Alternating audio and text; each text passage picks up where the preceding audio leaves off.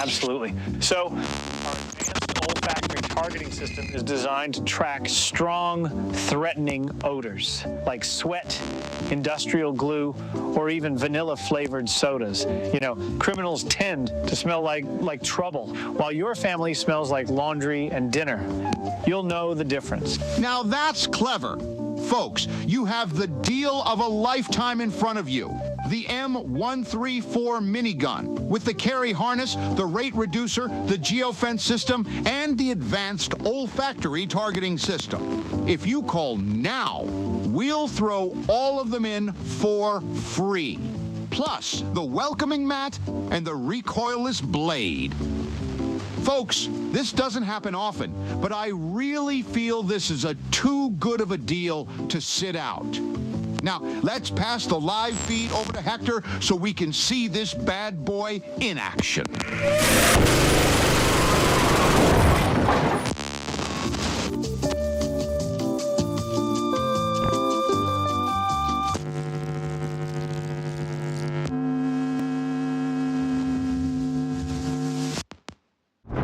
The stars, distant, watching. When will they arrive? Will your loved ones be disintegrated first or last? Will your family dog become their leader? With Holto's alien invasion insurance, you don't have to worry. Holto, we got your back.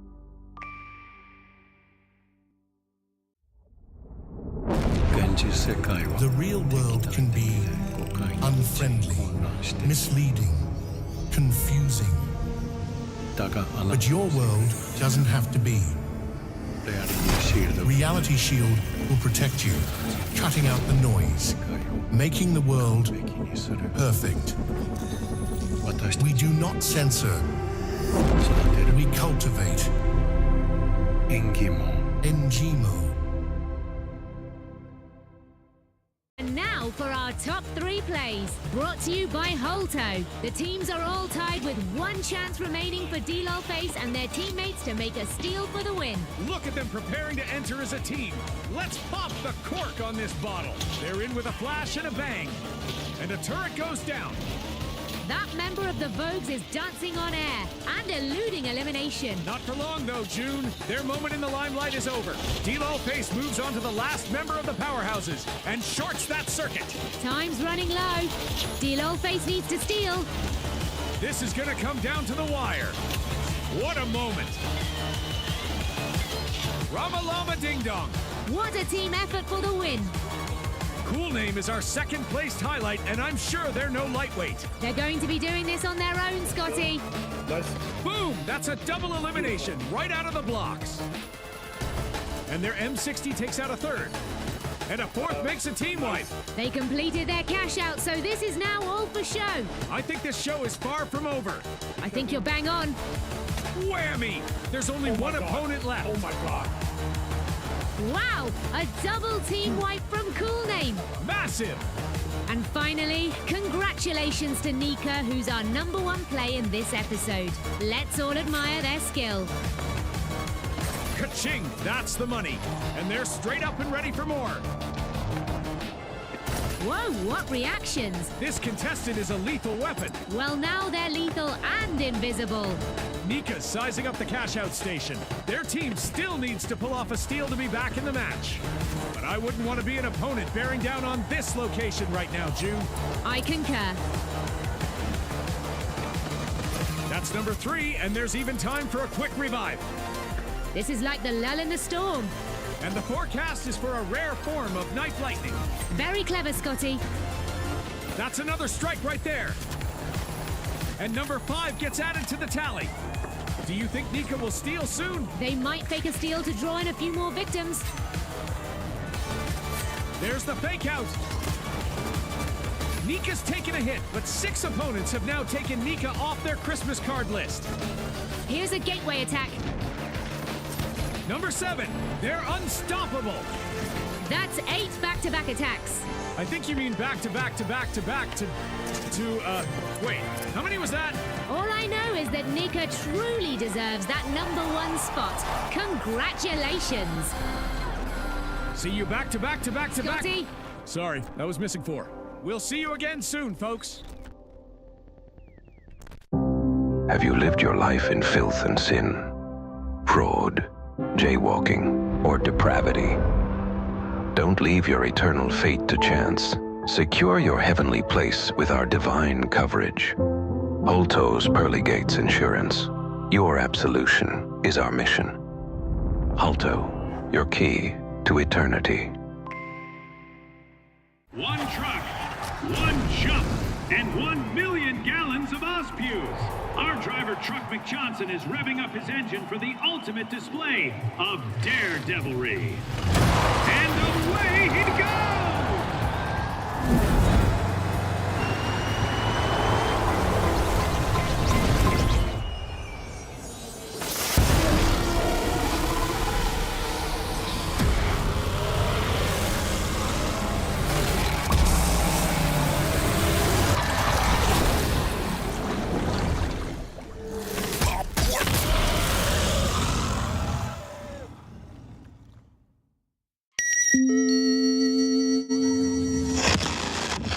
What's up next? Next up, we have the Alpha Acta Modular Tactical Mace. Ooh, we're going classic. It's modular head. Lets you switch out its spikes But how dependable is it? It never jams. It's always on, and it's near silent. It is exactly what every family needs. Ultimate reliability. You heard the man. No reloads, no recoil, no downtime. And the nursery stays perfectly calm. Let's see this bad boy in action. Wow, that is clever. Yeah. Modular head with interchangeable spikes from expanding splitters to poison-tipped injectors, so they, won't feel encouraged to return later that evening. And it also disassembles easily to fit in your dishwasher. This, folks, is a golden opportunity to safeguard your home against low-standard individuals with our zero downtime close-quarter solutions. Buy now and receive an incredible 85% discount on our exclusive Family Fortress Upgrade Kit, including our hello and goodbye mats, the 360 inflatable moat, and preheated barrels of oil.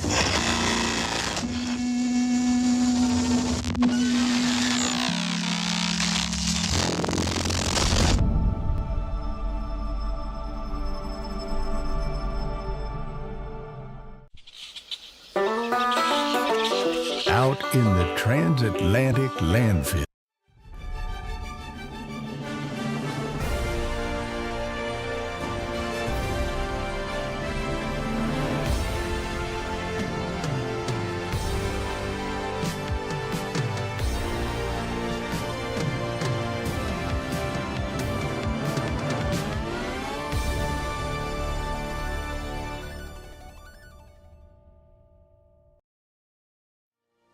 Hello, everybody, and welcome back to the finals. It is the cycles of the online series for TGM26. We're in cycle 3. I'm your host, Artie, and I'm joined today by Jerry and Dianic. Jerry, how are we doing today? I'm good. I'm loving the hand actions, I've realized. I'm very buzzing. I mean, why wouldn't I be? There's finals on the way. It's coming to an internet near you. Dianic, it's great. I love what we've got going on here. All the blue, it's really nice. Listen, it's just like we've talked about it. I think we just all conveniently picked this color blue. I think that's the sign, guys. Yeah, I mean, today is going to be blue for a couple of teams, but hey, you know what? It's all shining out here in the virtual arena, given the fact that these teams did manage to make it past the first blues of the Open and the top 16. Now they're here in the top 8, and everybody is absolutely vibing and thriving. And for those of you joining us at home for the first time, here's a little reminder of the series format. There are 4 total cycles here, and at the end of all 4 cycles, you can see on your screen that there are some very nice rewards for those who make it to the top.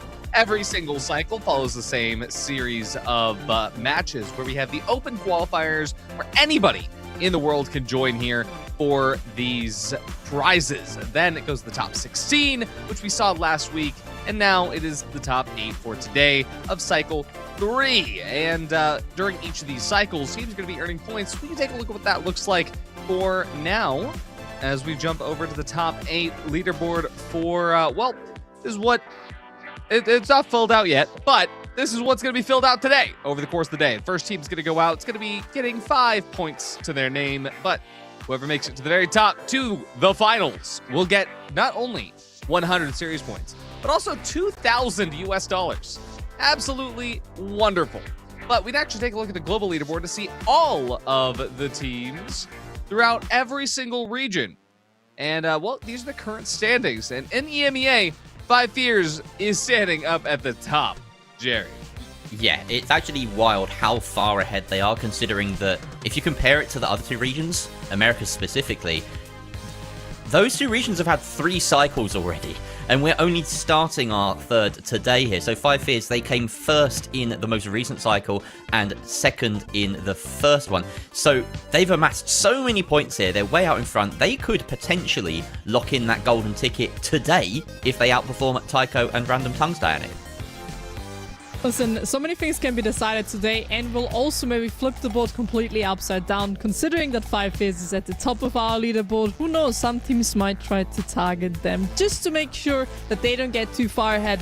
This cycle can really make or break some standings, so especially for Five Fears, Tychos and Random Tongues, they have a high chance to upset some of the teams. 100%. And I mean, let's take a look at the top 16 from last weekend to see how we got here. And, well, we're going to be seeing the top 8 teams who are in today. That is, of course, Random Tongues, Skywalkers, Takeo, Five Fears, Nocta, Alliance, Team ESD, and Fake Cows. And the eliminated teams from the top 16 didn't quite make it. Some notable names here: Prezone, Manda, obviously. We've also got Krieger Blue. A lot of teams that didn't make it quite as far as they wanted to, but teams that do have some points on that leaderboard. Of course, the top 9 teams are going to be getting either a bonus in the open qualifiers, a direct invite to the closed quals, or, as we've talked about, a direct invite to TGM26. But yeah, the top 8 for today, it's just Random Tongues, Skywalkers, Takeo, Five Fears, Nocta, Alliance, Team ESC, and Fake Cows. Dianic, we're going to get really used to saying all those names. So many times I've seen them in the top 8, and again, there's a reason why they always make it so far in the top 8 and every single time qualify. These are probably the 6 teams that we're going to be seeing even in Cycle 4. So again, there's a reason why they're the top 4 teams and they do something correctly. But we're going to come down to that later in the stream, what they're actually doing correct and what they're maybe not doing correct. I want to pick up on the fact that Nocta and ESD, this is their first time here making it in the top 8. The ESD forming essentially for this cycle. And Nocta, they've been knocking at the door a few times, but they really impressed us in the top 16. So I'd keep an eye on them, Ardy. They've been Noctaing at the door, you could say. But either way, let's go ahead and take a look at the bracket for today. We've got 3 stages in the top 8. And, well, this is going to be stage 1 where we all start off. Everybody starts on equal footing. There's 2 matches of cash out. Of course, no matter what happens, you got to win. The 2 winning teams of both those cash outs are going to be progressing into a small upper bracket where the winner of that cash out will be able to go into a final round, and then whoever wins that goes straight to the finale and gets to play less than everybody else. But if you lose your first cash out, it is what we call the scary zone, where if you get 4th place in that second cash out, you are eliminated. You get 5 series points, and you get to watch everybody else compete for the top. Now, going through that, you have to make sure that you win your next final round if you did win that one, because then you get back up into the upper bracket. Everybody else is going to be waiting as we take a look at stage 2. Now, this is going to just be a series of cash outs into final rounds. This should look pretty close to what you experience in a normal game of ranked minus 1 cash out. Everybody plays 1 cash out. The 2 winners go into a 3v3 final round. Whoever wins goes into the finale. Rinse and repeat, and we will get to the top 4. And once we get into that top 4, it's going to look a little something like this, where you will have all of these teams competing in a cash out, and then, of course, a final round 3v3 best of 3. Jerry. It did, and it's the only best of 3 we have in the whole day. Plenty of cash out, plenty of 3 versus 3s. It's going to constantly chop and change. It's really exciting. Keeps us on our toes, keeps the teams energized, and keeps those synapses firing. But most importantly, you know, that gold spot at the end, that's worth 100 points and the 2,000 smackaroos. So, pretty huge stuff. You want to be there. And like you said, Ardy, the idea is to minimize the amount of games you play. You want to win one sort of mini tournament in the upper bracket at some point throughout the day. Book your spot here and then just watch as everyone else has to scramble to catch you up. Absolutely. And, I mean, hey, you know what? I'm just saying it. We're going to be finding out in real time. Sergeant Skibby, I see you in chat. This is not pre-recorded. It's live. And Dianic, what's going to be live soon is Random Tongues, Five Fears, Nocta, and Fake Cows going at it in a 4-way cash out. Our first game of the day, as you said, the top 2 teams are going to be moving to the upper bracket. If they then win that, then they might find themselves getting or being in the game of the golden ticket. So many things can already be decided by the only and first game. So it really comes down for all of these teams to lock in. But the most important part here is we're going to have to address it. Jay already spoke about it a little bit. Nocta, a team that has qualified the first time ever for the top 8, while the other 3 teams are currently already existing in the top 8, have qualified a few times. This is not the first rodeo down the line. So Jerry, I think this is pretty interesting to see that we got still newcomers considering we're in cycle 3. Yeah, for Nocta as well, like, they, as I mentioned, really impressed me in cycle 3 that we're just having. In the top 16, you know, they were unbelievable at cash out. They won every single cash out except for 1. They played 7 and won 6. So you could say they won 6 out of 7. And they came first in all of those wins, which is just unbelievable. So really, really strong cash out team. They beat Alliance as well to qualify in their 3 versus 3 and didn't drop a box. So, you know, that's an established force in Alliance. We are... Honestly, I'm looking at them as the dark horses for today. I think they could go far. But, of course, a lot can happen very early on that could change things. You have to avoid that lower bracket, Ardy. That's very true. You have to avoid lower bracket. And, I mean, those are some interesting stats that you pointed out. And speaking of interesting stats, we have some more interesting stats here, courtesy of Dianic. And, I mean... just taking a look at this. This is a lot of very good information. Dianic, I'm going to let you take this one over. Guys, as last stream, just a quick reminder of what these stats are. Conversions to the first, second, and third are always how many times, for example, 5 Fears, 12 out of 18 times they won a plug, meaning they got the victory after plugging, and then you can just apply that same knowledge to the other 2. Now we have a new stat introducing to you guys. That's a plug probability.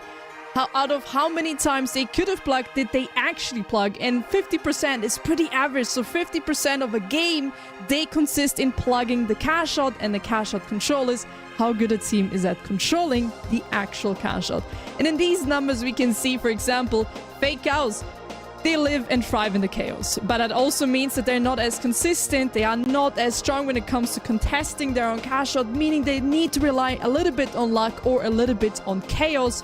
Well, 5 Fears, and there's a reason why they're at the top, they have a 62%, meaning they're really stable, really good when it comes to controlling the initiative fights, when it comes to the cash out, but also Random Tongues, a team that again is the second time now qualifying, didn't play the first cycle, but even here, 56%, really strong team. And these stats, of course, are just a glimpse of how good the teams can be or where the problems lag. But Jerry, I know you have some interesting facts about the plug probability regarding the vault fights. I feel as though it's a really good stat because it just represents how well teams are winning or not winning their vault fights. And as you know, Ardy, this is a super important thing to establish tempo, to gain control of the game, particularly for 5 Fears. You just take them as an example. Most of the time they're winning their vault fights. You can see that plug probability is high, and most of the time, quite often in fact, 12 out of 18 opportunities, they are converting that plug into a cash out without even having been stolen from them. So that's why, you know, you put all of this stuff together, you end up with a really high cash out control percentage.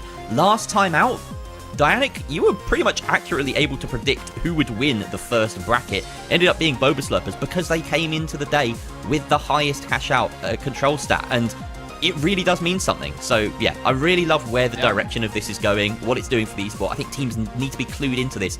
Fake Cows in particular, they're looking pretty pretty shaky when it comes to cash out in general. Their win rate reflects that as well, Ardy. Not a good win rate for cash out.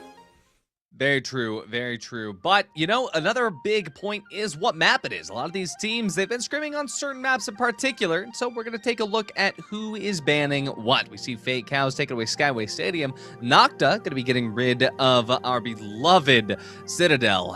5 Years going to be getting rid of, well, Fortune Stadium. As Random Tongues say goodbye to Monaco, that means there's going to be 4 maps remaining, and it is Bernal randomly selected. I love Bernal in Cash Out. And especially throughout this last, little bit, I think that Bernal is one of the maps that has had the most variety in what we've been seeing teams pull out. Even though everything has been KS23'd up, Bernal at least has a little bit more adaptability for teams to kind of go through and see what they want. Now, what do we want as far as what we're looking at for teams? Now, 2 teams can win in a game of Cash Out, so we all should have a good chance of predicting at least one of those 2 teams. Me, personally, I'm just going to go with my heart and say that 5 Fears, they've got this one in the bag, Jerry. I would say that's not just a heart pick, that's a head pick. There's a lot backing them up. You know, they're so far at the top of EMEA right now that it's a sensible pick. I'm going to avoid that to be fun, and I'm gonna back Nocta. I really did rate them off the back of last weekend's performance. I think this meta suits them quite well. As a HML side, strangely, they're making it work. Teams still don't seem to have an answer for their particular brand of it with the P90, with the APS that Rick Ricardo's bringing out. I think they could surprise teams here, and yeah, they're my pick ahead of 5 Fears, ahead of Random Tongues. Who'd have thought it? Dianic. Alrighty, Dianic. Well, let's say every single one of us has their own favorite team. I also have my favorite team, and I believe it's going to be Random Tongues. This team is incredibly strong when it comes to cash out, and they only had 1 cycle to show it, and I hope that they can show it here again.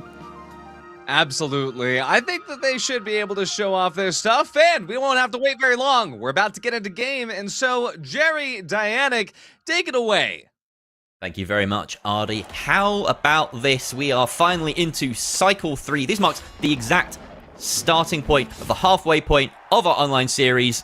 Let's get it, Dianic. We've got 4 incredible teams coming into Bernal. Standard variation, no suspended structures here. And you may notice there's actually a couple of mediums here. Both the medium mains that were representing this region last time out in the top 16 are here in Nocta and Fake Cows, Glitch Cafe and Louis Huncho. But right now we're tuned in to 5 Fears versus Nocta over on this side of the map. Some early damage coming out from Treason, but there's a whole brawl going on beneath him, Dianic.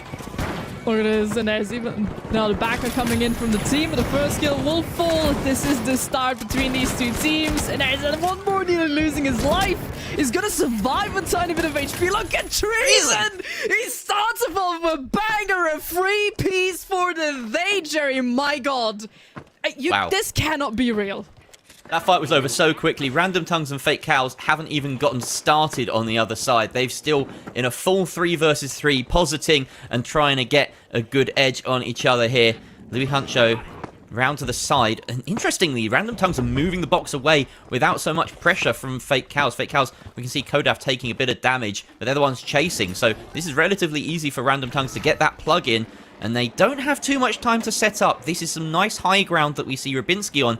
The light invis with the XP. This loadout for the lights. Expect to see it quite a lot today. It's been pretty much locked in as one of the best ways of dealing with the plethora of heavies that we see around and about in the current meta. Glitch Cafe under substantial pressure. Roma from above. The light god turned heavy for this meta.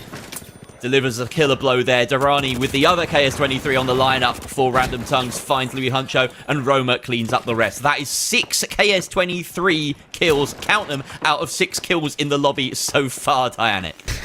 It's crazy, man. One tiny little buff to the shotgun, all of a sudden everyone's running it.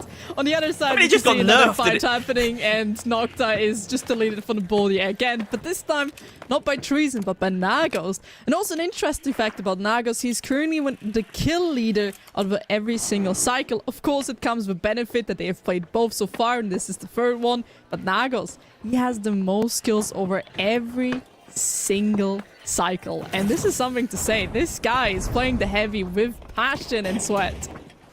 He absolutely is. He's always been a bit of a fragger, even when he was back on the medium main role. But yeah, he's just making it work no matter what gun is in his hands.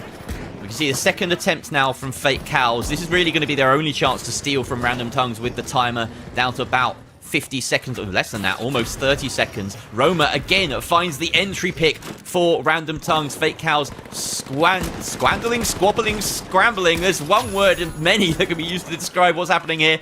Dirani and Roma again picking up exactly the same order. Roma, Dirani, Roma. It's just a Dirani sandwich every single time for Random Tongues. They're getting the kills on Fake Cows, and they cannot make cash out work. Over here, we see 5 Fears. Oh, Treason last alive. 1 versus 2. He has to deny the steal, and he does just that, and he gets a 2-piece for it. Another 3k for Treason.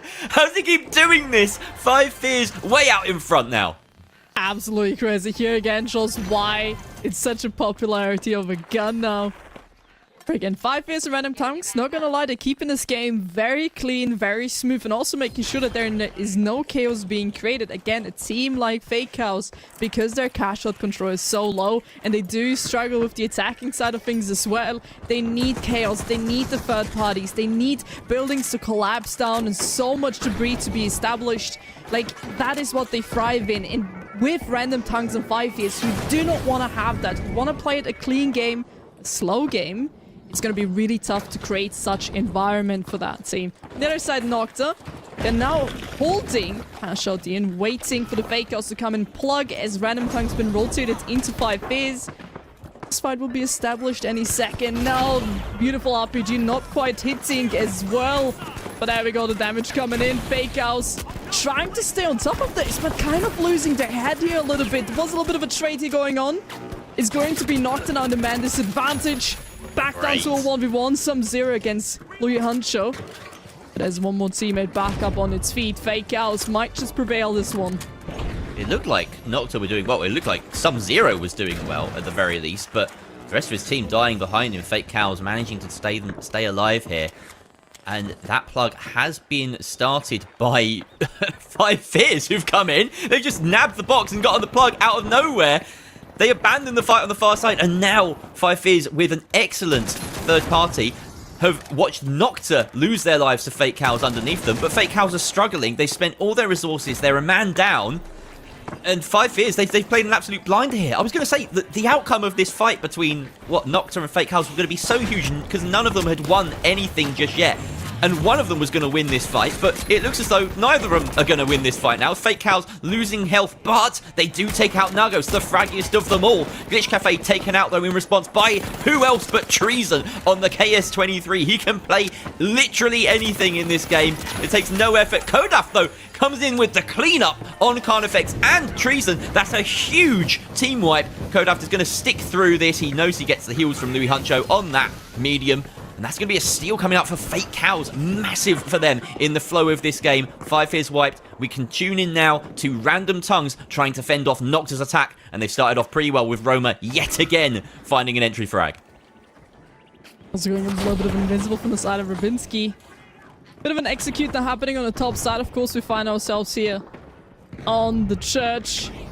Just the highest point of the map, so a bit of a difficult thing to work with, but the first kills have already been set from the side of Random Tongues as they find the first, the second, and the third. My god, that was another very clean sweep up. We must also say, from the side of Fake Cows, they've defended against 2 teams quite well, and Random Tongues, I mean, they just played it. That was, again, the wipe was insanely fast. Picked apart, took them one by one. I'm missing a little bit of team play here from Nocta. Now, not playing together, not quite really supporting each other. And also, yeah, the kills are missing. The damage is really missing. It's not quite there. They haven't really maybe woken up yet. It's a warm-up, you know? On the far side, Fake Cows have managed to stave off another 5 Fears attack, which is pretty huge. Didn't have that on my bingo card, so Fake Cows now in the running in a very close second with 5 Fears. But you're right about Nocta. I mean, they had a really good weekend last weekend, but this is a stacked lobby. They've been struggling. They have lost a team fight now to every single team in this lobby at least once. 5 Fears a couple of times, in fact, as well. So I don't know what they do here. They need to fight their way back in. They need to make sure that they get a plug, get the next objective, and hope that Random Tongues maybe have the other one to their name at the very end as well. That's possibly the best case scenario for them. They just got to win some fights, though. You're right. That's really what's missing for them. Okay, well, also just disappeared. That was a bit unfortunate right there. But absolutely, it is the fight. There's also a flank coming in from the other side. Already the first one, Ricardo will be gone. And look at this damage being done by Treason. There might be both in the corner, but let's be honest, that's not the position you want to be in. Drop down another one for Treason. He just picks up the kills one by one. But look at this, by the way. There's already a team waiting on the cache. It's going to be Random Tongues hiding and maybe lurking around. Maybe not trying to make themselves be visible, as 5 is now going to move into their rotation. There we go, the first contact has been made. The plug has also happened in the meanwhile, but if we look on the other side, it's also fake out, so we're kind of in the same position as the exact same last cash out. This time though, it needs to be Random Tongues against 5 is. Yeah, this is pretty huge because I think both of these teams will have the respect for each other and know that this is the fight they want to be taking. They want to be denying each other a position in that next cash-out game. Roma with another entry kill. I think he's gotten every entry kill in every single fight that Random Tongues have taken so far. That more aggressive heavy, born in the darkness of the lights class and bringing in that aggression, similar to how Treason's been playing. And look, they've just forced everyone off. No one even wants to fight them now. We see Louis Huncho appear in the kill feed twice, though, for Fake Cows, taking out Nocta yet again. Nocta just not being able to deal with things on the far side. And I think Fake Cows are pretty secure in holding on to that box because that is a wipe in their favor. We're staying with Random Tongues here to see if they can fend off what will be probably a last-ditch attempt from 5 Fears. And then maybe, if Nocta spawn in, they might end up here as well. Can Random Tongues hold on? Building collapses. It does create a little bit of a window for the side of 5 Fears to maybe get in with a quick steal, but they do need to land those first 3 kills. Nocta has been wiped. And meanwhile, it's going to make its life Fakeos even easier. So it really just comes down, whoever keeps this box from the side of Random Tongues will make versus second place. As the fight already continues, we can see 5 Fears taking quite a lot of damage here. Treason will be removed from the board, and there's Nocta also now spawning in. Maybe this is their chance to really get in and create some chaos. But the defense from Random Tongues just so well. Rubinski! Look at Rubinski coming in huge, getting another kill, getting the wipe on 5 Fears as well. And all he's gonna do is gonna run away because the cash out cannot be taken anymore. Nocta does try it at the very last stand, but it's gonna be Random Tongues and Fake Cows moving on to the upper bracket second cash out. Absolutely crazy.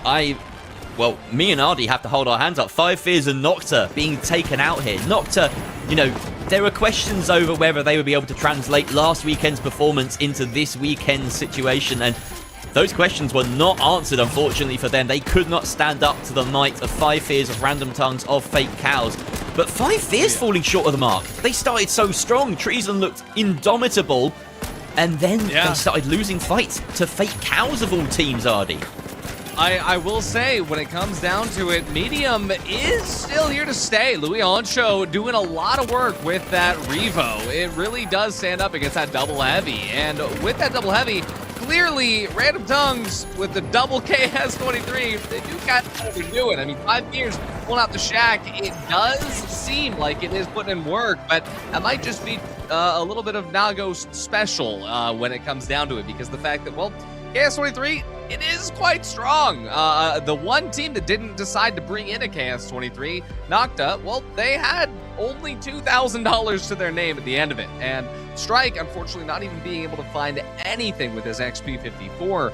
A very, very interesting game, to say the least, but one where a lot of the fights had to really hinge off of teams leveraging what they are specifically bringing in the forms of Random Tongues, playing off of that damage, backtracking, kiting every single fight. Whereas for Fake Cows, that's Louis Huncho single-handedly standing up for all the medium mains in the world who want to still play medium, because he's making medium look like it's meta, which against a backdrop of all Invis 23s and Invis lights, it does seem to be doing some work, Diana. It definitely is doing the work. Let's be honest. We saw in-game how much you can do with this scan and also how much damage can be dealt with it. It is nonetheless a really, really good gun. But it also comes down to the handler. You can have a great gun, but if you cannot really deliver the damage, nor deliver the way how to play it, it's not going to be really good in your hands. But that was only the first game when it comes to the first stage. We also now have a second game to then decide which team moves on in the upper bracket and which are going to fall down, as Adi said, to the scary side of the bracket where elimination will be facing the lowest team.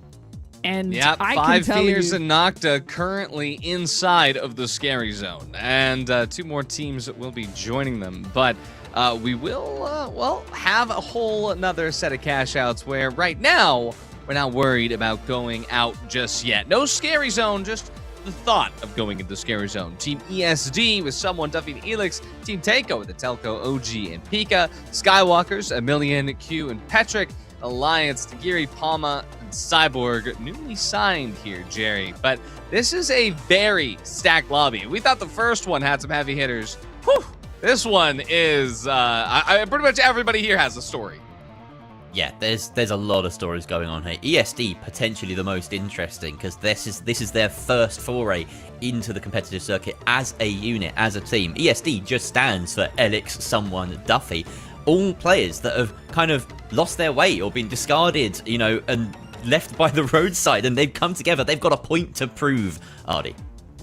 Absolutely, and they'll be able to prove that point through sheer power alone and sheer stat lines that we have on your screen right now. And let's take a look at these ones because this is pretty interesting. Obviously, different numbers available depending on how many cycles teams have been in, but with Alliance showing that they have a dominant plug conversion, being able to make sure that, hey, no matter what, when they get that plug, it's a pretty good chance they're going to be able to hold all the way through. Whereas Takeo, on the other hand, a very steel team.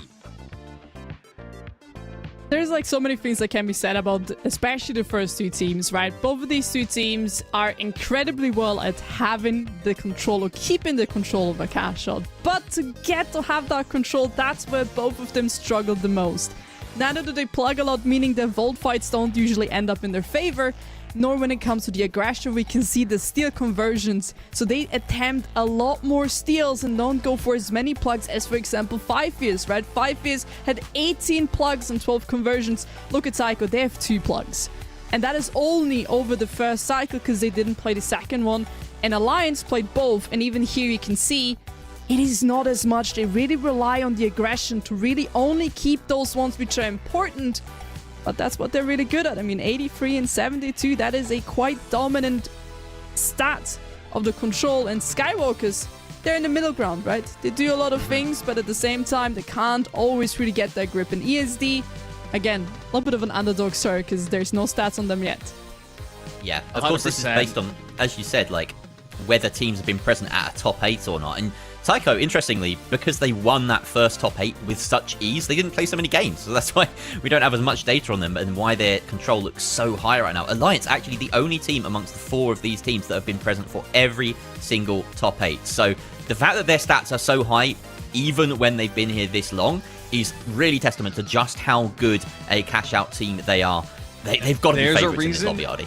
There's a reason that Alliance just signed this roster yet again. I mean, obviously, Palma returning to the green, but with Nigiri at his side, honestly, this roster has been dominant throughout every single tournament they've been a part of, not only this one. We're going to take a look at the vetoes now. ESD, no Skyway Stadium. Not very surprising. Alliance says no Monaco. Takeo is, well, getting rid of a good old-fashioned Fangwai City. I don't know why we're getting rid of Fangwai City, Takeo. Come on. Skywalkers, no Nozomi Citadel. Why are we getting rid of Nozomi Citadel in cash out? But, hey, it means that Sis Horizon is going to be in the pool. Sis Horizon is going to be the randomized pick. Oh, I love Sis Horizon for more than one reason. One of those reasons being, well, this is one of the maps that we have seen some lights choose to not play Invis. Now, will that happen here? No, every light that's going to be here is going to be playing Invis. That's just how this current patch works. But will every heavy be playing KS23? Probably, but that's, to be determined. For now, let's predict who we think is going to win. I'm going to say that, well, if 5 Years didn't do the last one, maybe Alliance can at least do this one so that my orgs can continue to, well, stay up towards the top, Jerry. Your orgs? I think you're just backing people who get backed, but I mean, it's a fair bet. It was surprising not seeing 5 Fears go through last time. I think it would be even more surprising not seeing Alliance go through this time. I've got to back them here as well. They were so good at cash out specifically in both of the previous top 8. They can hang. I reckon they've got easily the number over Skywalkers. I think they can probably best the other 2 teams in these chaotic gunfights that entail in cash out. And Sis Horizon is known ground. You know, everyone's going to be comfortable here. I think they take it. Dianic? I'm gonna say Tycho. Listen, there's a reason why they won the first cycle. And also, Etalco has switched off the medium. He did write a huge apology letter on X. Yes. Why he has switched on to the heavy. Listen, it was a very heartwarming message. Great. If you guys haven't seen it, go check it out. Absolute hilarious guy. But that's why I'm gonna go for Tycho. I mean, hey, it's valid, especially just considering the fact that teams are doing well with whatever. You know, whether or not it's HHL, whether or not it's HML, maybe we will not see an HML in this one, but only time will tell. Jerry, Dianic, maybe you can be the ones to tell us. Who knows? I would say, if I'm going to bet on anyone being a medium in this lobby, I'm simply not. I think that everyone here is running HHL, but we will see. Right now, and they are. So that's that question answered. The question I want to ask, though, is, are we finally going to see Enix versus Etelco in a top 8? Yes, we are, baby! This is the first time they've ever met in this top 8 on the mainstream. Absolutely huge. The twin brother rivalry reignited once more. Oh, that's going to be really interesting to see what's going to happen in those fights. Etalco also spoke a little bit how they've been supporting each other in the back end, of course, because they're brothers. And listen, it can create an even bigger story. And Jerry on the other side is going to find now Q out of the game. Alliance is fighting against Skywalkers as their initial fight. A second one soon to be picked off here again. Look at this. And the wipe as well. The Vault, unfortunately, wasn't started, so they're going to be a bit delayed, but doesn't matter because they got the opening kill, and that means also some cash money for them. On the other side, with Tycho fighting against Team ESD, the brothers.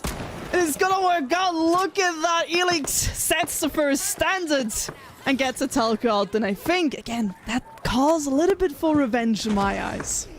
These kills are going to have extra sauce in them every single time. ESD getting the 1 over on Tycho right now. I want to just mention that Alliance, they are, of course, running that HHL as they were throughout the whole of the top 16 cycle. But interestingly, they've swapped Nagiri and Cyborg's roles. Nagiri now playing on the light. Both of them are very capable, but Cyborg, alongside Roma, had the highest KD of any player, 1.94, coming into today. And both of these players now on the heavy. Just interesting to note that. Now, as we move in, we're going to see a battle between Skywalkers and Alliance yet again. Alliance have gotten this plug, about 30 seconds already elapsed on it. This push is a little bit disjointed. Emilian caught on the other side of that goo without his team. Very costly. And now it's up to the rest of Skywalkers to try and dig them out. Q goes down, though, and it's going to be just a matter of time for Petrick as he is taken out. A very clean fight there from Alliance, capitalizing off the mistake made by Emilian. Tycho on the other side are being taken down very quickly.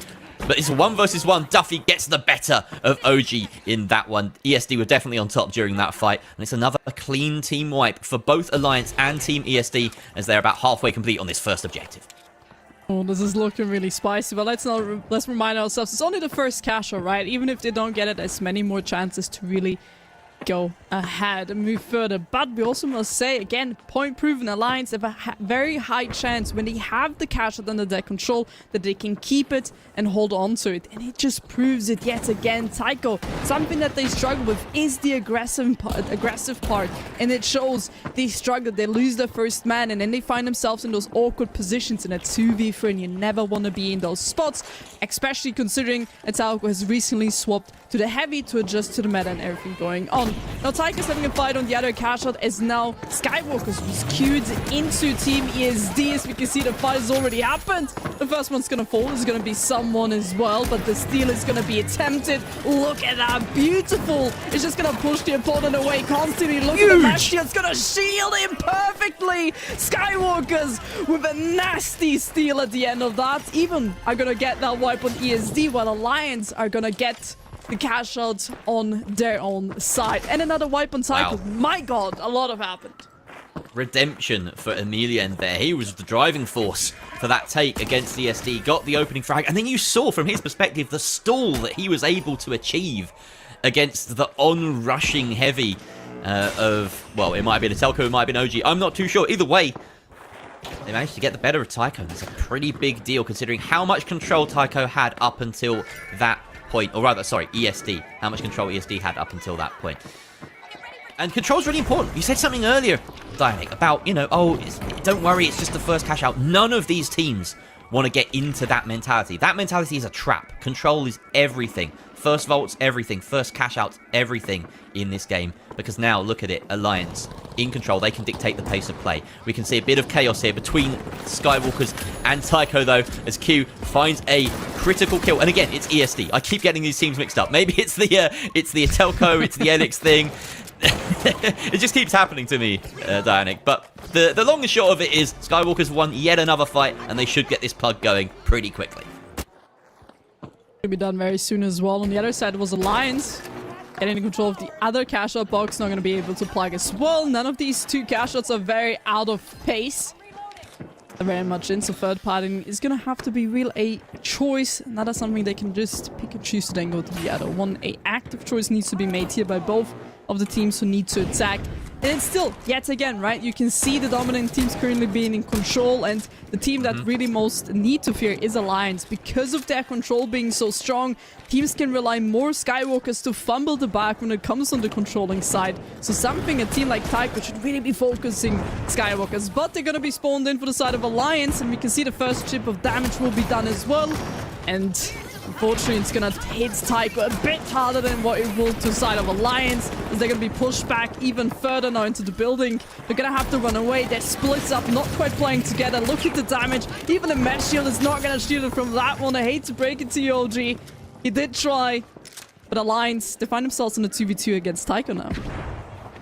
Cyborg possibly being caught out here, but Telco has a bit of exposure to that side angle, that off angle that's being held by Nigiri. An interesting little bit of maneuvering there from the Light, who's been tucking in very close to his heavies most of the time. That's what you want to do, but they're finding an opening. Palmer, though, gets a critical kill, taking it to a 3 versus 2 in this team fight. A Telco down for the count, and OG taking significant damage as well. Nigiri manages to get away with his life. Palmer hones in on Pika, but can't get the kill. OG, though, off screen, finds the Light of Nigiri. A 2 versus 2. Both heavies up for Alliance. It's going to be difficult for them to reset, but they have time on their side. About 30 seconds of it. And they have multiple ways of making this box drop. The KS-23 does so much. There's the anti-grav cube, I believe? Or was that a gravity vortex? Something going on there to make it tough. OG trying to drop this box down to enable the steal. The pyro mine causing chaos, causing damage. That's Palmer's doing. Palmer now backing away. In fact, forced out, kicked out of the room. He said, get the head out of here. I need to start stealing. OG tries to force it through with the heals from the H+ infuser, but there's another drop available to them. Of course, both heavies up for Alliance. All they needed to do was find some shots onto the floor. That causes the drop. That's the money in their pocket. Alliance, they may die as a result of this. Nigiri's actually coined back in, but the important part is they've got the cash.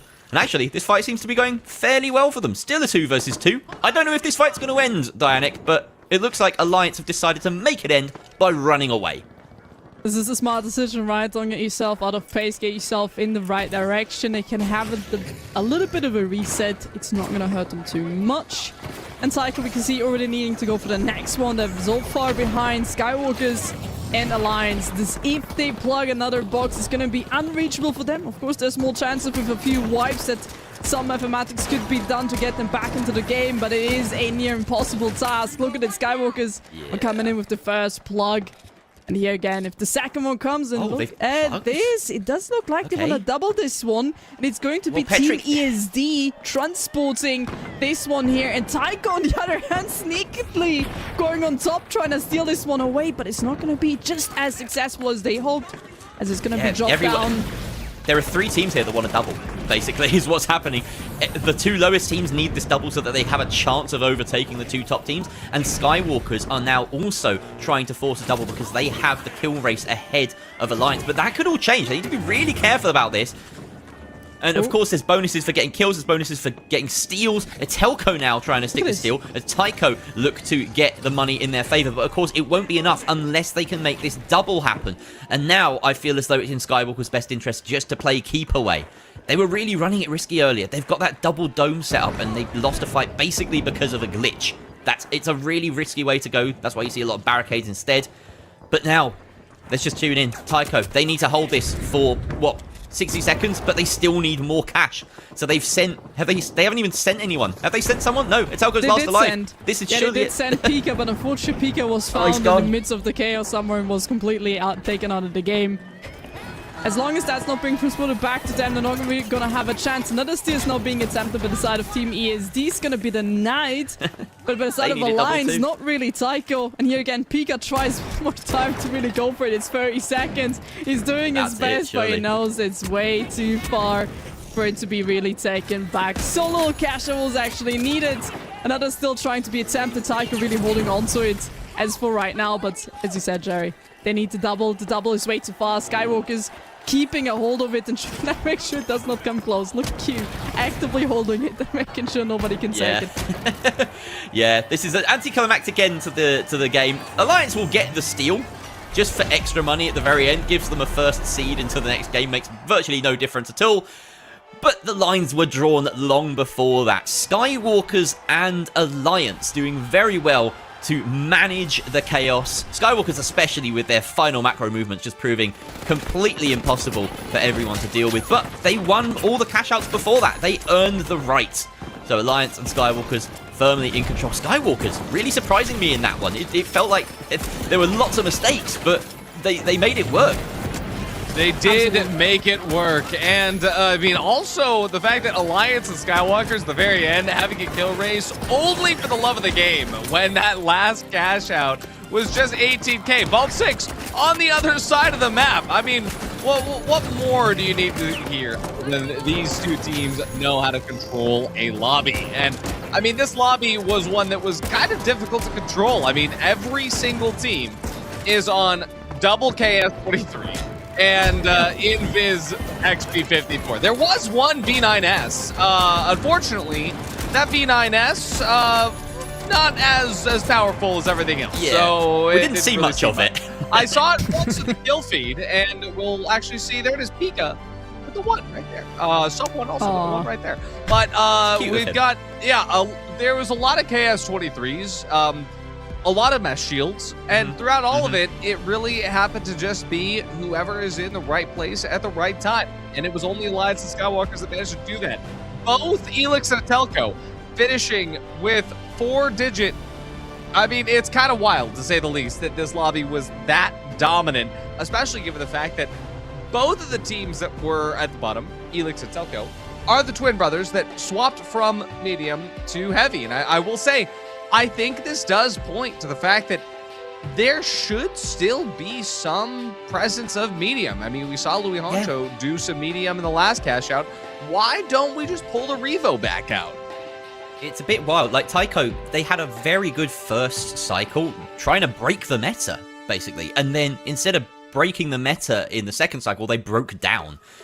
They couldn't make HML continue to work for them, and that's why they've switched. That's why Etelco's now switched to the heavy. But there's something to be said for comfortability and, you know, how experienced you are in a particular role. And here, the experience shone through. We saw all the heavy mains doing absolute work. Cyborg, I want to give a little tip of the hat to him. First competitive game that we've seen him playing the heavy, and he looked completely at home on it, completely derailing my point, because as far as we know, he's not done this before, and him and Palmer just worked in tandem so well with each other that game. Yeah, Cyborg actually started on heavy in his ranked grind as he kind of went up, but he played through Apes and PHL as a light, so that's how we all know him as a light. But yeah, doing quite well as the heavy out here. I will say, though, in the scary zone, Dianic, 5 Fears, Takeo, ESC, and Nocta. I mean, 4 teams had to be down in the scary zone. I didn't think it would be these 4. I mean, you could have argued, right? But especially I wouldn't have seen 5 Fears and Tycho down there, especially after seeing the group of teams that we have. You would have considered at least 5 Fears and Tycho to be up there. But you know what this means? We're gonna have a rematch between the twin brothers, and I'm here for it. Listen, Especially considering, again, 5 years might be tried to be bullied out of this composition. They're in the first place. They have all the teams against themselves. There's so many things that can be said, but it's going to be an interesting one no matter what. It will be an interesting one, and we will be able to see that very shortly. So, don't go anywhere, because during this break, we're going to be having a beautiful interview with one of these teams. Shout out Thixie for editing and getting that done. Shout out to Caroline for performing said interview. And shout out to production. We love you guys. Don't go anywhere. We've got elimination cash out coming up and some seating stuff. So, without further ado, let's go to a break.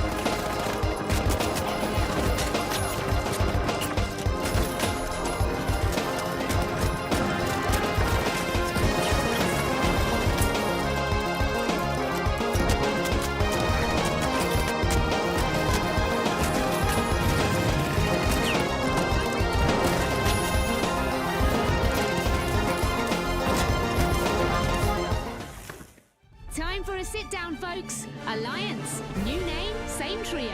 Oh, I knew them as Boba Slurpers, June. Everyone did. That was last week. Signed, announced right here on Saturday. So where does a name like Boba Slurpers even come from? Caroline asked exactly that, and the answer is not what you think. I was thinking we could just start with a very simple question. Who are you two, and who are the Boba Slurpers, which is now called Alliance? Congratulations, by the way. Thank you. And like, talk me through. Who are you? Who are the team? If someone is watching the show for the first time. We are Alliance. We just got signed, and I'm Nigiri. Or you can just call me Ben for now. It's much easier. I am the light/medium player of Team Alliance. I'm Palma. I think people know me already. I played heavy for Alliance last year. For this team too. Actually for Alliance again. Yeah, that's it. The name Boba Slurpers is now gone, but not forgotten. To tell everybody the story, why did you settle for that team name originally? And while we're here, what's your actual boba order? I never drink boba. What? Yes. So the name is just my old-faced name. Just Boba Slurper. I used it for a couple of years. Then Faced asked me, what name do you guys want? I just said Boba Slurpers because it was just right there. And that's the whole story. I didn't ask permission for the team to change the name to that. Palma, Alliance, the same banner you flew in Stockholm, and now they've signed your team. So tell me the story. What's it like to be strongly backed by an organization that wants to sign you again? It's good. I think me and Kelly and Loda had a good bond together. They liked me from the start. They trust me. They trust me and my new team. And hopefully we can make it to the TGM again. I did talk to Ben a bit at the TGM between rounds to maybe make a team if something happens. And yeah, that happened. We were teammates before, so that made things a bit easier. During PHL, we formed a team with another player. And so communication between us was always really open. Ben was with Wotum, and then they picked up me. But the meta a bit changed. We needed some more of a flex player, not just a light. So I decided to just leave him and get Cyborg. I think it worked out well. And Cyborg felt like it was same mechanics, but like more experience. So it was overall better, I think. What does a normal Alliance practice day look like? Do you all just wake up, roll out of bed, and then go straight to playing? Do you hit the gym? Do you grab coffee? I don't know, maybe you do something else before you scrim? For me, it's I wake up, I work, and I'm done at 5 usually. And then script start at 7. We always do a single block because my mental can't handle it. Doing double block, it takes a lot of a big toll on you. Let's go back to Stockholm. You were both there, 10 meters apart on different teams. Nigiri, you and Fnatic managed to get to the final stage, and Palma, the caster, called Alliance failing at the final hurdle. What's the moment from that weekend that each of you still think about?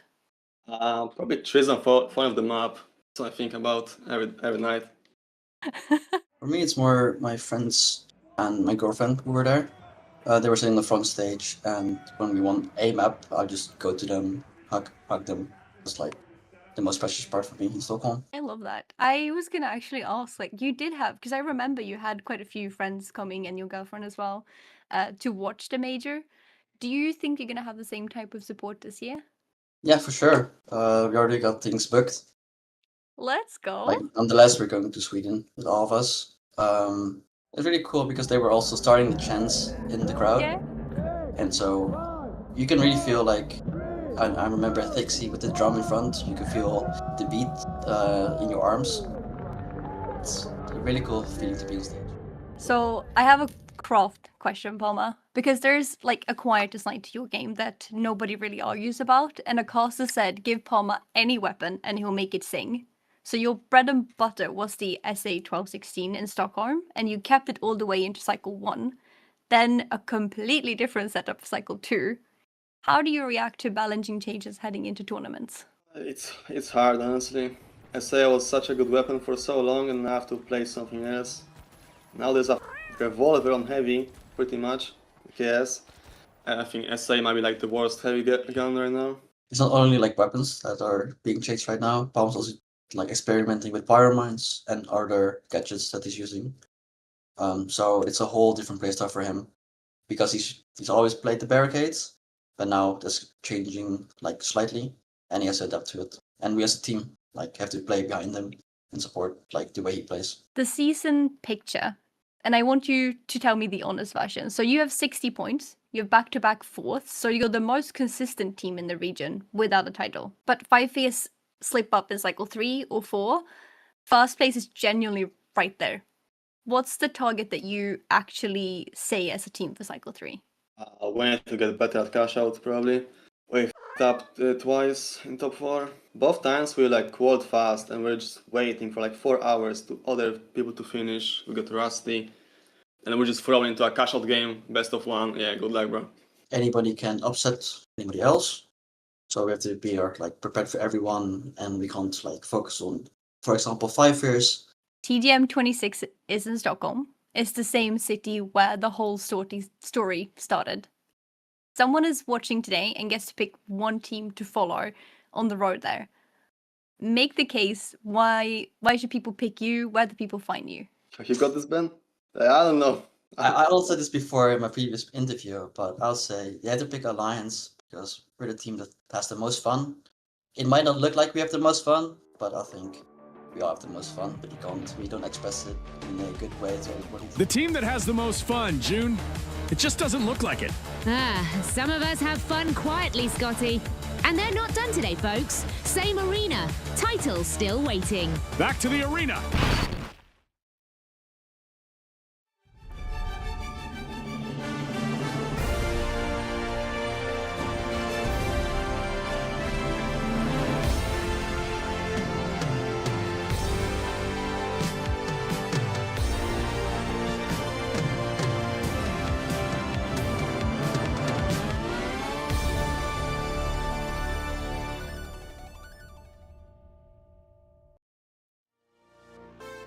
Absolutely wonderful cameo from the OG Scotty and June over there. But hello, everybody. Now we're back. The real meat space casters and hosts. My name is Artie. I'm here with Jerry and Dianic. And Dianic, we got to learn a lot of things about Alliance in that interview.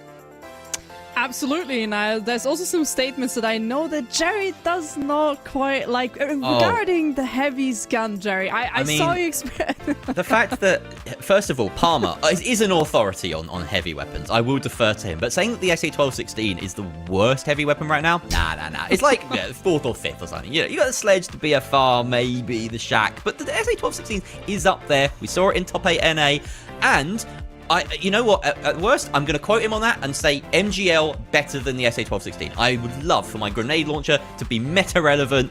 Maybe it will happen one day, Hardy. Don't know. I mean, I will say Nocta tried the SA1216, and now Nocta is in the scabby zone. So, but Dianic, one of the things in that interview is also that they talked about the gadgets, and specifically how barricades, a lot of EMEA teams have run barricades in the past, and now barricades, they're a diminishing gadget these days, given the fact that the KS-23 eats barricades for breakfast, lunch, and dinner. Absolutely. I mean, especially after a few of these changes, become such a gadget that's kind of like a paper wall, right? You can't really use it. We also saw, for example, like somebody can be used also for the future teams. Alliance was one of the teams that used the barricade to stop a steal in the top 16. So there's multiple ways how to use a barricade, right? But it's such an inconvenient thing and such a paper wall to actually use. And here you guys had just another little glimpse on what the games are up next. And of course, we're going to start with the upper bracket game. And talking about Alliance, they're back here yet again. I'm just saying, right? Barricade, take it, or hate it, or love it. But there's multiple ways how to use it. And it really comes down what util do you want to take for yourself. And I know Jerry, especially you, Adi, as well, from coming EMEA, that's your hometown, right? There's so many utilities that can be used. So many variants on what can be used. And it really just defines a team, defines a player on what they use. Yeah. Absolutely. And I will say, I mean, hey, this is going to be a very interesting set to watch, and we'll be able to see what maps they're on here. Skywalkers has banned Monaco, Fake Cow, Skyways Stadium. Hey, I'm seeing a pattern here. Says Random Tongues, they're getting rid of Bongwai. Alliance getting rid of Vegas. That's going to be leaving a very wide pool. And we're getting Fortune Stadium here for the upper bracket match. Now, as a reminder for everybody watching, the stakes on this cash out, nobody's going home if they lose this cash out. But you want to make sure you're winning it. So, the very end of it, though, let's talk. Who do we think is going to be winning? Because this is kind of an insane set, to say the least. There's a lot of good teams here. I personally would be coming into this being fully Alliance built. But I will say Skywalkers actually seem to be a team that took a very good macro approach that last one. So I'm going to say Skywalkers instead of Alliance. I'm going to say Skywalkers is my number one pick into this. They are strangely a team that on paper look like they're going to be comfortable in this meta with the double heavies that they have. You know, like Q and Amelia are pretty good on the heavy. We saw Q quite often sort of flex between that role and others in OnlyFins, and Amelia always been a incredible heavy. So yeah, there's comfortability there, but I have to go with Alliance. Alliance have just been so strong in cash out throughout every single top 8, and this is a lobby that looks like one they could really dominate. You know, this looks easier than their previous match. I'm not gonna lie. You know, they don't have to deal with Tycho. They don't have to deal with the ESD here. They've just got to best a few teams that I think they should beat and Random Tongues. Dianic, I've talked too long. What do you think? Once again, you guys are underestimating the Random Tongues. That's gonna be my pick for this game, and I know they're gonna be coming out on top, guys. I have confidence. Roma, my goat. Let's see him do it. Jerry, Dianic, take us away. Thank you so much, Adi. Oh, Jerry, the third game of today, and already we had some spicy gameplay coming in from these teams, and this one is going to be even spicier because the top 2 teams are going to be playing in the next 3v3, fighting for the first golden ticket to the third stage of this stream. It's going to be an interesting one, and again, you guys are underestimating Robinski, the Nari, and Roma. You guys are... well, okay, you say that. Robinski's dead. Palmer has found him instantly. I'm paid to not ignore that, Dianic. I have to talk about it. Unfortunately, Rubinski, he's the newest player on this roster, and he's been really good on this light so far. Dethroning Roma, that's something. But 3 versus 2. I don't know if he can dig himself and his team out of it. That being said, Alliance are struggling to find the remaining pieces of the puzzle here. Random Tongues have done well to fall back. Dirani and Roma are hard to find. They are sitting on top of this statue, though, right now, so not allowing the res to come through. This is Palmer just standing guard. As we're going to check in with the other fight, seems to be a 1v1 between Glitch Cafe and Q. Who's going to win it? The mesh comes up from Glitch Cafe. That's an admission of death. Turning around is absolutely the wrong thing to do there. Gets shot in the back. Q wins the 1 versus 1. And the far side, we can see Roma sacrificing himself to the gods as Alliance do clean up that fight. So Alliance and Skywalkers on top so far. 2 teams that you guys have voted.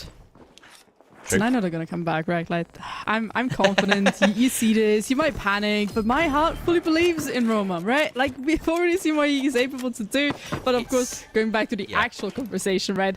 There's so many things, right? Especially in that fight, losing Rubinski quite early on, just set them up with a big deficit in that team fight. And there's so many more things that can be for the advantage. So disadvantage, both of the teams, Alliance and Skywalkers, have now plugged their cash out. Moving forward now, again, Alliance has a big heads up because of their strong cash out control, but Skywalker is a team, they're a little bit weaker on that side, so that can open up a lot more possibilities as fake house have been spawned in for Alliance, meaning on the other side we should be seeing random tongues against Skywalkers if nobody's pulled any other shenanigans. Alright, Alliance stacking up here against Fake Cows. About 40 seconds left to stall, and they're doing it quite well. Lots of layers to be able to drop this through. And you can see Cyber with the KS well equipped to do that. Fake Cow's taking some damage as Palmer is brawling, but he's 1 versus 2 down there. He needs the support from his teammates. He gets it. Nagiri eventually coming in to clean up Louis Huncho. That's the defib and the heals out of action. The medium on the side of Fake Cows. 2 versus 2. Oh, being caught mid-res.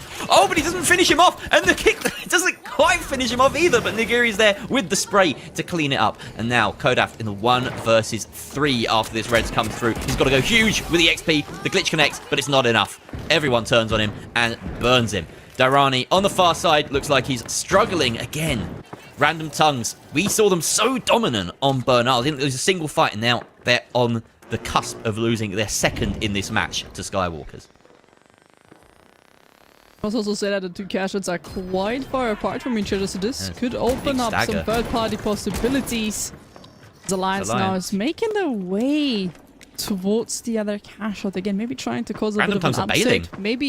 Maybe double downing down. Random tongues are just running away, trying to stay alive. Skywalkers, they're still staying strong, waiting for the opponents. And look how close every single team is, right? Fake Outs are not below Random Tongues, while Alliance is towards Skywalkers. Look at this. This could be a huge fight between all of these teams, depending on what the outcome is of this team. But of course, Casual will be dropped. There won't be enough time to really get a steal done. But maybe just a wipe would be enough to just lower them down a little bit from the scoreboard. And the Alliance will find the outway with Cyborg running away and Skywalkers now keeping the cash out under their control. Alright, well, interestingly, Skywalker's the team looking most dominant in this lobby so far, as Alliance, of course, have to lick their wounds. Worth noting, though, that was a sort of a last-second attempt at a third party, so Alliance not expected to win that fight. There is an important brawl going on this top. Well, okay, no, there is an important brawl that has now happened, past tense, on top of this building. That was a very quick wipe going out from Random Tongues onto Fake Cows, but now they're trying to track Skywalkers who are moving this box. They've slipped under the radar, and they're going to get the plug started, but Emilian has lost a lot of health in the process. XP unable to finish it off, but Roma dives deep and gets the killer blow onto Emilian. 3 versus 2 here in favor of Random Tongues. They should be able to do it. That's Rubinski spy checking, we call it in the industry. TF2 throwback there. Can't find Petrick, but that's because he's nowhere near him, and they are given the steal for free. Alliance quite nearby because the Vault has spawned in a very close by building. They're going to try and lock that down, but there's always a possibility of tackling Random Tongues if they see an opening. Because of that shotgun, they can create so much vertical. Look at this, just creating on range. You could even say just like holds to go through and really rotate around, something that is not default on a map that could catch off a lot of teams off guard, especially if they've barricaded themselves into this room. That C4 will destroy it though, will drop them down, just open themselves up against the opponents, but the rotations are already coming in, and look at it, Dynaro already found themselves in the first fight. Same as Roma, but he's gonna lose his life as a first. Unfortunately, there's not quite a fight back from Random Tongues as for right now. They are in a disadvantage in a 1v2 scenario. And he's just waiting patiently for the teammates to spawn back in. They're on defense coins, so should be in any second now. But the steal, of course, can have... Oh, that goo might have just cost them. He knows he can't go for the steal again because every single player is back in the game. They do try to attempt it, but they're going to lose Patrick in the meanwhile. This smash could really save his teammate, and he got it done and dusted. But look at the time. Not a lot of time left if Random Tongues want to steal this one back. Skywalkers, they are looking so good right now in these cash out games. They, last time of asking in top 8 cycle 2, really struggled to finish any of their opportunities. They had 2 chances to make the top 4, lost both the 3 versus 3s, but we're being reminded right now that they are a strong cash out team. No questions are being left unanswered by them. They are holding right now, but Rubinski does find a critical pick onto Petric, and there's about 10 seconds left for a potential steal here from Random Tongues, but they haven't located Skywalkers. There they are, up above. But I think that's Rubinski doing the old zigzagaroo, trying to escape fire. Emilian, though, does pin him down. And unfortunately, it just seemed like the rest of Random Tongues didn't commit to the steal there. Dirani's so far away, Roma as well. And another missed opportunity for them. They look out of sorts here. Not looking too great for them. And look at the second casual, because it's been staggered away so much. Fake Chaos. Again, this is what the environment that they thrive in. Chaos, third party, inconsistency when it comes to what teams attacks who. It's the exact perfect moment maybe for Random Tongues to come in and with a last second steal. It was a bit of a shot attempt, but Random Tongues currently find themselves in a 2v3 scenario, still missing that third teammate, which they need, trying to climb up the windows now as well. The steal is being attempted. Fake House no need to defend this one as every single one drops down. Tries to do the damage. The first one will fall from the side of Fake House. The second one taking so much damage. The steal nearly being done in a second of it, but unfortunately will be stopped just enough in time. Fake House got themselves the cash out under control and just denied that steal last second. Well, I mean, Skywalker's denied the steal. Fake House thanking Skywalkers right now, who are in the midst of wiping them now as well. Fake House were given so much time to sort of defend that. There was a lot of respite afforded to them on this far side of the map during the chaos that was unfolding in the other building. But yeah, it all collapsed on them at the same time, and then the time worked in their favor. Skywalkers worked in their favor. Skywalkers are now well out in front.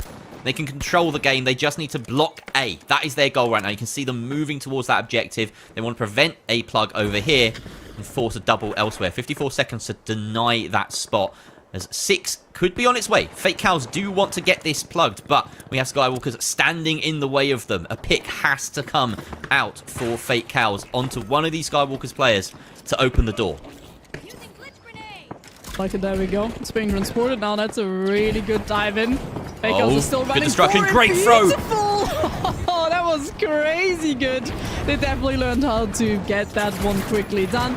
Again, now everything is back in the picture, right? But the first kill's already happening. Skywalkers fighting against Fake Cows on that cash out now, also being in danger of risk of falling down and not making it to the top 2 to get that golden ticket, as the steal is now being attempted. Just a bit of a scout queue is going on right here. Fake House will lose control. That puts Skywalkers back on the first place and Alliance on the second, as long as they keep a hold of their cash out. They absolutely had to do it there and then, because as you can see, Alliance are about to succeed holding their objective on the far side, which means if Skywalkers hadn't done that right there, right then, that steal, even in a 3 versus 3, they would have had to do it against, you know, potential other 2 teams coming their way. So very smart timing there. Can they stick the landing though? Skywalker's backing up. You see Emilian tanking so much damage, but unfortunately can't look straight down with the mesh shield, and Kodaf will melt him from beneath. Q though finds the pick in response. The 2 versus 2 will ensue between Skywalkers and Fake Cows. On the far side, we can see Alliance have wiped Random Tongues. That is their box. They are confirmed through to the 3 versus 3. It's just a question of who goes with them. Glitch Cafe taken out. Q again, looking so dominant with the KS-23. Kodaf the laughter alive, and it's a 3 versus 1. Surely Skywalkers can hold on to this right now.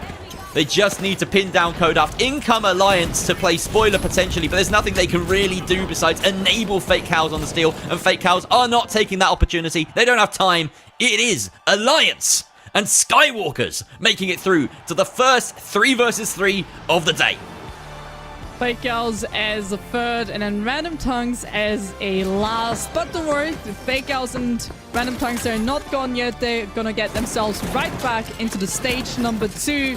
So they are already safe and secured. They maybe even have a little bit of a break, but my god, what a game. And Artie, there you go, Alliance and also Skywalkers. You guys have guessed it correctly. Hey, I had both of those in my predictions, technically. I mean, I will say, looking at the way that those teams were able to go through their first cash out into this one, it looked pretty identical from a macro standpoint. The way that Skywalkers was able to mitigate all of the third parties on that second box was just telling him how well placed this team is. And I will say, a lot of these teams, they have a different way of using the utilities coming out. I mean, obviously the C4, since it's been nerfed a little bit, you can't just throw it willy-nilly, and seeing how Q was timing and pacing his C4 compared to, say, Durrani. I mean, Durrani was getting picks with the C4, was getting kills with it, but Q was taking space with the C4, and that is where you can see he's got 11 elims. He's doing a lot of extra work.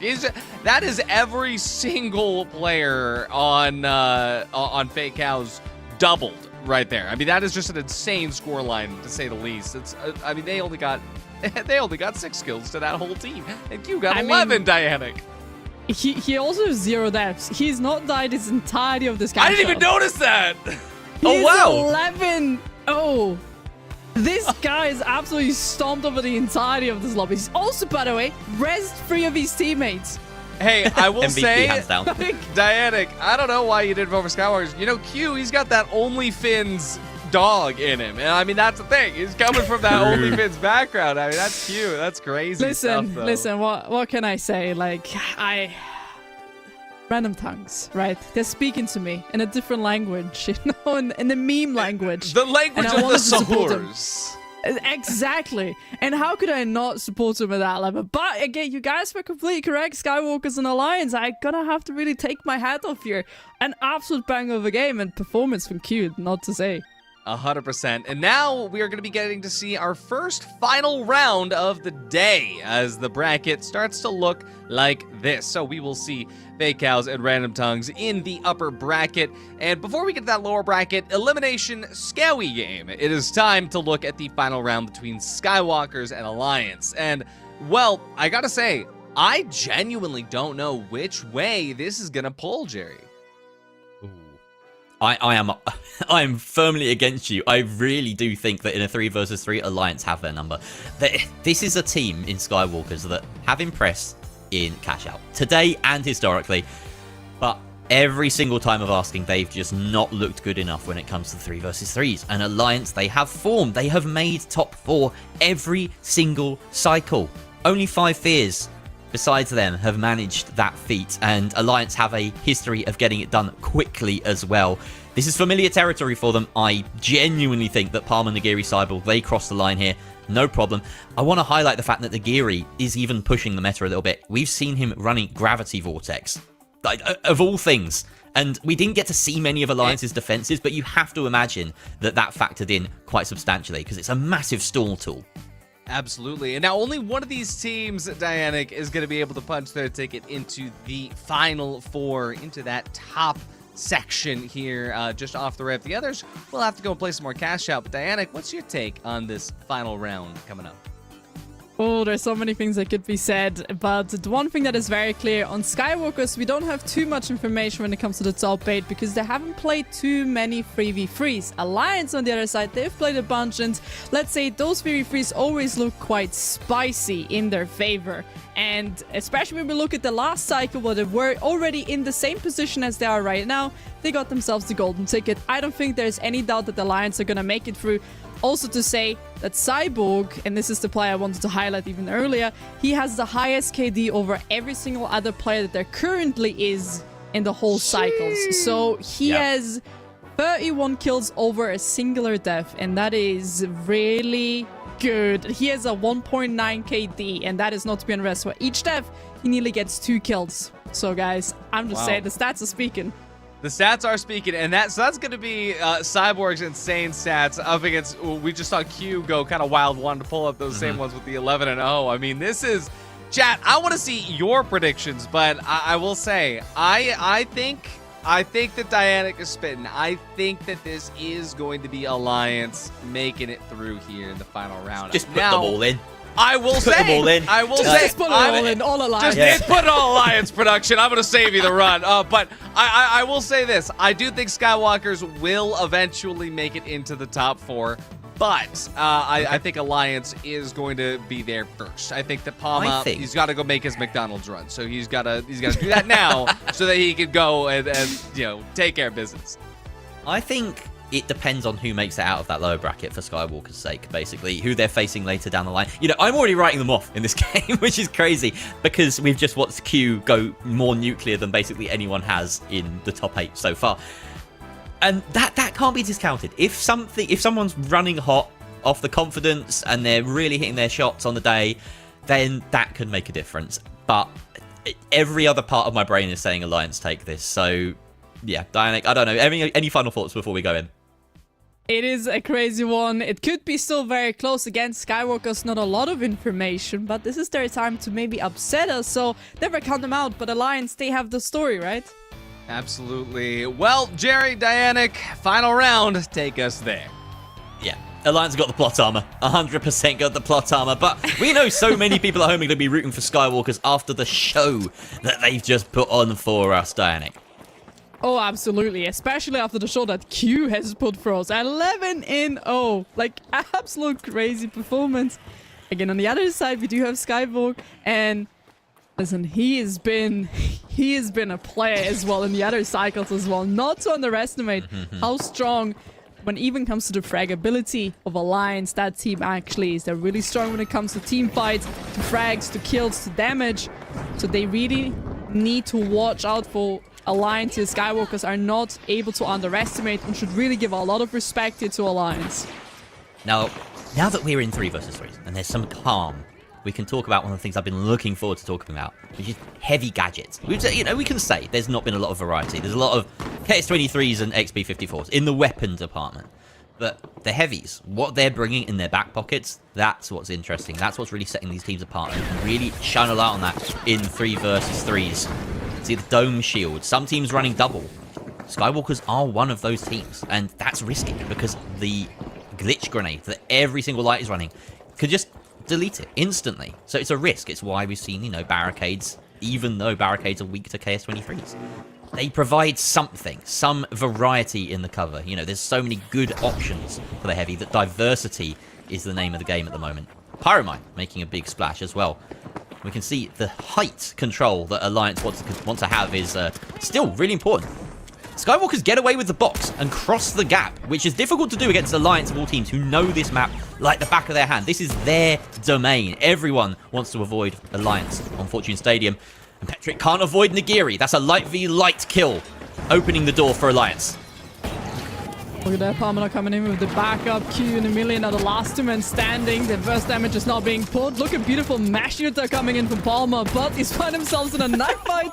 We'll get that kill to the wipe as well on Skywalkers, and the plug not to be done. This is going to set him also quite ahead when it comes to the time, so it's not going to be too many tries that Skywalkers still have.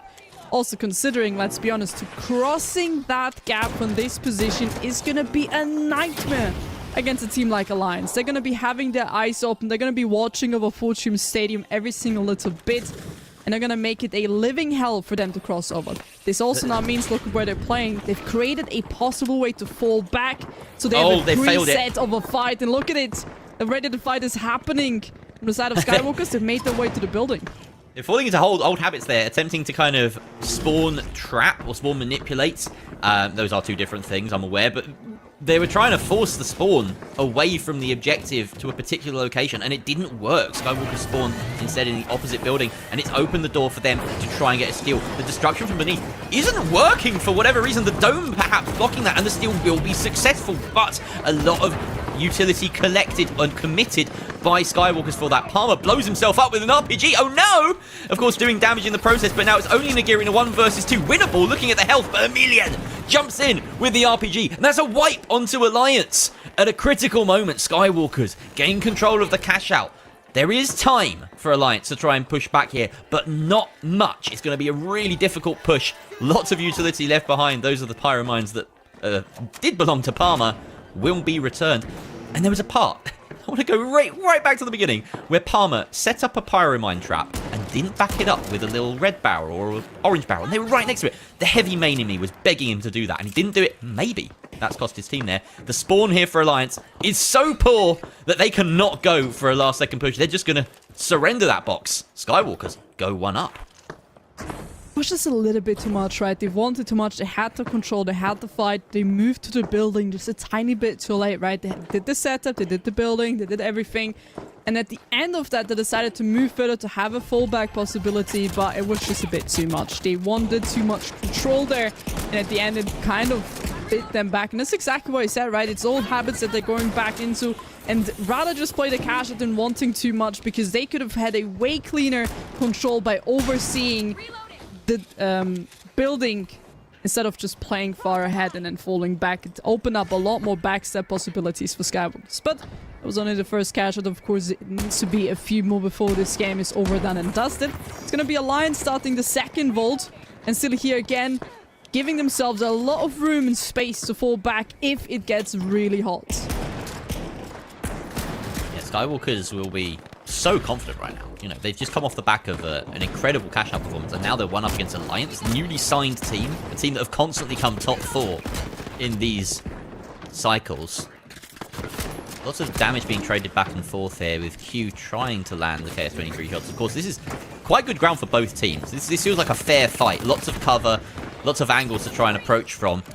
Glitch does not do the job there, but Alliance on the back foot, trying to retreat and find stronger positions. Petrick again taking out Nagiri. He just seems to have Nagiri's number when it comes to the light v light fights. And now Alliance in a 2 versus 3, and this is when it's so difficult to cope in this meta. You've got 2 heavies and your light is dead. Like, where is that statue? How do we possibly get it back? That's, you know, as good as a team wipe in this meta sometimes. Skywalkers understand that and have just moved the box and plugged immediately. Only 1 kill required.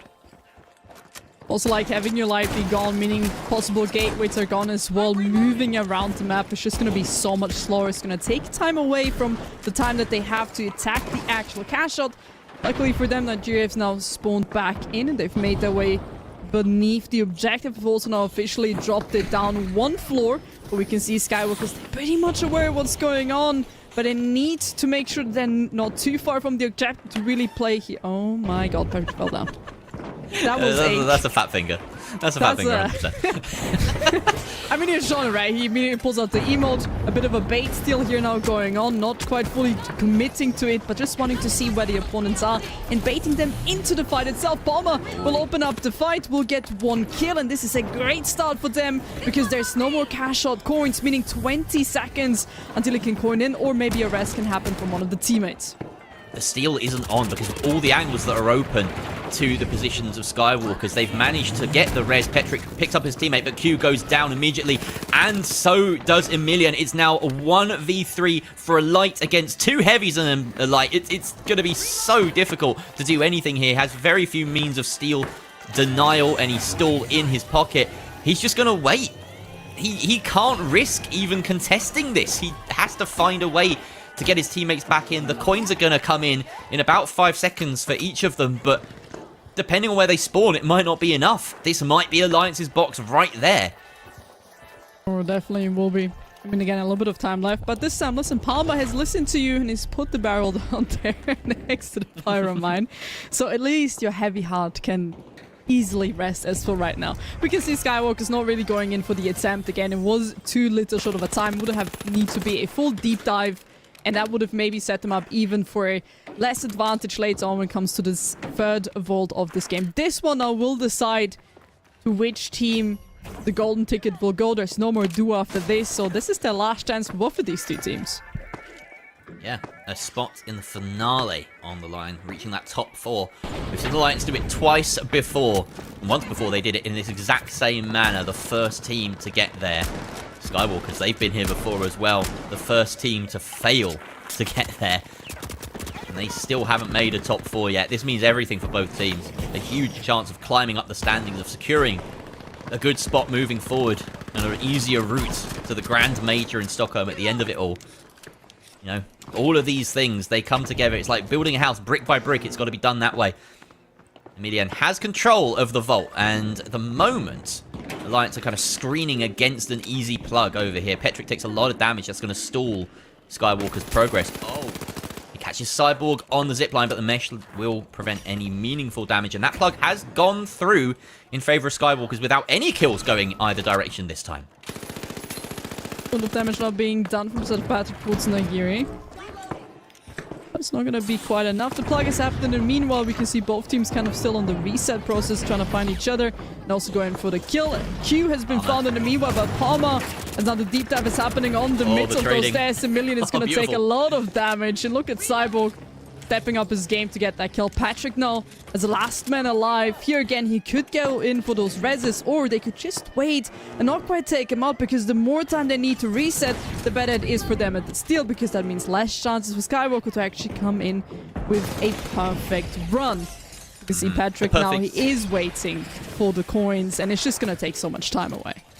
Yeah, and Emelian will be up in a few seconds. They're going to spend the coins.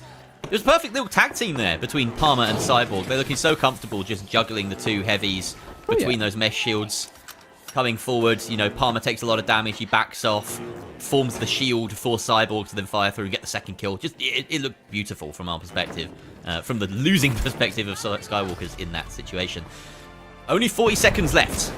Last chance saloon for Skywalkers. They've got the healing orb ready to go. Position it. That's going to tell exactly where they want to take this fight. Through this doorway, through the bottleneck. Dome comes out from Alliance. No need to spend a glitch on it. They just wait it out. Petrick sitting on an off angle as it stands. Both the heavies stacking together. And now it's omnidirectional. Everyone's grouped up.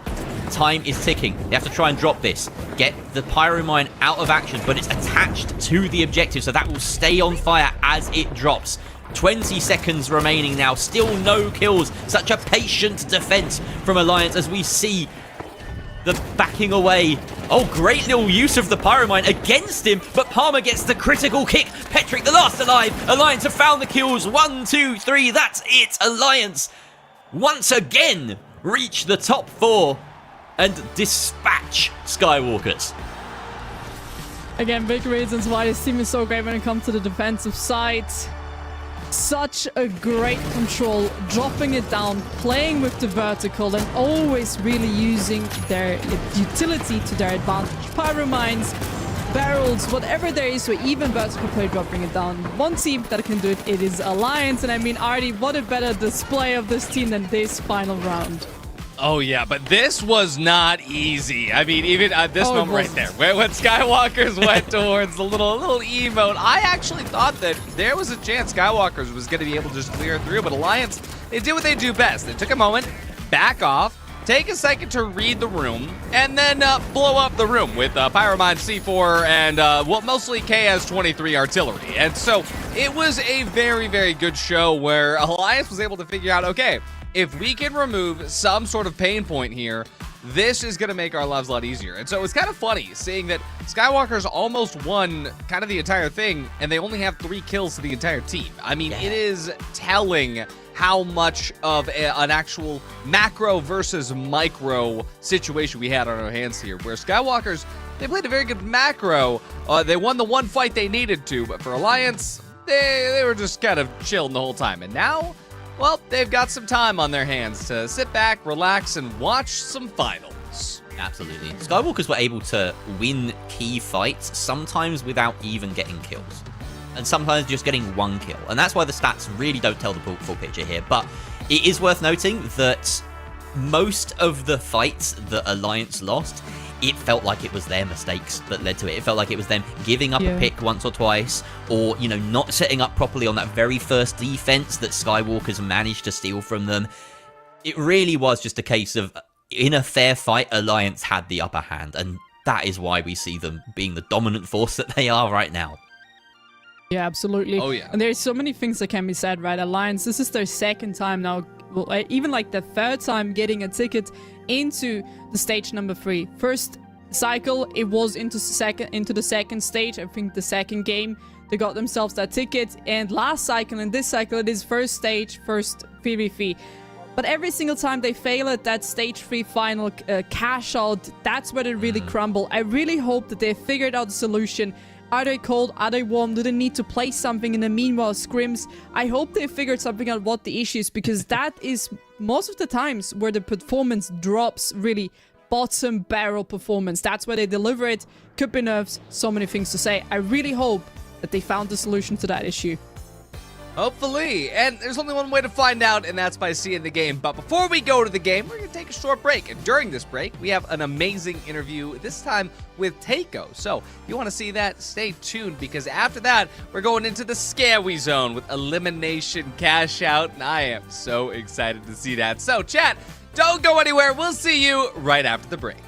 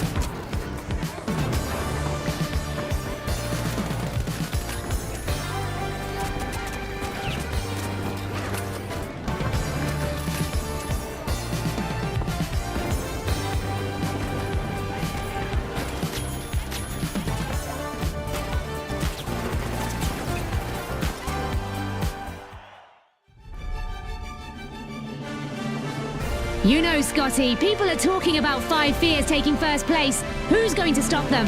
Then let's settle it once and for all, June. An exclusive interview with Takeo brought to you by Caroline.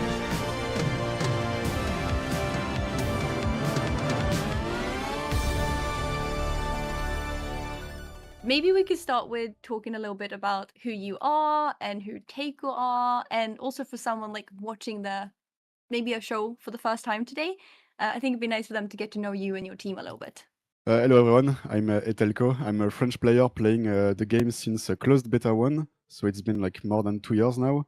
And I'm playing in the comp scene since like 1 year and a half. I played with a lot of different players and team, and right now I'm playing with the team Takeo with OG and Pika. What does like a normal Takeo practice day look like? Like, do you wake up and like, I don't know, you go and have a little coffee, or like, I don't know, do you go to the gym before and then you just lock in for 6 hours straight? Like, how does it look like?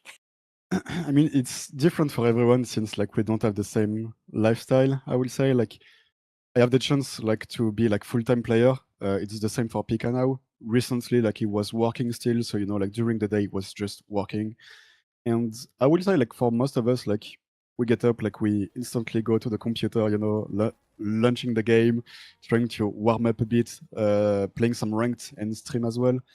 But at the same time, like yeah, of course, like you are doing some gym, some sports, you are trying to eat well as well.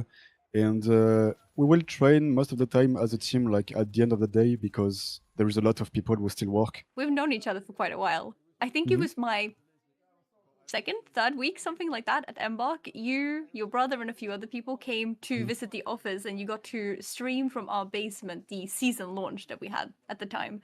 To me, it feels like you're almost one of the cornerstones of the comp scene because you've been here for so long. So I kind of want to know what makes the finals worth competing in for you. First of all, like I will say, like the dynamic of the game, like the fact, like it's very fast. It's a very good FPS. Like a lot of things can happen at any time. It reminds me like some kind of a battle royale game because there is this part of luck sometimes when you cannot anticipate everything. And for some reason, like I like it because like it's like you have some kind of stress, but sometimes it's good stress. And that's the first thing I like about this game because you have a lot of emotions in real time. And also, I will say I just like the games when you can play with just two teammates. It's not a big team; it's a small team, but you have a lot of different things like that can happen very fast with only 3 players. So I like that a lot also. You mentioned like playing the team is like small, right? Do you think it also puts more pressure on you since it's only 3 players per team? I think so, yeah, because like you cannot make any mistakes since like in a game when you are 5, like you can make a mistake and somehow you still have 4 teammates behind you who can like handle the bad situations. Yeah. And you are only 3. Like it's a small team, like no mistake at all. You have to play with each other, and yeah, it's like very intense. You are one of the only players in the region that is running the dematerializer, and half of what makes Takeo fun to watch is what you do with it. So for a first-time viewer, what does the demet actually let your team do that nobody else out there can? I will say it's hard to anticipate. Like when you have a medium demet, like the opponent teams, like they cannot anticipate what will happen. Most of the time, maybe they can, but at this level, like it's quite impossible if you play very well. How did it happen? Like, how did you end up being one of the early medians in EMEA playing the dematerializer? As I said, like I was like previously, I said like I was not familiar a lot with the light and AV class. I played the AV in competitions before, but it's been like such a long time. I was not playing AV and light anymore, and I was like, there is no way the medium is not unplayable. Like I need to play the medium still. Like I want to show the world, like we can still play medium. I wanted like to prove to everyone like I'm still among the best medium. I don't care.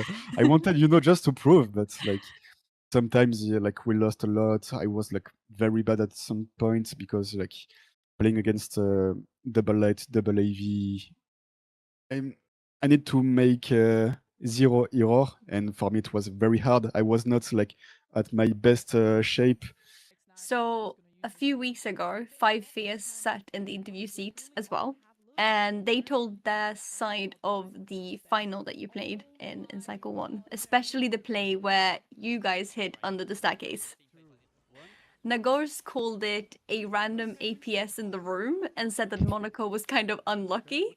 And then Carnifex was a little bit more generous. He called your hide a gamble that worked out and then gave you some props for it. So to settle it for the viewers, how much of that play was luck and how much of that was planned? I will speak on Monaco first because, like, on Monaco, it was definitely not luck at all. Like on Monaco, like we were prepared. Like all our like placements were already, you know, like something like we have in head. Like we knew exactly how to play against them. Like everything was already prepared. Play against 5Fierce because we knew at this moment, like the way they were playing, it was like exactly what we were like, you know, like anticipating. And like for the move like on the stairs, it was, I will agree on the 50-50. It was a very gamble situation because we knew at this moment, like if they play sonar on us, we are maybe cooked. So Carnifex also said that you scrim, and they know exactly how you play, and that if you ever meet again, they're coming with a completely different strat. If we ever end up playing against Taiko again, we are definitely gonna play in a way different style. They were pretty good at like trying something new against us because we like scrim them every week basically. We know how they play, but they kind of catch us like off guard by like utilizing the APS with like a different play style, like kind of hiding, running away, kiting, and stuff. Is there anything you want to say back to them before Cycle 3? I will say like we scrimmed them like not so many times. Like we scrimmed them like one time. We faced them in competition in tournaments. I will say one thing like it's just like we never lost to them in competition. Like most of the time we scrim like we beat them also. So I will say you can be prepared. We are prepared too, and let's see what will happen. You know. Well, you heard the man, Scotty. Prepared. That's fighting talk, June. Somebody keep those two teams apart until the arena doors open. That's rather the point of the arena, Scotty.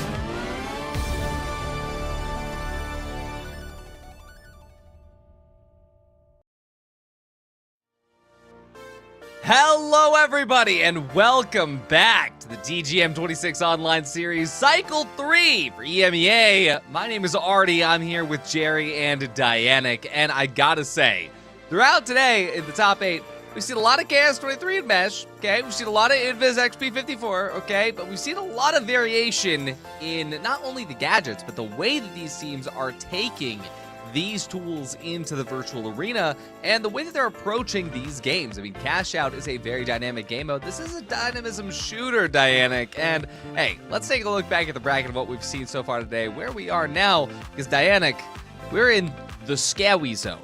Elimination Cash Out. Exactly. We're on the lower side of this bracket. Next teams, as you guys can see already in the lower side. And why is it the scary zones? One of you may ask. Well, we're gonna have to already say bye-bye to one of the teams. The teams that places lowest in that cash out will then be eliminated from the competition, and that will be our first elimination of today. So that's why it's a scary one. And also, every other team is then fighting for the waiting list number, because if you're the last team on the waiting list, you basically have one chance of a cash out and one chance of a free. If you make it to then qualify for stage 3, as they will be placed in the third rotation of stage number 2. So a lot is on the line for this game, and there's so many things that can happen, especially because with two teams, which everybody knows, 5Fierce and Taiko, both teams have already won one of the cycles, Team ESD and Nocta. The underdog stars are the newcomers of this cycle. It's true. It's all about the underdogs, and it's all about the maps. We're going to be seeing that map ban coming up right now. We're getting into this game pretty quick, so kind of just take this one away. Nocta is, well, starting off by banning, once again, Nozomi Citadel. While we're not seeing it anymore, 5Fierce continues to ban Fortune Stadium. And what is coming up next? Well, the map that we're going to be playing on is Vegas Stadium. I am a big fan of Vegas Stadium, and especially, hey, with all the KS-43s coming around. Not only that, but hey, we've got Nocta, and I think that means we could have a little bit of, well, HML coming back into play. We'll see what happens. Absolutely. But predictions, what do we think? I think there's no way 5 Fears gets eliminated, right? I think 5 Fears has to come through here. I'm a big 5 Fears guy. It's a really difficult choice because I think, like, honestly, 5 Fears and Tycho, they're going to be out for each other's throats. They could see this as an opportunity to knock the other one down. So I'm going to go a bit odd and go with Team ESD. I think that they're the stronger of the other two sides. I know Nocta had a really good cash-out run last time around. Anyone could be eliminated here, but something that's just a gut instinct. Team ESD get through this one. Dianic? I'm going to have to say Tycho on my vote yet again. Listen, Tycho won winners, and at the end of the day, if they win today, they get above 5 Fears, and I think that just might be the last bit that really pushes them to not get themselves eliminated, maybe to get themselves here in the first place. And who knows, teams might unite against 5 Fears in this game. It's true, because, I mean, it's not only teams here playing to win, but it's going to be teams playing to get somebody out. So that means that, hey, maybe Takeo or 5 Fears do actually have a target on their backs where everybody wants to say, hey, we don't want to fight them at all. Might just try to get rid of them. So, I mean, real quick, before we get into this, Jerry, is it going to be all HHL or will we get one HML? Real quick. One word. We are absolutely seeing HML. Yes. Nocta. Dianic, HML, yes, happening? Yes. Alrighty, well, we're going to be jumping into the game right now, folks. So, Jerry, Dianic, take us away. Thank you very much, Ardy. This is going to be a crazy one. I know I voted Team ESD, but I have to say, I think either 5 Fears or Tycho come through. I just don't, I can't bet on anyone. It's literally all up in the air. Anyone can win, Dianic. Anyone can win and anybody can be taken out here. As you guys said, there might be a chance for teams to unite against, but also, must be honest, the performance of 5 Fears in that last game wasn't the greatest. They were placed third. And there was a big difference between the first and the second place, and second to third place, and that just shows how maybe inconsistency might be their biggest enemy yet again. We can see Team ESD now being shot by Tycho, and again, Elix and Italco, those are twin brothers. So the revenge fight might be happening here because Team ESD did prove to be a bit better than Tycho last game. Yeah, but neither of them made it through in that last cash out, which is really but telling. You know, it's rivalry. You know, you gotta... It is. Yeah, we got to hype it up. It's our jobs, you could argue. Team ESD have control of the vault, and they are running with it in an interesting direction, just trying to keep in cover, it would seem, as someone has been taken out by a Telco at range. So that is a 2 versus 3. We see the plug already successful for 5 Fears, and we see Carnifex trading out with Sub-Zero and Ricardo, leaving only Treason. They've gotten, now it's only Nalkos. Sub-Zero and Strike in a 2 versus 1, and they can try and force this steal. I don't think Nugos has the angle. This is some great cover being used by Sub-Zero. That's an early flip going in favor of Nocta. Very good flippy happening from the side of Nocta, but of course the pressure is there. 5 Fears have all spawned back into the action. They're gonna find themselves now retreating a bit back and setting up another way to deny the steal. The RPG from above will just create enough vertical play, but also, again, the shotgun, because it is so destructible, it can just create so much more, and this is what we've talked about a little bit. It is the way you use the gun, what you do with it, that will make or break your game. As for 5 Fears right now, they're regathering themselves once more, and they need to find a solution here, because it's not going to be an easy take against Nocta. Ricardo rocking the P90 as we saw him do last weekend. So useful for brawling. You can see right now Nalkos, one of the few heavies not using a KS-23 on that shack. So lots more rapid fire action in this fight. Carnifex and Nalkos get their kills though. And it's only Strike left defending. Puts the Stealer down onto 6 HP, but manages to get the kill. Crucial kill going out there for Strike with the LH1, but he's taken out by Treason. The coins coming in from Sub-Zero and Rip Ricardo, but they are so far away. We can see the goo pad getting them nearby. The RPG will open up the ceiling above them, and he sticks the steal just in time, unfortunately, for Nocta, who scrambled to try and prevent that. Now, can 5 Fears stick the landing? They are losing bodies left, right, and center, and Team ESD are here with a third party, Dianic. They're getting kills, but Nocta are all up and going for the steal. The glitch connects. vaults, but it doesn't matter. They're still just about denied by someone who gets a double kill, wiping out 5 Fears in the process. And can he do more? Yes, he can. He takes out Strike. Ricardo left on 1 HP. Can he get the double team wipe someone?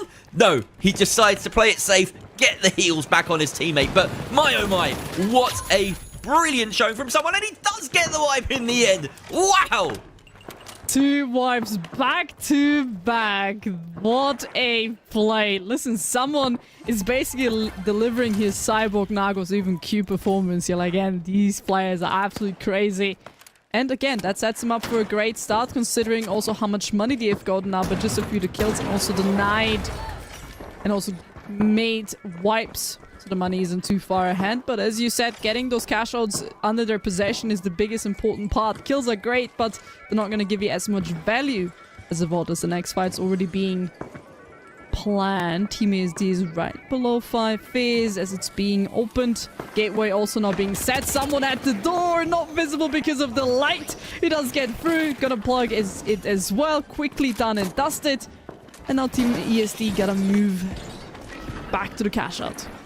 They do. I'm just still reeling from that performance from ESD. This is a ragtag team of, you know, also-rans, essentially. People that have been discarded by previous squads.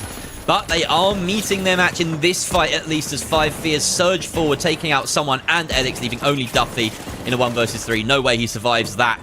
Team ESD, they do bleed, unfortunately for themselves. 5 Fears take control of that box and get about 30 seconds elapsed on it as well. On the other side, Nocta taken out by Tycho. So, the tide's not turning, it would seem. Team ESD, and I'm also just realizing they didn't even win that cash out when they got the double wipe.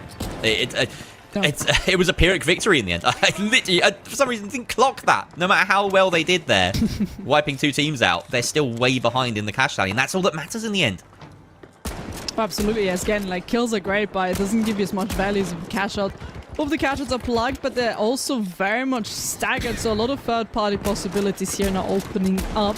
A lot of the teams could maybe find themselves trying to focus 5 Fears cash out first and then swap to Tycho. As we can see, Team ESD and even Nocta having their attention more towards 5 Fears than Tycho. And even Tycho is trying to chip in from the distance here to just do a little bit of damage. But of course, the cash out is inside as we now drop down as well. But the pressure is being brought onto 5 Fears, and we gotta play this one common. Oh, that mine is quite unfortunate. Striker's gonna find himself not being taken out. They're at a disadvantage here from the side of Nocta. And it's still yet to happen. They're just walking around the building. Every single team trying to reset themselves. But the time is ticking, boys. There's not much time left. The first 2 kills on 5 Fears are happening. Treason, the last man standing, as a possible steal might be happening very soon. But there we go. The gun here again. Look at that pyro mine. Look at that kill. That's C4. What a great play. But the steal yet again being attempted. But is it enough time? That is the real question. He tries to do it through the fire, but unfortunately it just cannot be. Great attempt. And now look at every single team switching their attention to Tycho. Good luck. Massive from Treason there. Understanding the win con, finding the shot onto the pyro mine to detonate that and the C4, and then follow up with the shot with the KS-23 onto an enemy. Did so much damage, gave his life, stalled it long enough. The third party came in, caused enough chaos, and that is once again 5 Fears' cash. Here we have a brilliant defense being taken by Tycho as they pick apart Nocta. Strike is outside. He can't even get a consolation prize as Tycho remain unscathed. And we have now a situation with Tycho and 5 Fears right at the top. My prediction, completely wrong. These 2 teams just better than the rest, able to hold control of this entire cash out. It doesn't matter that someone is fragging out of his mind on Team ESD. They can't get the cash. They need now for there to be a doubled vault, or a doubled objective rather, at the very end of this game.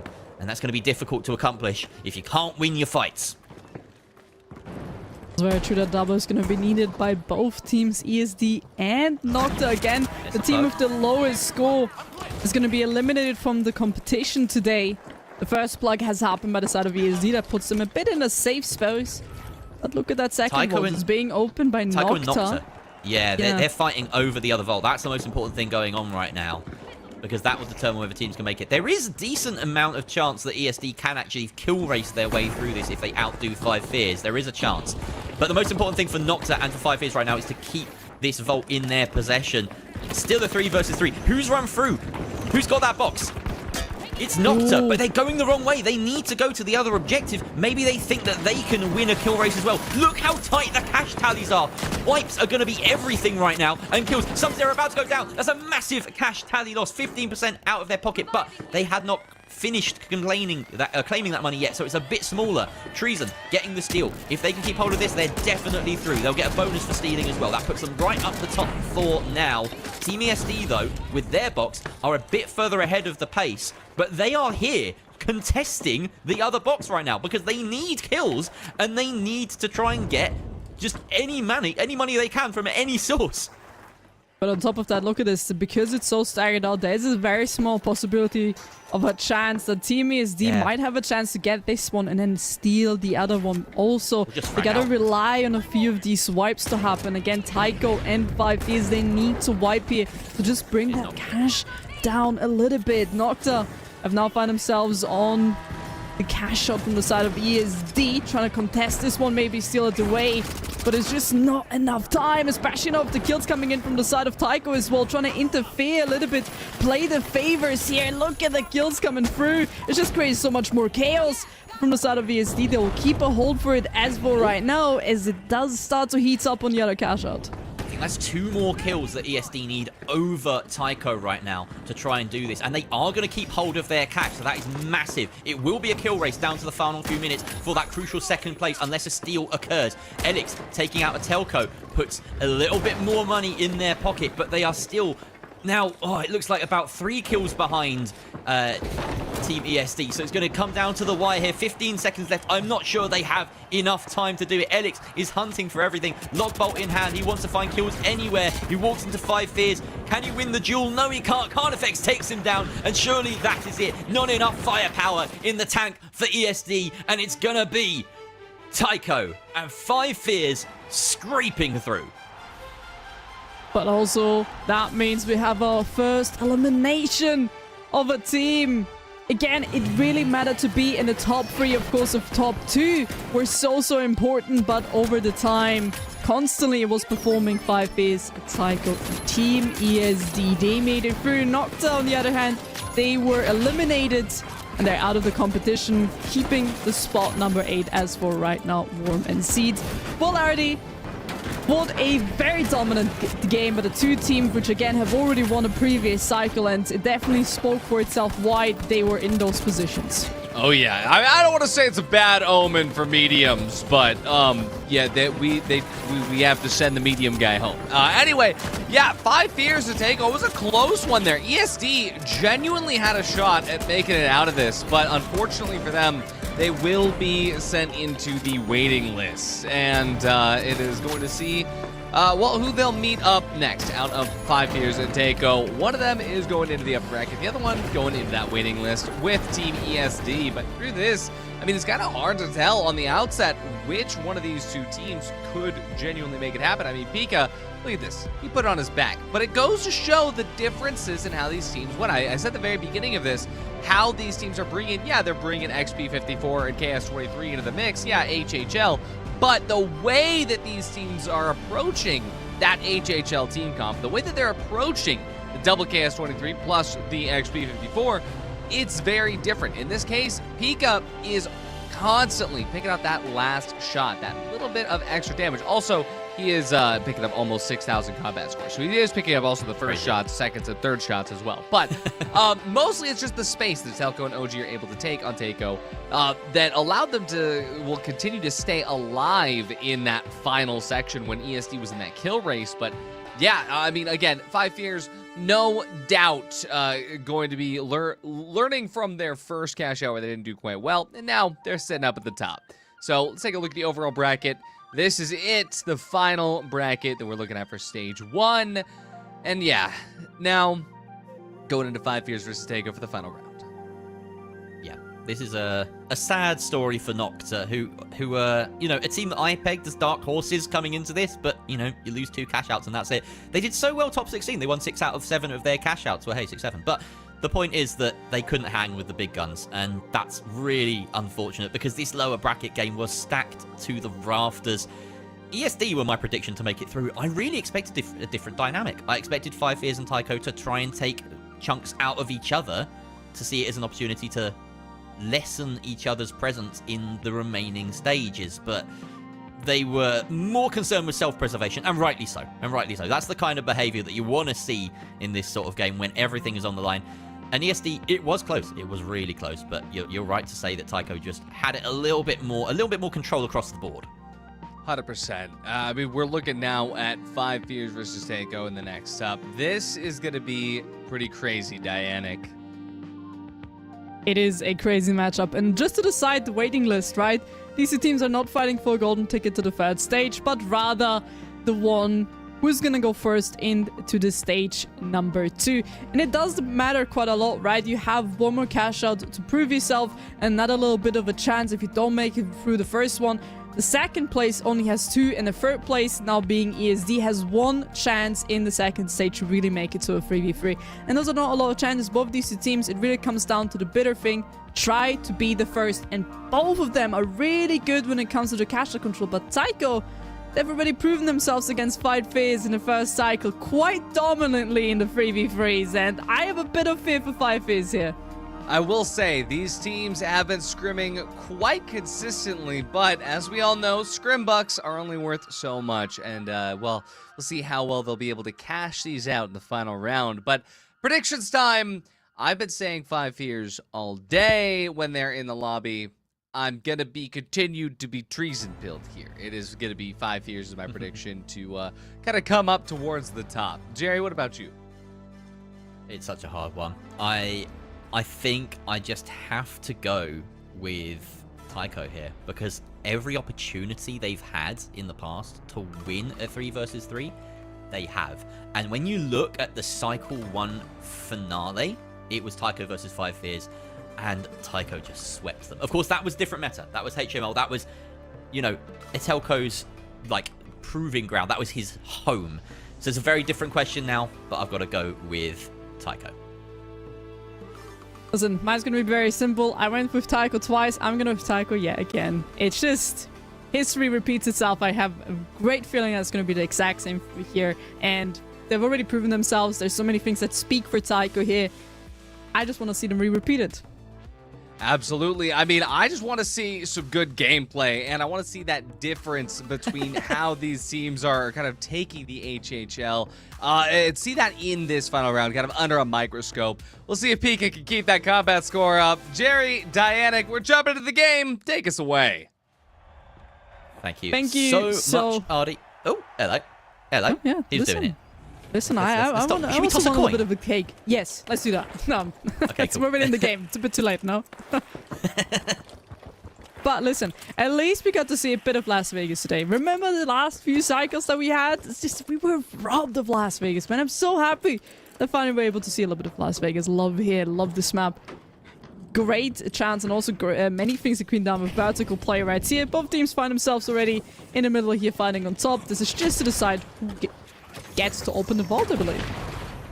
Absolutely, and a massive panel in the center of the Mega Dome opens up and drops one of Tycho's players down. That's going to leave Pika up here, just doing some recon in Bizlight.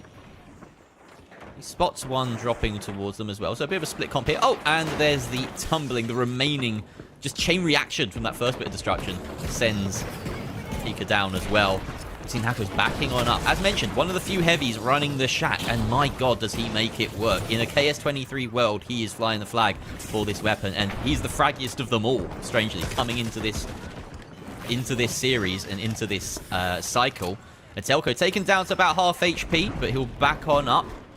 There are many sources of healing. Oh, good flank here from Nakos. He's found that opening. Manages to spray through OG, who can only run away with the mesh shield up. Etelko, though, trades back onto Treason, but there's so much damage taken on the side of Tycho that it should be an easy cleanup here for Nakos and Carnifex. Carnifex hunting now for Pika, who has hit his regen. 1 versus 2. It is winnable, but perhaps wise to back away as that res comes through. It's 1 versus 3. He's just going to wait for the opportunity for his teammates to coin. That's 5 Fears winning the first vault fight, but that vault has only just been tapped, and the objectives are now going to be blocked by Tycho.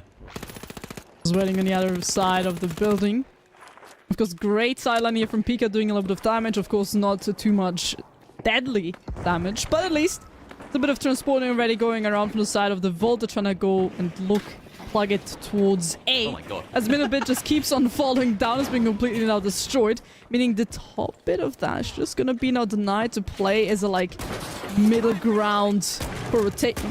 Oh, there we go. He's still trying. He's unfortunate. Keep going. There we go. Wonderful.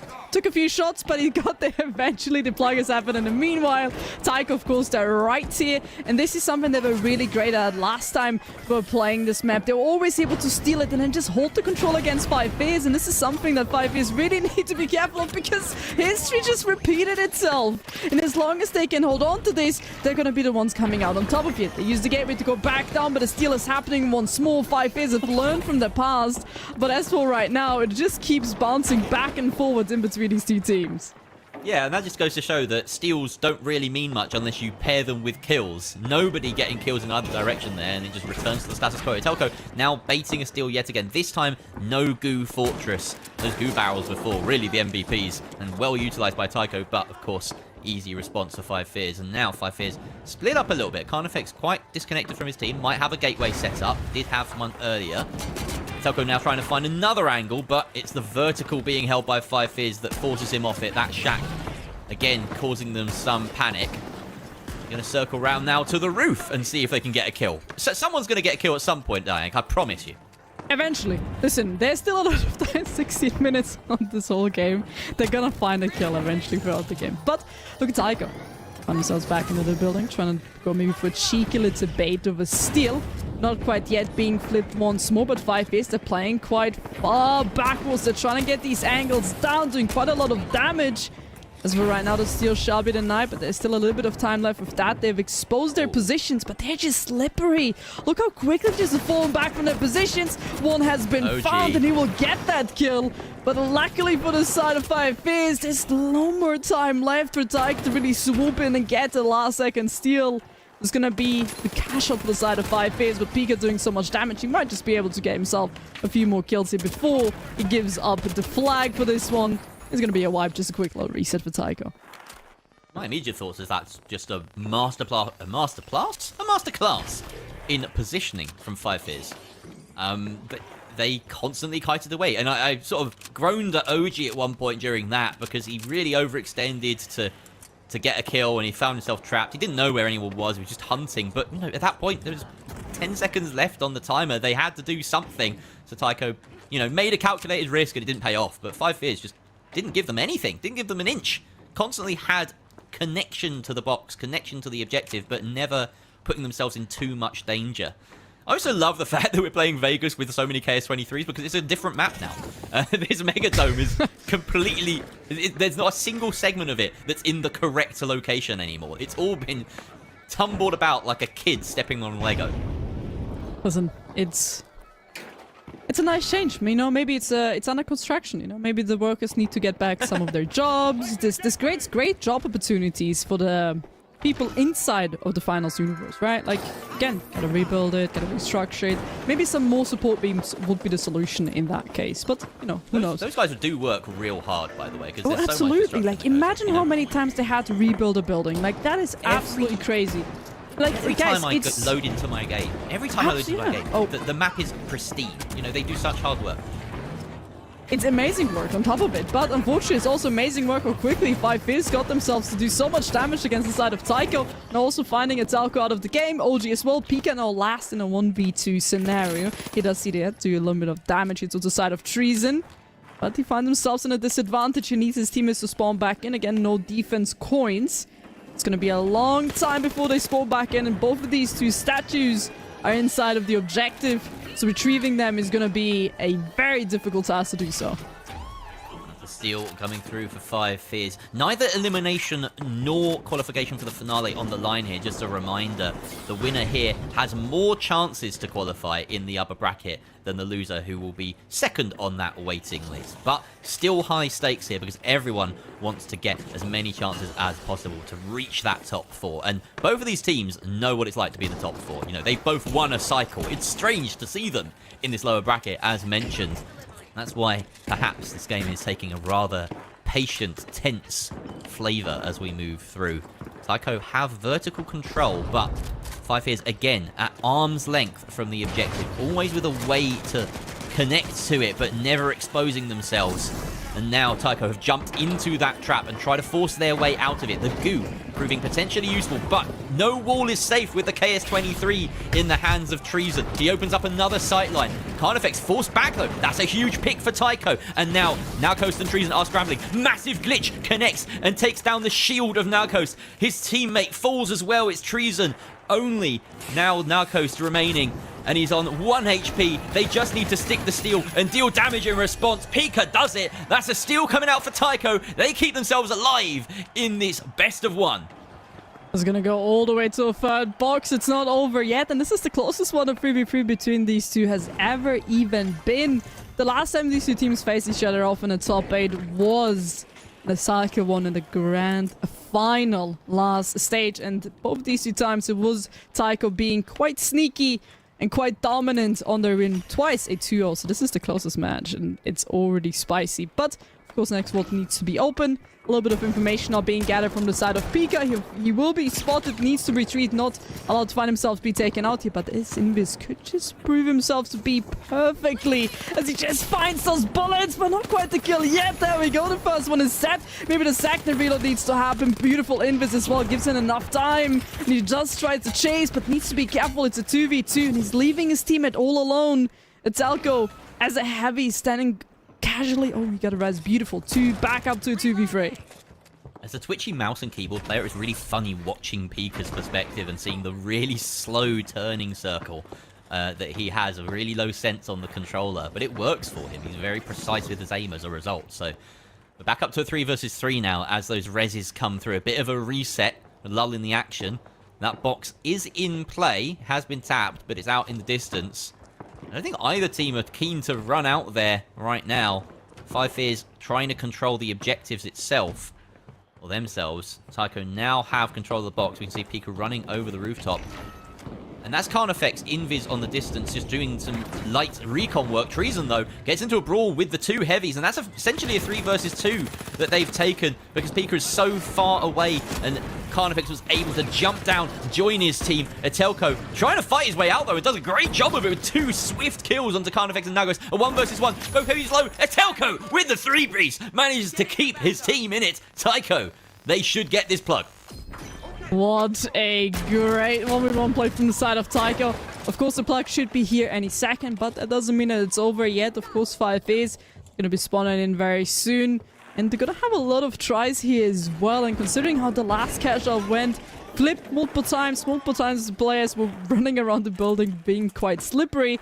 This time, just look at this building, man. There's so many things that can go wrong. It's not a typical, it's just a room, but the building has collapsed. Walls have been open. There's so many things that can go wrong if Tycho and 5 Fears, because of the new created ways, it just upsets them a tiny little bit. But of course, 5 Fears has spawned back into the game. C4 is now set. They're trying to just clear it out to their advantage. Luckily, there wasn't all too much onto it. And this is a great chance now here for Tycho to just wait and see what happens, because they have the perfect vision, right? They can even destroy the floor, play vertically on this one, but 5 Fears, they are taking their time here. They still just try to be attempted, but nothing quite happening as of right now. Tycho being quite patient with their execute. That glitch very crucial there to deny the dome that was enabling Treason's steal. He has to fall back off again. We're going to get basically one fight here. There's no time for a wipe and then a second push. And the way these fights are going, they are slow, they're methodical. They're off the back of a singular pick. Everyone's hunting, everyone's fishing for that crucial frag. We can see a bit of a brawl breaking out. Low HP here. Narcos the first to go down, but traded out there. Treason finding OG. Pika now the last alive, though, as Carnifex cleans up. 1 versus 2. Definitely winnable, but Carnifex taken out. Pika, full health, wants to find Treason. Treason has to try and res his teammates or steal. He goes for the res on his teammate of Nagos. And now we have a 1 versus 2. Can the lights deny the 2 heavies? This glitch grenade is going to mean everything. The goo in the way, and the glitch does connect. That will disable trees and gadgets for the moment. Second glitch comes out, but the steel is being stuck regardless. 3 teammates here to try and guard it. He has to dive in. The steel is successful. Etelka and OG, have they coined in quickly enough? Can they collect the damage that has been done? Or will 5 Fears stick the landing and finally beat Tycho in a 3 versus 3? Yes, they will. 5 Fears come out on top. Proving that history can be changed. My god, what a game. Till the very last second. Not gonna lie, I thought there for a second Pika might have just had it because he just looked away and attacked it, but the steal also happened in that moment. What a beautiful game. And listen, it is so amazing to see how close these two teams are and how much 5 Fears have adapted over the time to play against Tycho. Again, complete different team. If we look at the first cycle, they couldn't hold anything against Tycho, and this time it was a head-to-head between both these two teams, and that made it so much more interesting to watch. RD, what a game, and 5 Fears, they claimed the first spot on the waiting list.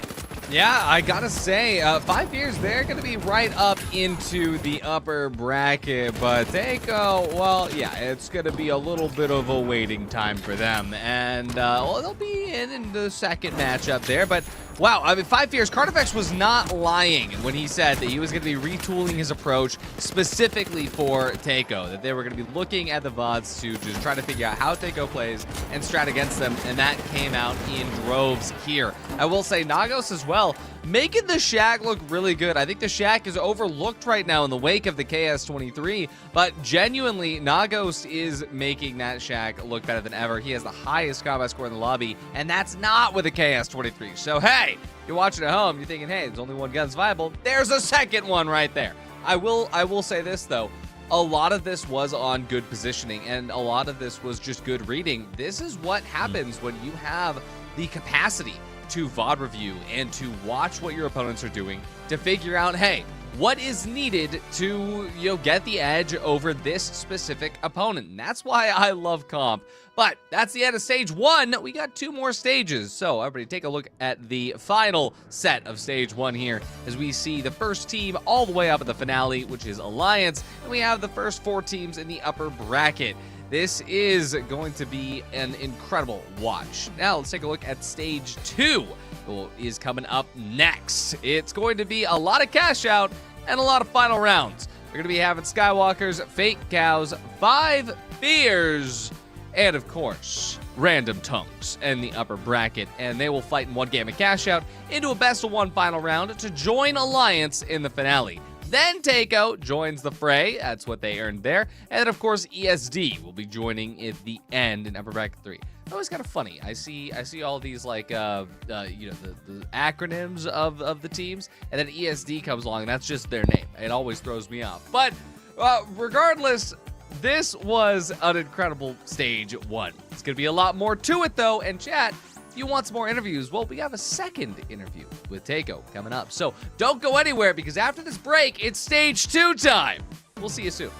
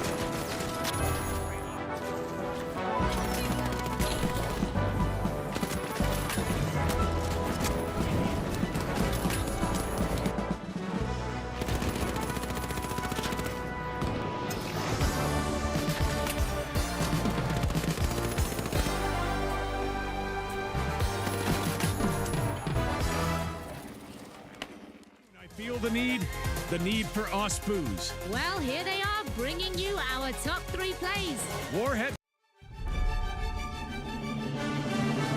Scotty, how well do you ever really know a contestant? Funny you should ask, June, because part 2 of our exclusive interview with Takeo hits closer to home than anybody expected. Brought to you by Caroline.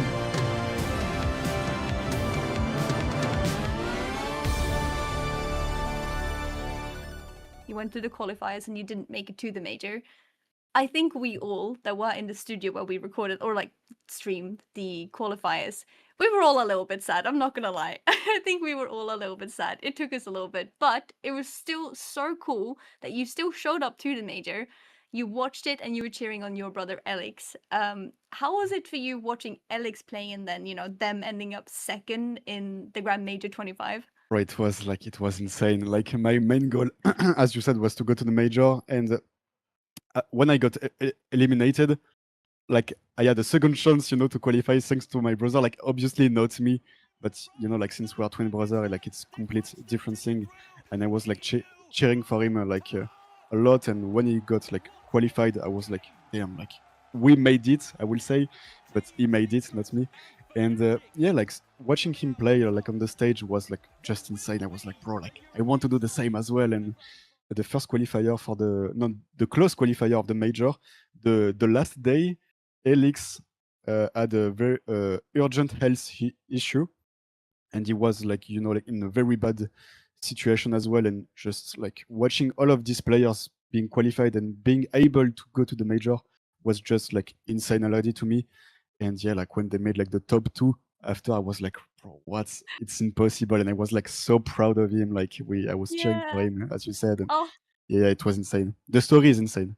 it is it's such a beautiful story. And like I am very happy that like even if you did not make it last year, you still got to be part of that journey and share it through your brother instead.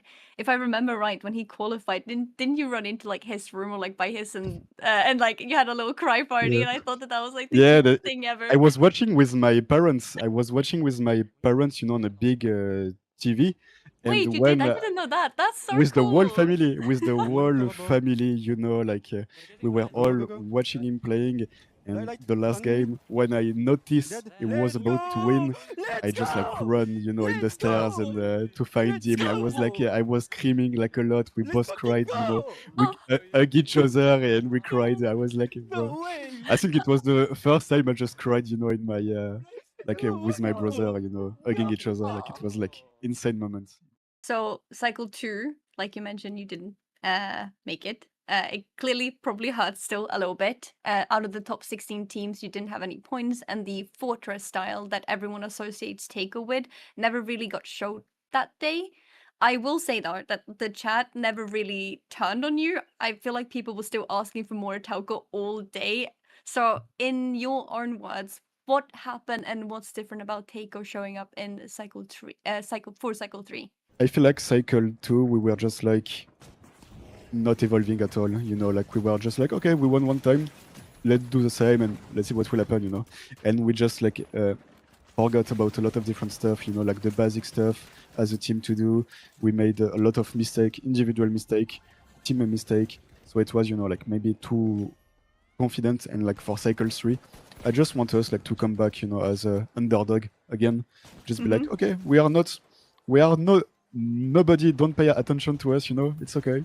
And yeah, just like play as professional players and do not forget anything, just make no errors. And yeah, I just want us to be underdog again and play very seriously. I feel like you, Keiko, as a team, had quite a few last second steals after either losing the vault or your cash out. Is that a way that you planned on doing it? Like stalling for time? Or was it more accidental and then a really good save? We don't like third party. Like it's very rare when we third party. Cycle 2, unfortunately, like we did some third party. I'm sorry, we did some third party because like it was our only solutions, and we are only doing that when it's our only solutions available. So I will say it's only because like we have to. This is going to be your first full cycle with a new patch. And, you know, with everything that you learned from cycle 1 and cycle 2 combined with that, is there anything that has changed how Taiko wants to play as a team? A lot. Unfortunately, a lot, because as a medium, as I said again, like it's very complicated for me to adapt well because there is a lot of different gadgets and too many AVs, too many lights. They can do a lot of stuff, and me as a medium, it's very hard. Like to bring a lot of value to my team. And I need to play perfectly every time, and at some points, I'm starting to just thinking if I need to switch AV. I don't know yet, but I said I wanted to keep my medium until the end, but the reality is if I want to be in the top spot, maybe I will need more changes, and that's mean. If you look at the maths for the season, 5 Fears now are at 75 points ahead of you. Win the cycle, and if they slip up even once, you're back to the top of the table. Is that a target that you talk about as a team, or do you not let yourself think that far ahead or compare yourself to other teams? No, we are still playing for Seed 1. We know it's possible. There is still 2 cycles. And I feel if we are not the only team to play for Seed 1, of course, a lot of teams will try to griff out, 5 years. They will try to make them lose as much as possible. So, of course, I think they know that as well. There will be a big target on their head, and we are ready just to win everything, to beat them again, and to make sure we'll take the first seed again. A championship, a twin brother, and one big question mark. June, I couldn't have written it better. You couldn't have written it at all, Scotty. That's fair. So does he keep the medium? Does Takeo climb back to the top? Well, folks, that's not the next episode. That's today's show.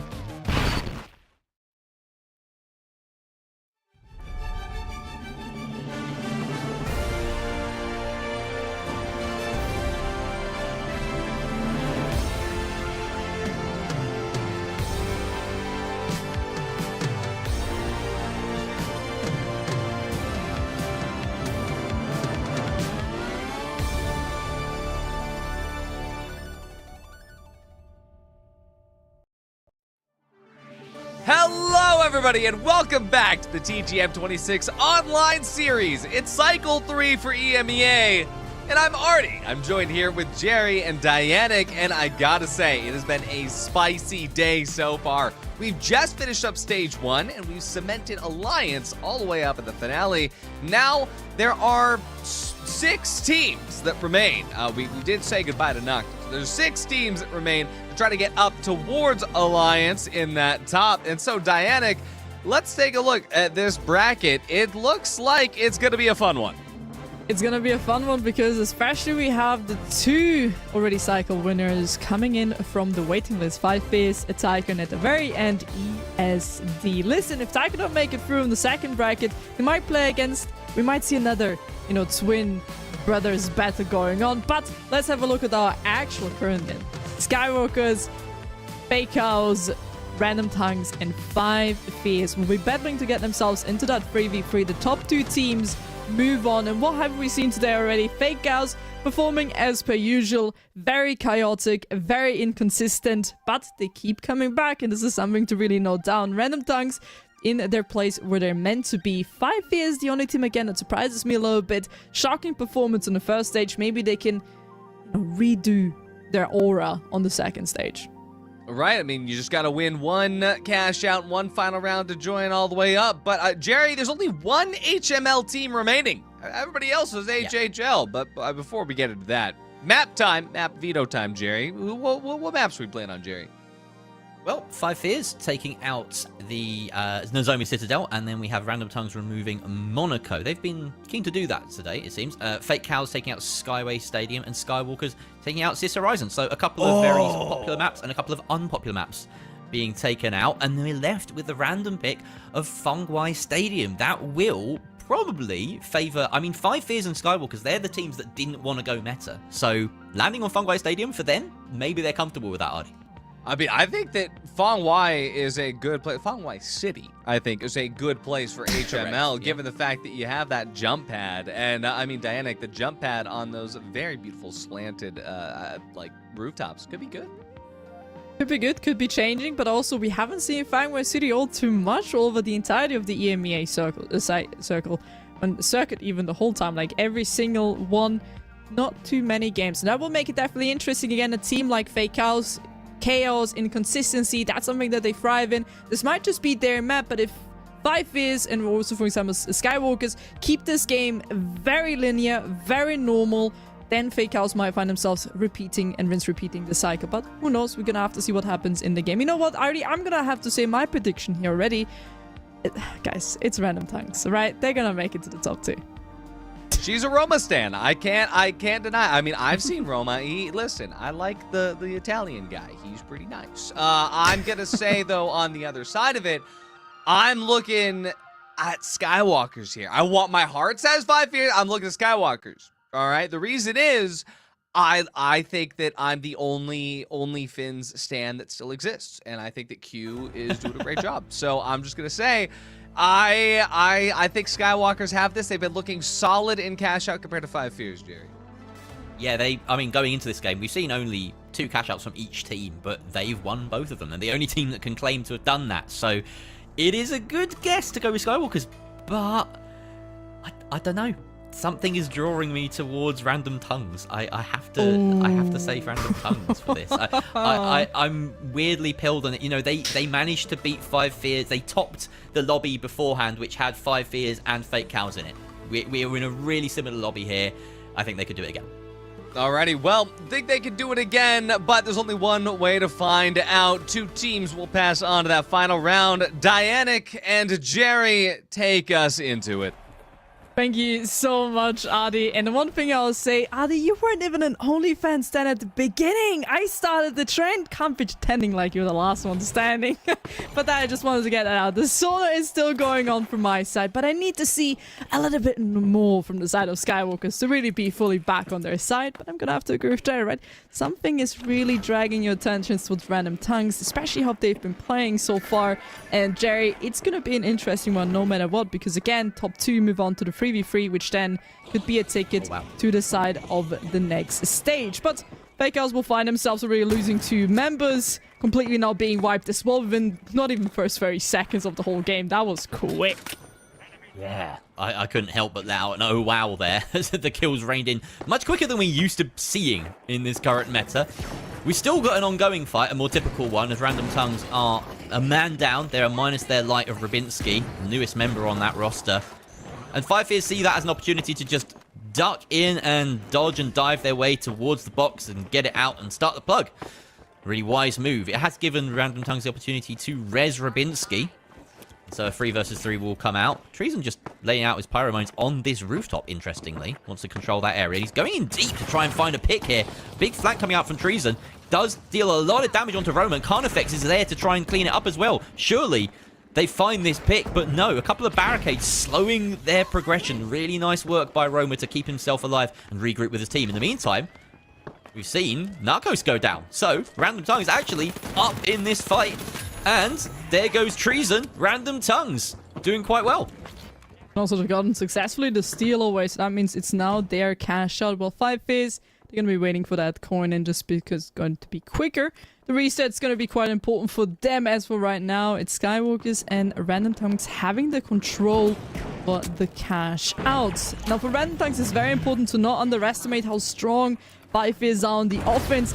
Losing the first member is really gonna make or break their defense here.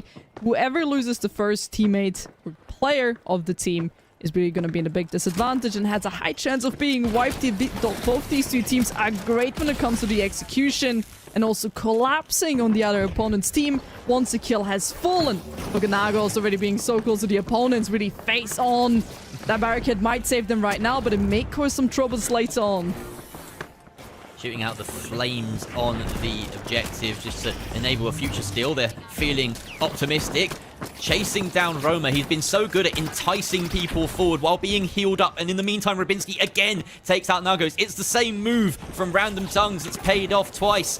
And they're about to win that fight. It looks like Carnifex and Treason trying to force a steal in a 2 versus 3. It's going to be difficult. That dome just ahead of the heavy of Treason. He's forced off it by the burst fire of the XP. Rabinski is taken out, but Treason left scrambling. It's only a matter of time. Darani finishes him off. Great defense coming out from Random Tongues. They best 5Viz, setting the pace in this lobby and taking out rather difficult rival in 5 Fears.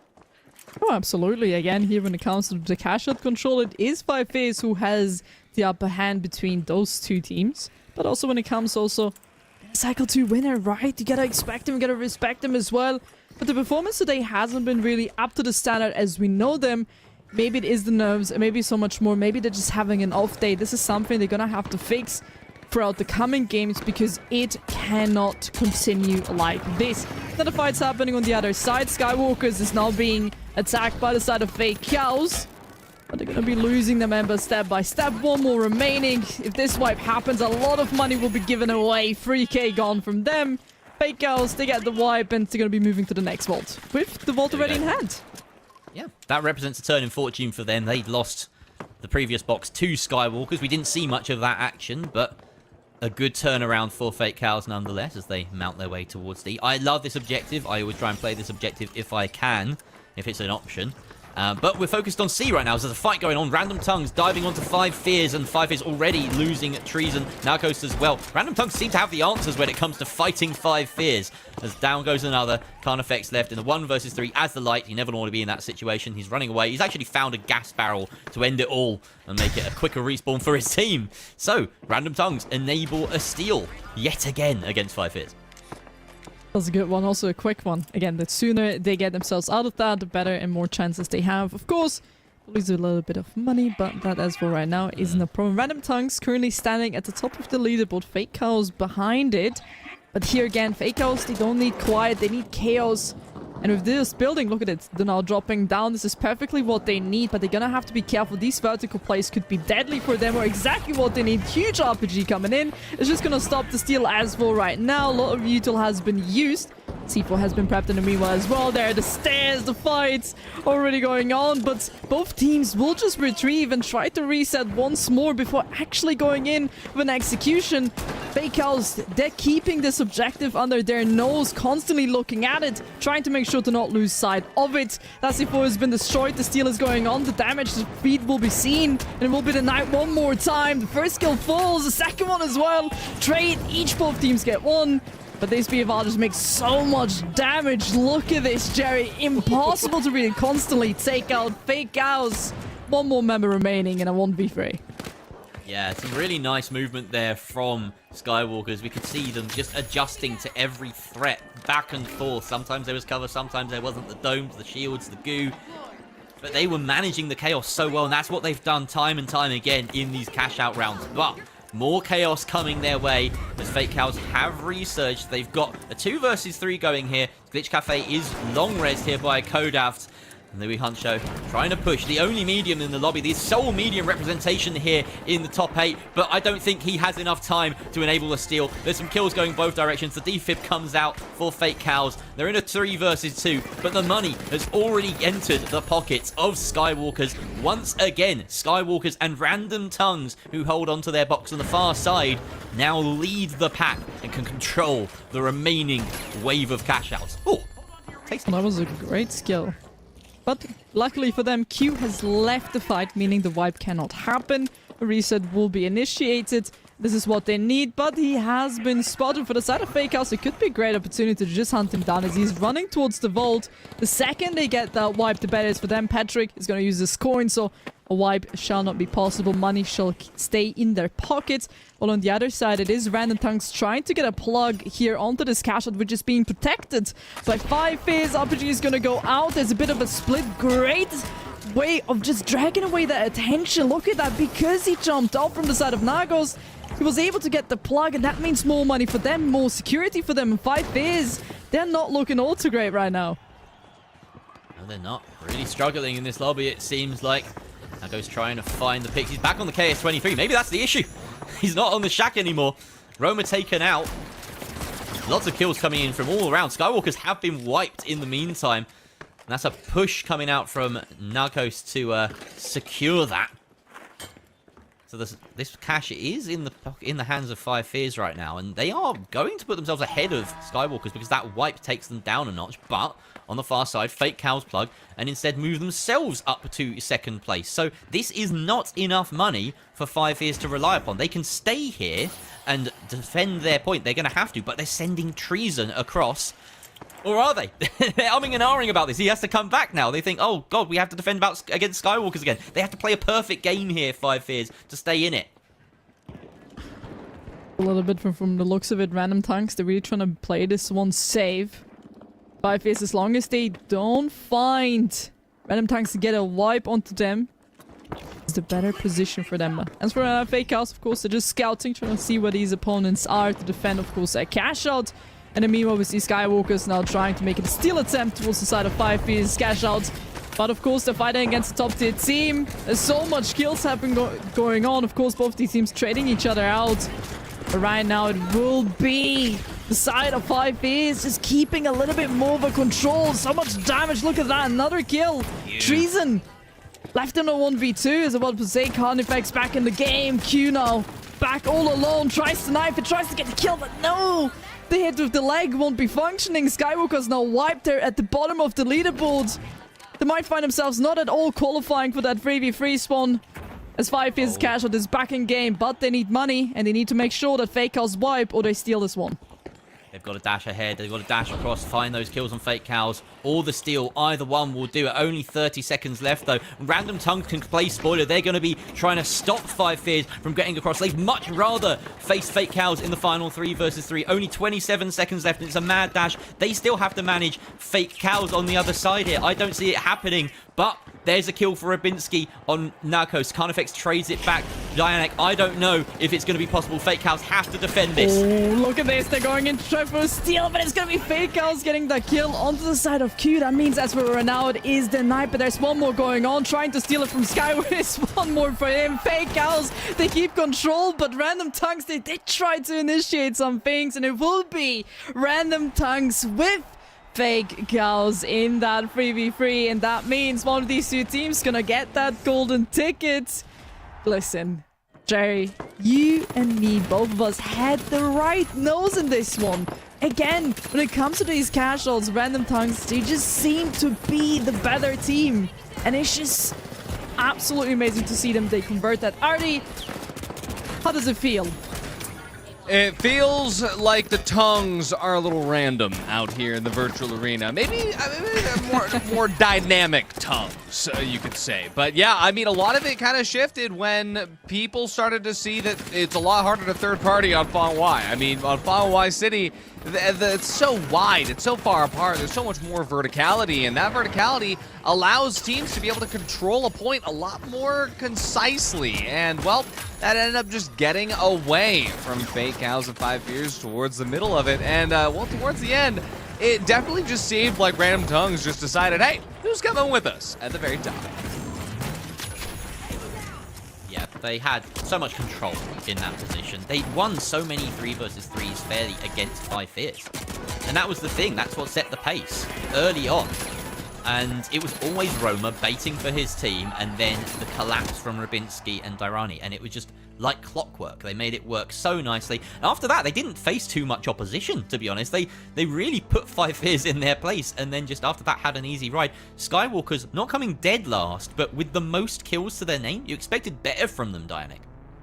Absolutely, like genuinely you expect so much better, and as said earlier, right, Five Fears, they don't seem to be really in their top performance right now, really struggling in the cash out games. It's nothing unknown, especially with Five Fears. Inconsistency is really one of their biggest enemies, even in the top 16, how they qualified to this current top 8. They had to go multiple tries, multiple resets in the cash outs, and if the second they won one cash out, everything started rolling down. But getting to that point took them multiple tries. And that is something to say, right? And I will say, it wasn't due to a lack of trying. I mean, look at the kills on Skywalkers. Yeah. Q, Emilian, and Petrick. That's a lot of damage. But it really is just down to controlling those specific fights. And again, that macro control that Random Tongues was able to hold. I mean, you don't have to have the most skills in the lobby to have that level of control.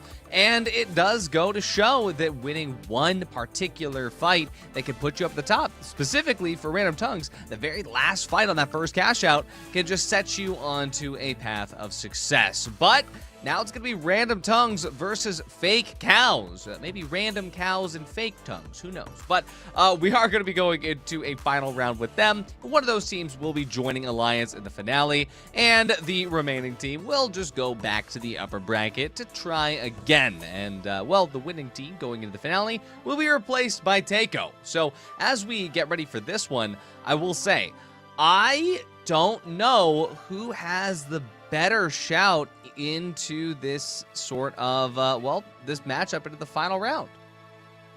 It's a challenging one to decide on. You know, Random Tongues, historically, very, very strong 3 versus 3 side, but I feel like every time we've seen Fake Cows up against one of the big hitters, they fall short of the mark. It's just something of a ceiling for them to deal with the Random Tongues, the Five Fears, the Takeos, the Alliances of this world. I don't think I've seen them win a 3v3 yet. They haven't made top 4 once, but despite always being present here, Artie, in the top 8s. Right, and Dianic, I mean, Random Tongues, you've had them all day. I'm assuming you're probably going to have them here as well? I mean, listen, there gotta be some consistency today in the predictions, and my consistency is going to be Random Tongues no matter what. I definitely think they're going to be able to cross the line here. Again, this team, even though only playing in Cycle 2 and now Cycle 3 as well, has gotten themselves multiple times in those positions to fight for a golden ticket, to be in those 3v3s, and they didn't play bad in the 3v3s. And the opposite, actually, they played quite well. Like, they have a kind of 64% cash out control only in the 3v3s, and that's pretty good. Fake Cows, on the other hand, a lot less times they've been in 3v3s. Of course, they've been here every single cycle, but they did not always make it to that spot. They have only a 60% over, what, across 1 or 2 games, and that isn't much if you consider all 3 cycles. Yeah, it's not a lot, but I mean, I will say, Jerry, it's not so easy to kind of split up when it comes down to the final round, where I feel like medium might not exist anymore in cash out, but the final round. So real quick, what's your predictions? We're about to jump into it. That medium thing is so difficult. It comes down to me. Random Tongues are an elite team, and Fake Cows are not. I don't think Fake Cows get through this. It's Random Tongues for me. All right, I gotta join Dianic and Jerry on this. I gotta be a Random Tongues stan. I think it's gonna be Random Tongues. I think we're about to jump into it. It's gonna be the final round here on Fong Wai. Random Tongues of Fake Cows. Dianic, Jerry, take it away. Random Tongues, one more in this position. Last time, cycle number 2, they've been here as well. First round, first 3v3, and they got themselves also back then the ticket. But let's see if they can actually reproduce what they have done. Listen, it's going to be quite interesting to see what they're capable against Fake Cows. Again, Fake Cows, they need chaos, and they haven't been able to establish much chaos, especially in Fang Wai City. Absolutely. It's a difficult one. It's so clear-cut. You can see the borders, the lines being drawn already across the map. Trench warfare, as I like to call it, across this roadside. And, you know, Random Tongues coming into this map. They are something else when it comes to 3v3s. They've only lost to 5 Fears in any of these tournaments so far, but different metas, different players. Ravinsky, this is his first time in a top 8 with this squad, so it's always chopping and changing. Roma really the only last remaining member of the old not-so-secret squad, essentially. You trace him back to Team Secret. He was a top 2 player in the world in terms of teams. They finished second at the Grand Major 2025. Right here, looking to be the second team to meet themselves in the finale. And now Random Tongues, they have gotten this plug under very little pressure from Fake Cows. Now the net is closing. The C4, the RPG doesn't really work in Glitch Cafe's favor. He does a lot of damage to himself instead. Only just a tiny little bit of damage towards Roma. The side of Random Tongues have already moved out of the position. establish control on the other side. Look at this rotation. That's actually quite clean done, because now they've set up Fake Cows for a bit of an unfortunate position. It's a lot of lower ground, especially with the high ground. They're gonna have much more advantages. And now also drop down the cash on one floor down. Of course, Fake Cows are gonna try to keep them away in the distance because they have to close this gap, but they've already made it through to the building. And now Fake Cows, they need to follow back up with them and try to close the space as well. And look at these rotations going on from the side of Random Tanks. They know how to control this. They know what space they need. And Fake Cows, they seem like they're just hunting them down and trying to find something. And they just constantly are on the move away from them. Whereas Fake Cows are on the move towards the objective, and they set up a gateway to escape.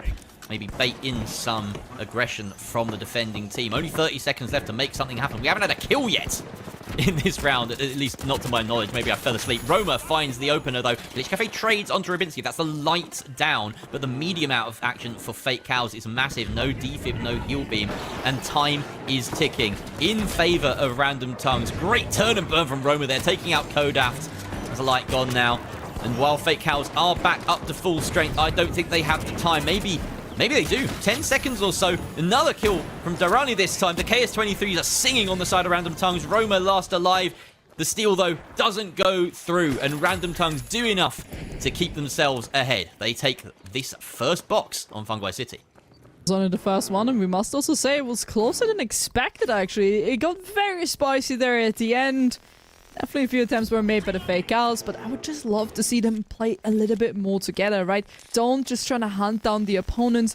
Do something like 5FaZe and Taiko, right? Bait the opponents towards you. If you don't know where they are, try to push them and force them to come towards you instead of just running around and giving away the time on the cash shot, right? Those are the two things. You can either chase down or you can make the opponents move towards you, and I would love to see Fake Cows do that more, because right now their plan isn't working. No, it's not. And, I mean, the fact that we've only seen one kill, or sorry, not one kill, one team wipe so far, it just speaks to the meta. It's a really slow and patient one. We're so used to seeing, you know, a team wipe over a vault fight, and then the unskippable cutscene that follows of a team running the box to the objective. But that's rarely happening today. It's rarely happening at the moment, because teams they've got that longevity. They've got the ability to outlast each other for as much as possible. Neither of these teams want to dive aggressively.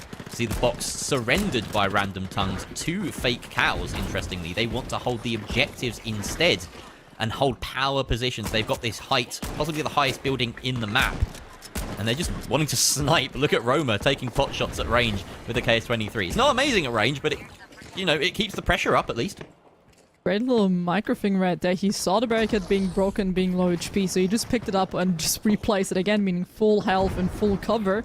It's a small thing that can really go the distance, depending on where this push is coming from. But from the side of Fake Cows, they made their way all the way into the building, meaning they're looking to plug this any second. Of course, they have the ability to drop down this cash out, but it's just going to make it much more difficult, because again, verticality is something that both of these two teams need to fight with. Plug, it's going to happen any second. I've missed the cash shot completely. It's still standing. There could be a plug for the side of Random Tanks, and it will be. They say thank you very much, and now they have the control. Oh, what a stumble from Fake Cows. That's embarrassing. Random Tongues, though, taking damage. Roma taken out by Louis Huncho. He finds the pick on the loner heavy, and now they can play around these statues. But they do need to force a steal in the 3 versus 2, so they're going to run and try and get as many kills as possible, forcing Dairani into a corner. Take him down as well. It's only Rubinski. I don't think they're going to be able to clean him up, because he is a light. He is running so far away. No, they have found Rubinski, but they aren't able to fight back. He actually swings back at them. I can't believe he didn't just run away there. He's staying up. He's fighting. He's even getting kills somehow. Roma claims one with the Pyro Mine. Rubinski takes out Lou Huncho, and Kodaf's the last alive. The 1 versus 1. Light versus light. This could be crucial. Still 40 seconds left on the timer, though, and both players going for reses, it seems. No, Rubinski's not. Oh no, Rubinski's just waiting, holding that cash out, trying to maybe make sure there isn't a sneaky steal coming in, but there is an attempt now going through. Beautiful drop down happening right now, just stalling even more time. They've seen at least The Rani now on the outside skirts. One more attempt of a steal, but he's just doing so much damage, especially with the RPG and the shotgun.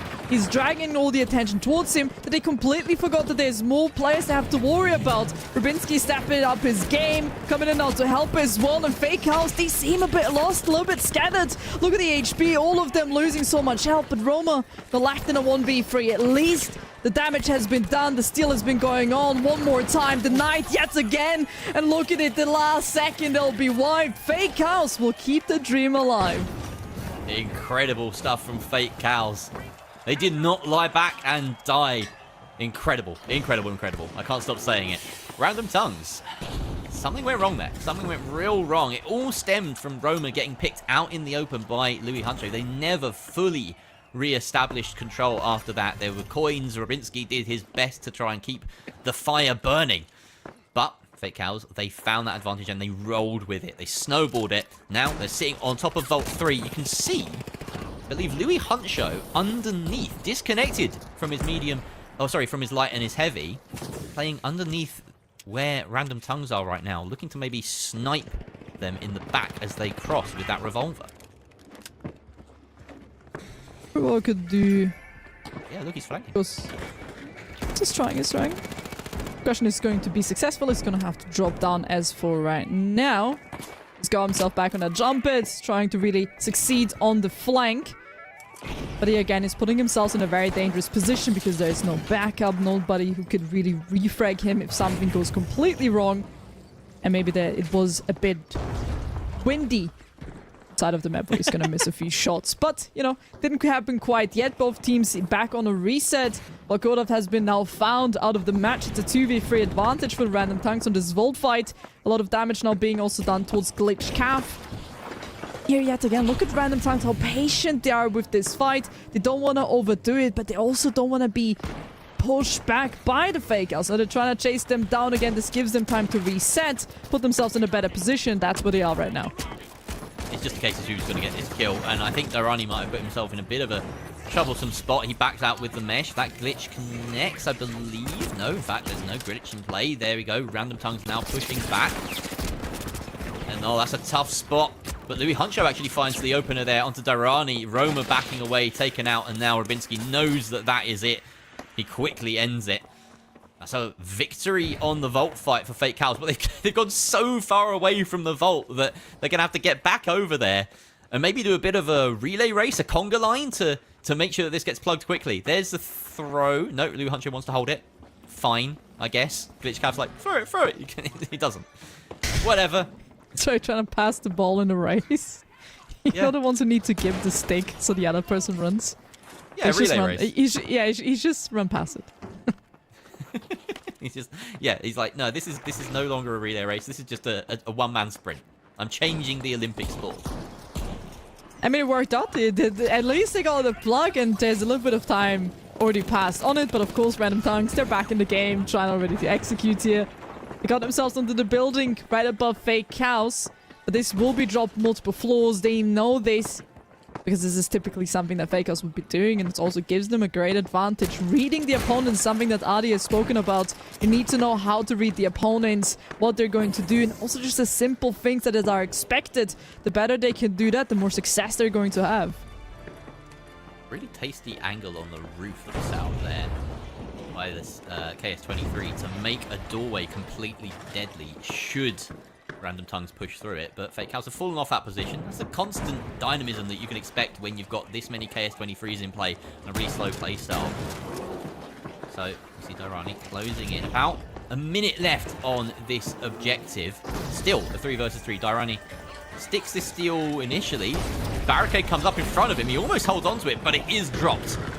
Fake House, they have the plan in place, but Rubinski's taken out Koduft, and the trade comes out. Louis Huncho takes out Rubinski. 2 versus 2, and this could be it, Dianic.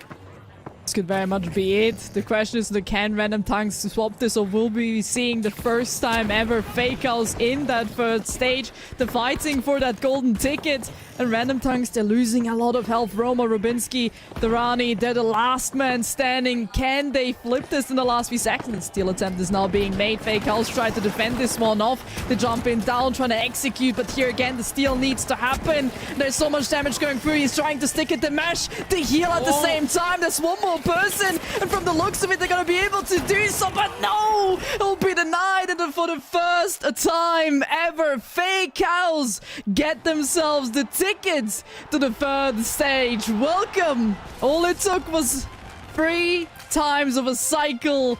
My god, this could have been the last second swap, Jerry. That was unbelievable. Random Tongues will be kicking themselves in a 3 versus 2 to not be able to transfer that. But Fake House, take bows. If you want to try and make that rhyme, which I do. So yeah, let's say that. They've broken through the ceiling on it. They made top 4. Maybe let's table that one, Jerry. But yeah, they did. They made it to the top 4, and wow, it was close. I mean, I genuinely thought that, and that last steal, Dianic, that I thought that Random Tongues had it, but Fake House, Louis Honcho, he put that on his back. I don't know if that was a goose stall or if he kicked him off. I don't know how that's all happened. Everything happened so fast, but I can't believe that final stall ended up happening. It is absolutely crazy, not gonna lie. I'm fully on with you. I thought this is going to be a Random Tongues last second. There was the mess, there was the heal. Like, every single thing was going correctly until that very last bit. I think it was the knife, because the knife does now also knock back opponents. So I think that would have just been, the kick, would have just been enough to get him off that. But at the same time, so much chaos. I'm shocked. So much chaos, and it was so close as well. I mean, 12 kills on the side of Fake Cows and 10 kills on the side of Random Tongues, but genuinely, as we always love to say in the finals, anyone could have won. It just ended up being the Fake Cows. But again, Random Tongues are not out yet. They will have another chance. Let's pull up the bracket here to take a look at what the rest of Stage 2 is going to look like. Well, it's going to look a little something like this as Fake Cows join the finale. Takeo comes back into the fray, and we've heard a lot of talk from the interviews today. We've seen a lot of the walk, but we haven't seen them actually sign their way up the very top just yet. Five Fears, another team that is very much at the top of that bracket. So will these two teams make it into the finale? Only 2 spots remain. There's 5 teams that are trying to vie their way in. So I mean, whether or not we'll see that, it is yet to be seen. But when we come back, Jerry, I think you'll be sitting in my chair. So somehow we're going to have to get on a plane and swap 2,000. I think actually it's like close to like 12,000 kilometers where we are. Either way, we'll get that sorted out. And then anyway, after that, it's going to be some more casting. So there'll be some fun games coming out of this. But chat, don't go anywhere, because after this break is the rest of Stage 2 to see who's going to be joining them in the finale. So, break time. Goodbye.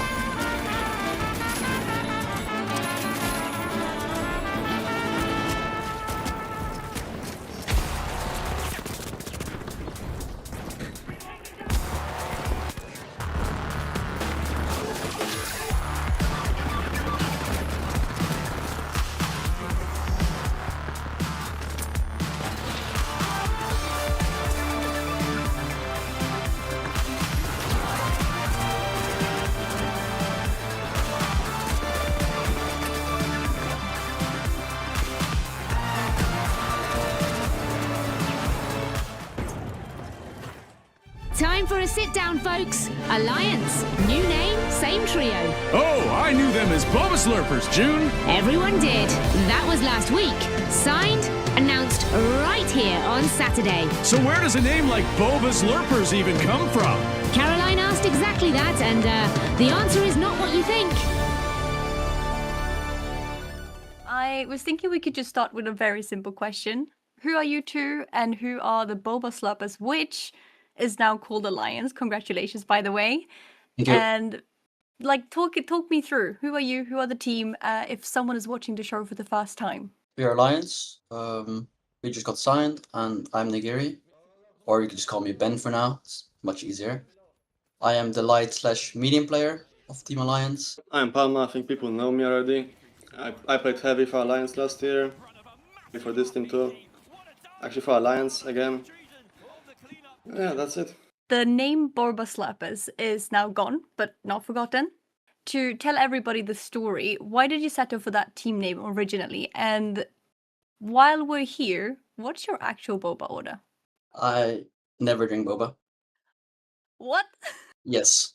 So the name is just my old-faced name. Just Boba Slurper. I used it for a couple of years. Then Faced asked me, what name do you guys want? I just said Boba Slurpers because it was just right there. And that's the whole story. I didn't ask permission for the team to change the name to that. Palma, Alliance, the same banner you flew in Stockholm, and now they've signed your team. So tell me the story. What's it like to be strongly backed by an organization that wants to sign you again? It's good. I think me and Kelly and Loda had a good bond together. They liked me from the start. They trust me. They trust me and my new team. And hopefully I can make it to TGM again. I did talk to Ben a bit at the TGM between rounds to maybe make a team if something happens. And yeah, that happened.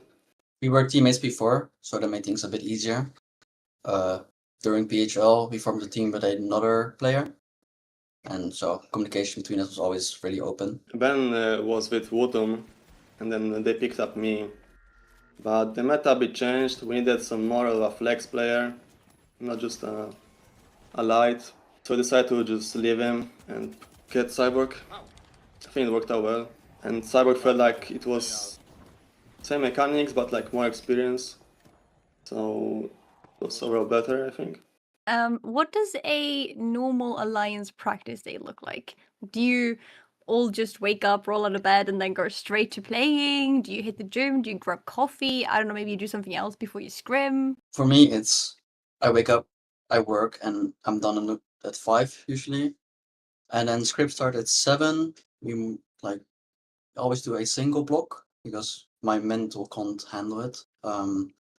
Doing double block, it takes a lot of a big toll on you. Let's go back to Stockholm. You were both there, 10 meters apart on different teams. Nigiri, you and Fnatic managed to get to the final stage, and Palma, the caster, called Alliance, failing at the final hurdle. What's the moment from that weekend that each of you still think about? Probably trees front of the map. So I think about every night. For me, it's more my friends and my girlfriend who were there. They were sitting on the front stage, and when we won a map, I just go to them, hug them. It's like the most precious part for me in Stockholm. I love that. I was gonna actually ask, you did have, because I remember you had quite a few friends coming and your girlfriend as well, to watch the major. Do you think you're gonna have the same type of support this year? Yeah, for sure. We already got things booked.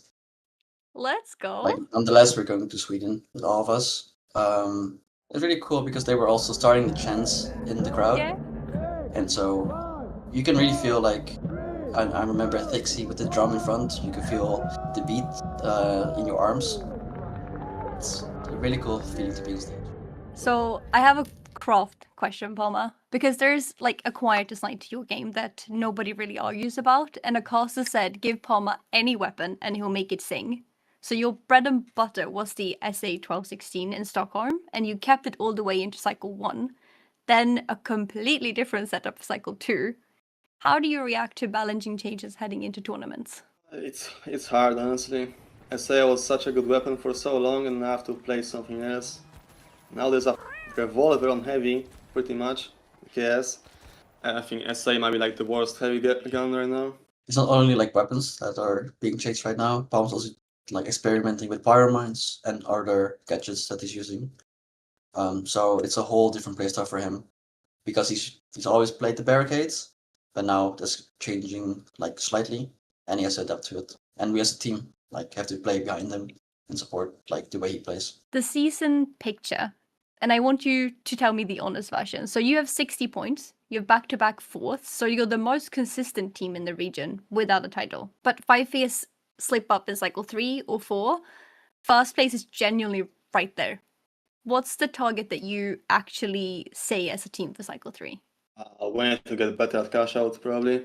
We f***ed up twice in top 4. Both times we like quad fast and we're just waiting for like 4 hours to other people to finish. We got rusty.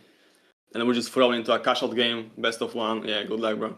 Anybody can upset anybody else.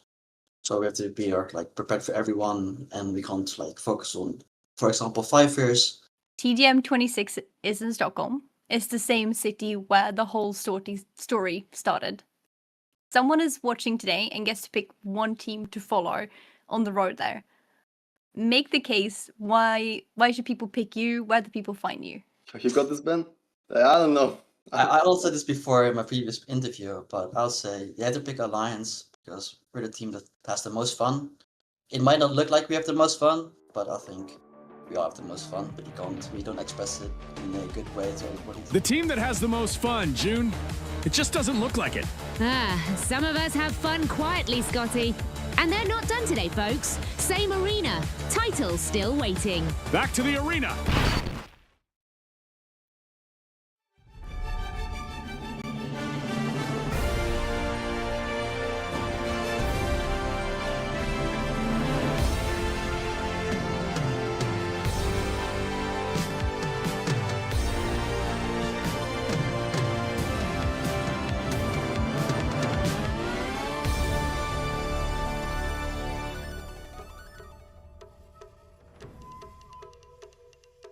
Hello, and welcome back to the Grand Major Online Series Cycle 3 EMEA Top 8. I almost got that perfect. I went a little bit fast, but we get better as we go along. I'm now hosting. We've done a little swapperoo as we said we would. Ardy and Dianic now on the casting mics. It's a pleasure to have you here, and we've got still 2 more teams to book a spot in the finale. 2 teams waiting, 2 teams to go. That's how it's going to work. So maybe we should have a look at the bracket and see just what's working out, Ardy. We've seen Alliance and Fake Cows, surprisingly, of all things, get their spot in the top 4. What's next? Well, I mean, what's next is that we've got Random Tongues trying to make a name for themselves, while 5Fierce and Takeo trying to keep their name in everyone's mouth. I don't know if that was the right way to phrase that, but I'm going to phrase it that way, because, hey, they've got a lot of points, and they want to stay up towards the top. That they do. And Dianic, I mean, we're going to do our predictions in a little while, but maybe we can just talk about the fact that none of us predicted Random Tongues to miss out on the opportunity in that last 3 versus 3. It was a crazy game. Fake Chaos at the end keeping a hold of it, and Random Tongues, they were so close to actually get that last cash out. Not to be underestimated, again, how strong actually Random Tongues are, but that was definitely a bigger upset. But here's another thing, right? Random Tongues now repeating and going into this next match with also now the new introduction of Taiko coming back into this stage from being the second team in the waiting list. We have a banger of a match. All of these teams have already played previous cycles. We have 2 ex-winners, 5Fizz and Taiko, and Random Tongues. They might be coming in with a lot of heat because they've just lost their golden ticket. Hey, coming in with a lot of heat. But Skywalkers, I got some word from Q. He's actually got a little bit of a buff in this harsh summer that we're all dealing with. It's only 20 degrees centigrade for Q in Finland. So, Jerry, he's got a little bit of a buff. Yeah, I'm sitting here in the UK, Dianic. You in Austria at the moment. I don't know. It's really hot. Really hot in Europe at the moment. Our parks are brown. So, yeah, that's maybe why Q is doing so well. He doesn't have to sweat as hard as everyone else, but everyone's going to be sweating in this lobby, especially. The top 3 teams in the current standings are here, and Skywalkers. So I don't want to be Skywalkers, but they're here and they have to fight their way out. Ardy, you look terrifying right now. Do you want to tell us what maps are happening or not happening as we have the map veto? I have air conditioning. Sorry, I just wanted to flex on. I realized that you guys. Wow. I'm sorry. I mean, hey, we're looking at a lot of CNS maps getting banned out here. That means it's leaving. Oh wow, we're on Fortune Stadium, and hey, with a Fortune, maybe you too could have an air conditioning unit. Twitch chat pays for mine. But either way, I mean, this is a good map for cash out, Diana. It is a great map for cash out, and I mean, we've already seen it today. We all know what shenanigans can happen, and this map is played so many times. Oh, what a match. I'm really excited for this one. Again, we know every single team. We know how they play. It's going to create interesting factors within itself. And the fact that we have 2x winners in this match just makes it so much more spicy. And I'm going to take it away, Jerry. No, I'm not going to let you have the first prediction. I want to have the first prediction. And I'm going to say, guys, as for Classic, Random Tongues, they need to be coming on top here again. I could have said your prediction. I was going to pull rank and say I don't want to go first because I want to hear your thoughts first and then have the advantage of knowing what other people have predicted. I'm going to do that now. Ardy, go. What do you predict? I'm gonna say that I do believe in Skywalkers when it comes down to cash out. I think it is. I think it's Skywalker. I think they do it. There must have been a Star Wars reference there, but I'm not a Star Wars guy. So maybe chat will have caught on to that. It's very easy with a team like Skywalkers in the lobby. I don't think they win this one, though. This is too stacked a lobby. They've missed their chance. That is what I'm saying. I reckon we see Random Tongues make it again. They're so good in cash out. They're so good in cash out. They're going to be kicking themselves. And I'm with Dianic on this one. Look. Sometimes we're just right a lot of the time. And we've backed Random Tongues a lot today and been wrong only once. And that was the biggest surprise of the day. We have 5 fears to take on this game, but not a single one of us have them? That's crazy. It's crazy.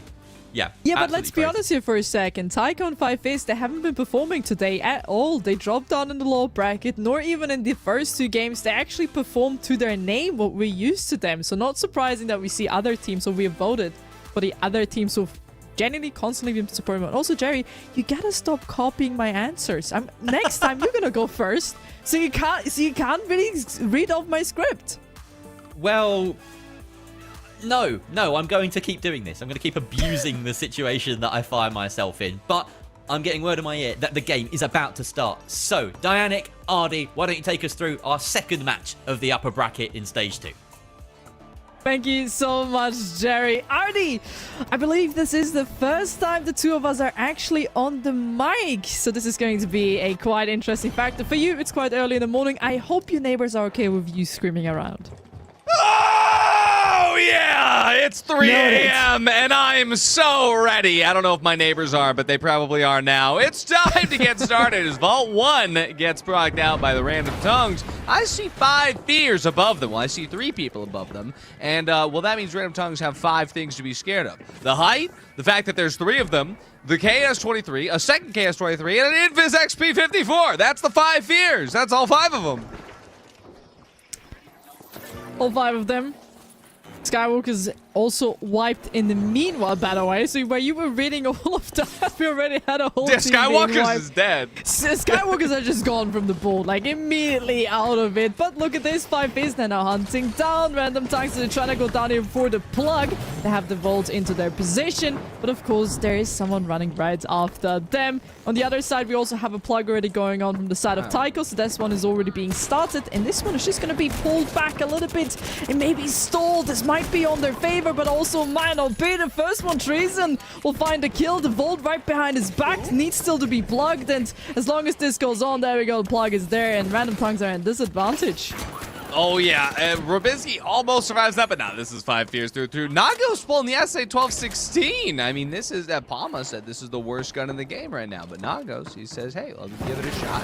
This is pretty crazy to see, and it works out for them, too. 5 fears, they get that. And the other side of it, though, we see Taiko losing control. We jump over to the other cash out. It is now into the Skywalkers. So, Luke's father or whatever. All right, either way. Skywalkers now control that one. Taiko, look at their wounds coming back into this. Pika is going to be able to gather information. That's going to be key as Atelko and OG walk their way back into this. It wasn't a full wipe. They just had to wait for one team member going back in. Now that's happened. The Skywalkers, well, they're going to be still holding up from height as Atelko and OG, well, they're trying to put Pika to the test. Say, hey, you got us that info. What are we going to do with it now? And it's a lot of waiting.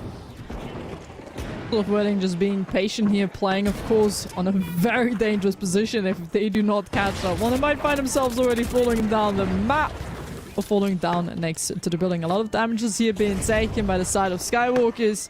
Now the rotation is coming in from the outside of the building. The steal is well being continued. Ochi, it's not taking at all any damage. Great defense, great steal as well by Taiko in the very last second. Skywalkers are not going to have a lot of time here to really bring this one back. It's going to have to be kind of a deep dive here moment for them, but they choose yet again to rotate around. It might just be a bit of a problem. Oh, they're going to have to force it. But let's see if the force is with the Skywalkers. Doesn't look like Pedrick is with them anymore as he's been taken out by Pika's XP. There you go, Emilien. He's going to go out as well. And now just up to Q. Unfortunately, though, Q is no longer for this world. So that will be Taiko finish off the first one. On the other side of the map, well, it's more of the same. 5 Fears putting dollars into bank accounts. Inner side, so it's gonna be kind of a bit of a contest. Random Tank still standing there, being kind of gate kept here by 5 Fears. They don't want to let them just move out of the building. You all know that you don't want to be in that position where you are out of sync with the cash shot. Just creates so much more problems. As an outer side to run away, and Random Tanks is given the space to reset, but also to chase here a little bit. 5 Fears, they set up a perfect little trap for them. Durrani taking a lot of damage here, but Nagos has been fine. In the meanwhile, a 2v3 has been established. The damage is there. Treason, yet again, so deadly with his weapon, but he will be taken out by Roma quite quickly. God damn. Yeah, look at this, though. Both of the vaults were very close to one another, and now Vault 4 is on the same sector as the active cash out. As Vault 4 hasn't even been opened yet. Now it's finally been tapped, but Cash Out C started by Taiko, already being stolen by Skywalkers, and they're actually going to be able to hold it, I think? Yeah, they held it all the way through, and now Taiko, well, they're trying to figure out what happened. And well, while they do that, they do take out Emilien and Pedrick. It is kind of a third party, kind of a fourth party, kind of everybody here, because why else would we be anywhere else? There's a chance that this gets doubled, although I think the vault is safely headed towards Cash Out D. Maybe not safely. There's always it's on its way here. Oh god, this is gonna be dangerous if it comes here, but also look how staggered we are. If this does go to the other cash out, we're gonna be minutes apart from each other. He kicked him! He kicked him off the res! That what a gameplay! It's the exact same people already caused him to lose one special random tanks against fake cows. Look at Treason, man. He's just here to disturb every single play. And look at it, it's been plugged on the other side, but look at the difference. It's so staggered up. This is gonna cause so many problems. Oh yeah, it's going to cause a lot of problems, and what's funny is it's not solving any third-party problems, although finally it seems that 5 Fears realizes, yeah, it's going to be easier for us to push Hospital if these guys aren't holding Hospital. Random Tongues, for whatever reason, they're going for the rematch up against 5 Fears on Hospital, and then they don't take that fight at Hospital, they take it at Clinic. And now 5 Fears says, hey, you actually are supposed to hold over at Sector 6 the entire time, this is why. And, well, they're going to be giving them a very, very quick lesson. As Nagos and Treason chase them all the way down, we see Carnifex up the top. He uses the glitch to deprime the C4, meaning that it's going to do less environmental damage, which is why he's able to destroy it and not have that cash out drop while he steals. Absolutely perfect. You could say it was pretty clinical. It was pretty clinical, and they have also gotten the steal now. On the other side, it's Skywalkers keeping a hold of theirs. Somehow, they've made it all over that chaos to not lose their cash. Very well played from their side. The scoreboard kind of starts to even out here a little bit. Of course, Random Tanks and every other team still has the chance. Maybe steal it away from 5 Fears. But do they really want to position themselves in the cash that has been staggered quite outside? As we can see, Skywalkers and Taiko moving for the next vault, and Random Tanks attempting a steal on the other side against 5 Fears yet again. Oh yeah, it seems that 5 Fears is, well, putting themselves in a very precarious position towards the front, especially with Nagos just front-running with an SA-1216, but I think he's just kind of aura farming here. Random Tongues, unfortunately, not really going to be able to do much without their light to buy them more time, so he will go for the res here, but Durrani, even after he gets the res, I don't think he's going to have a lot of time to rush into 5 Fears' box, but oh, see, Nagos, he's got the Witch SA-1216. I have not seen this since last season, so it's great to see it back alive, but unfortunately, Nagos is not going to be alive. That is Random Tongues at least winning the 1v1. Unfortunately, it's about all they're going to be winning. It's Verbinski now in a 1v2. Carney makes that a 2v0 now. Wiped. Not doing too great. And again, maybe there's much heat after that 3v3. Maybe this opponent is rather going through, but they still have a very, very small chance. Again, because it is quite even, a singularity of a cash that could put them back into that top 2. Of course, that is then relying on many more other factors. But of course, if they could get a plug, even better for them. They've been wiped back into the game. Tycho is looking to plug the second box. The first one's been plugged by Skywalkers on the other side. But again, very staggered. Creates a lot of possibilities for third parties. And Tycho is now being pressured by 5 phase. 2 have been already eliminated. OG is the last man now standing. Is not trying to make this one a difficult. It's just waiting. So I'm looking at Vault 6, and I'm looking at who's going to be grabbing it. 5 Fears, they crave chaos. They yearn for chaos. And I see Takeo, it's just OG. It's wow, what a throw from Treason. I don't know, though, if Skywalkers want this. So the question is, Dianic, how is this going to play out? This is kind of a slow burn, but I'm watching with absolutely no seat left. I'm off the edge of it already. It's been thrown back over this alleyway.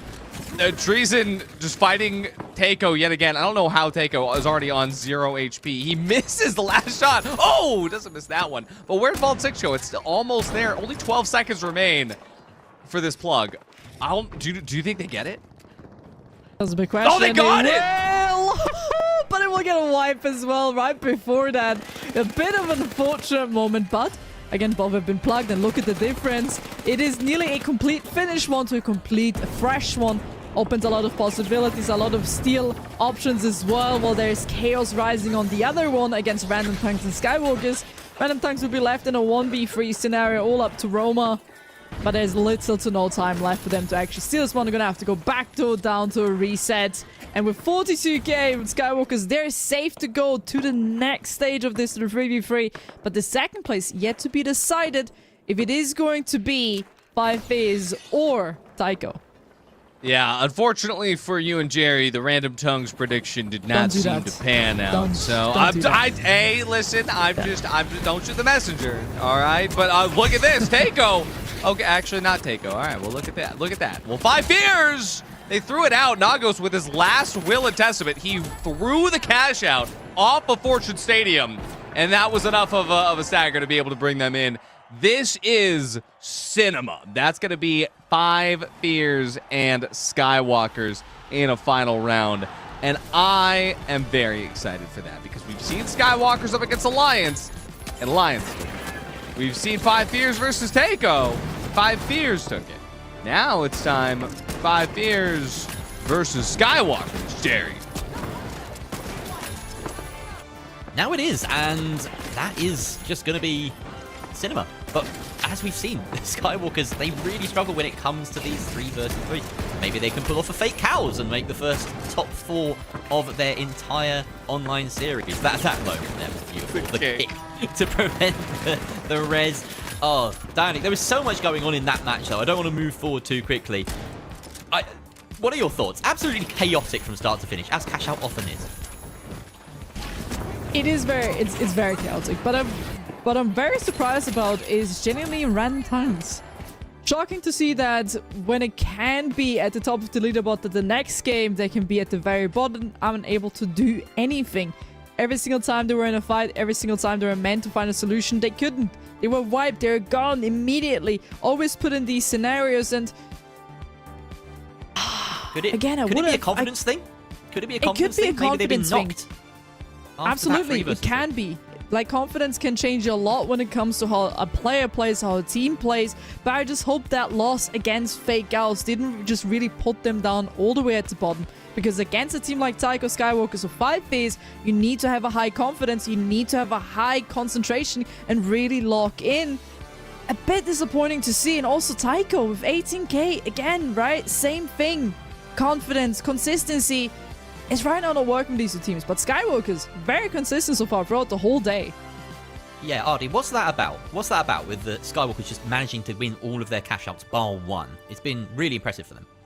They have the force with. I'll stop making that joke. I think that they just understand how to put Petrick in a situation where he can Petrick the heck out of everybody else. Where no matter what happens, it's cash out. You have to just make decisions based on not only what your team wants to do, but what other teams want to do. And when it comes to that decision making, certain teams are just better cut out for it. And 5 Fears is another one of those teams that just understands what the other teams are trying to do and how to read into that. So I look back to the second box when we had that insane stagger, and 5 Fears was reading, you know, this looks like they're out of position, and we're just going to push them.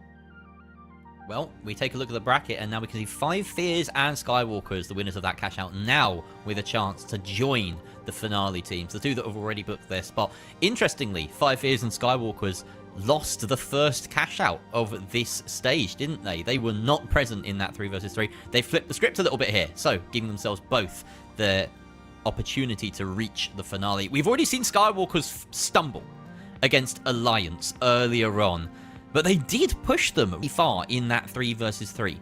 5 Fears, possibly a better 3 versus 3 side, but they have a wobble in them. You know, they've made their way here through the lower bracket. They've already shown that they're not perfect. They can bleed, but there's a reason that they're top of the standings at the moment. Dianic, we're going to get on to predictions fairly soon, but 5 Fears versus Skywalkers, what are your initial thoughts? Initial thoughts is just looking at the history from Skywalkers in those 3v3s. They haven't been the greatest. In cash outs, nothing to really say much about this team because consistency is key, and they've brought this onto the whole day so far.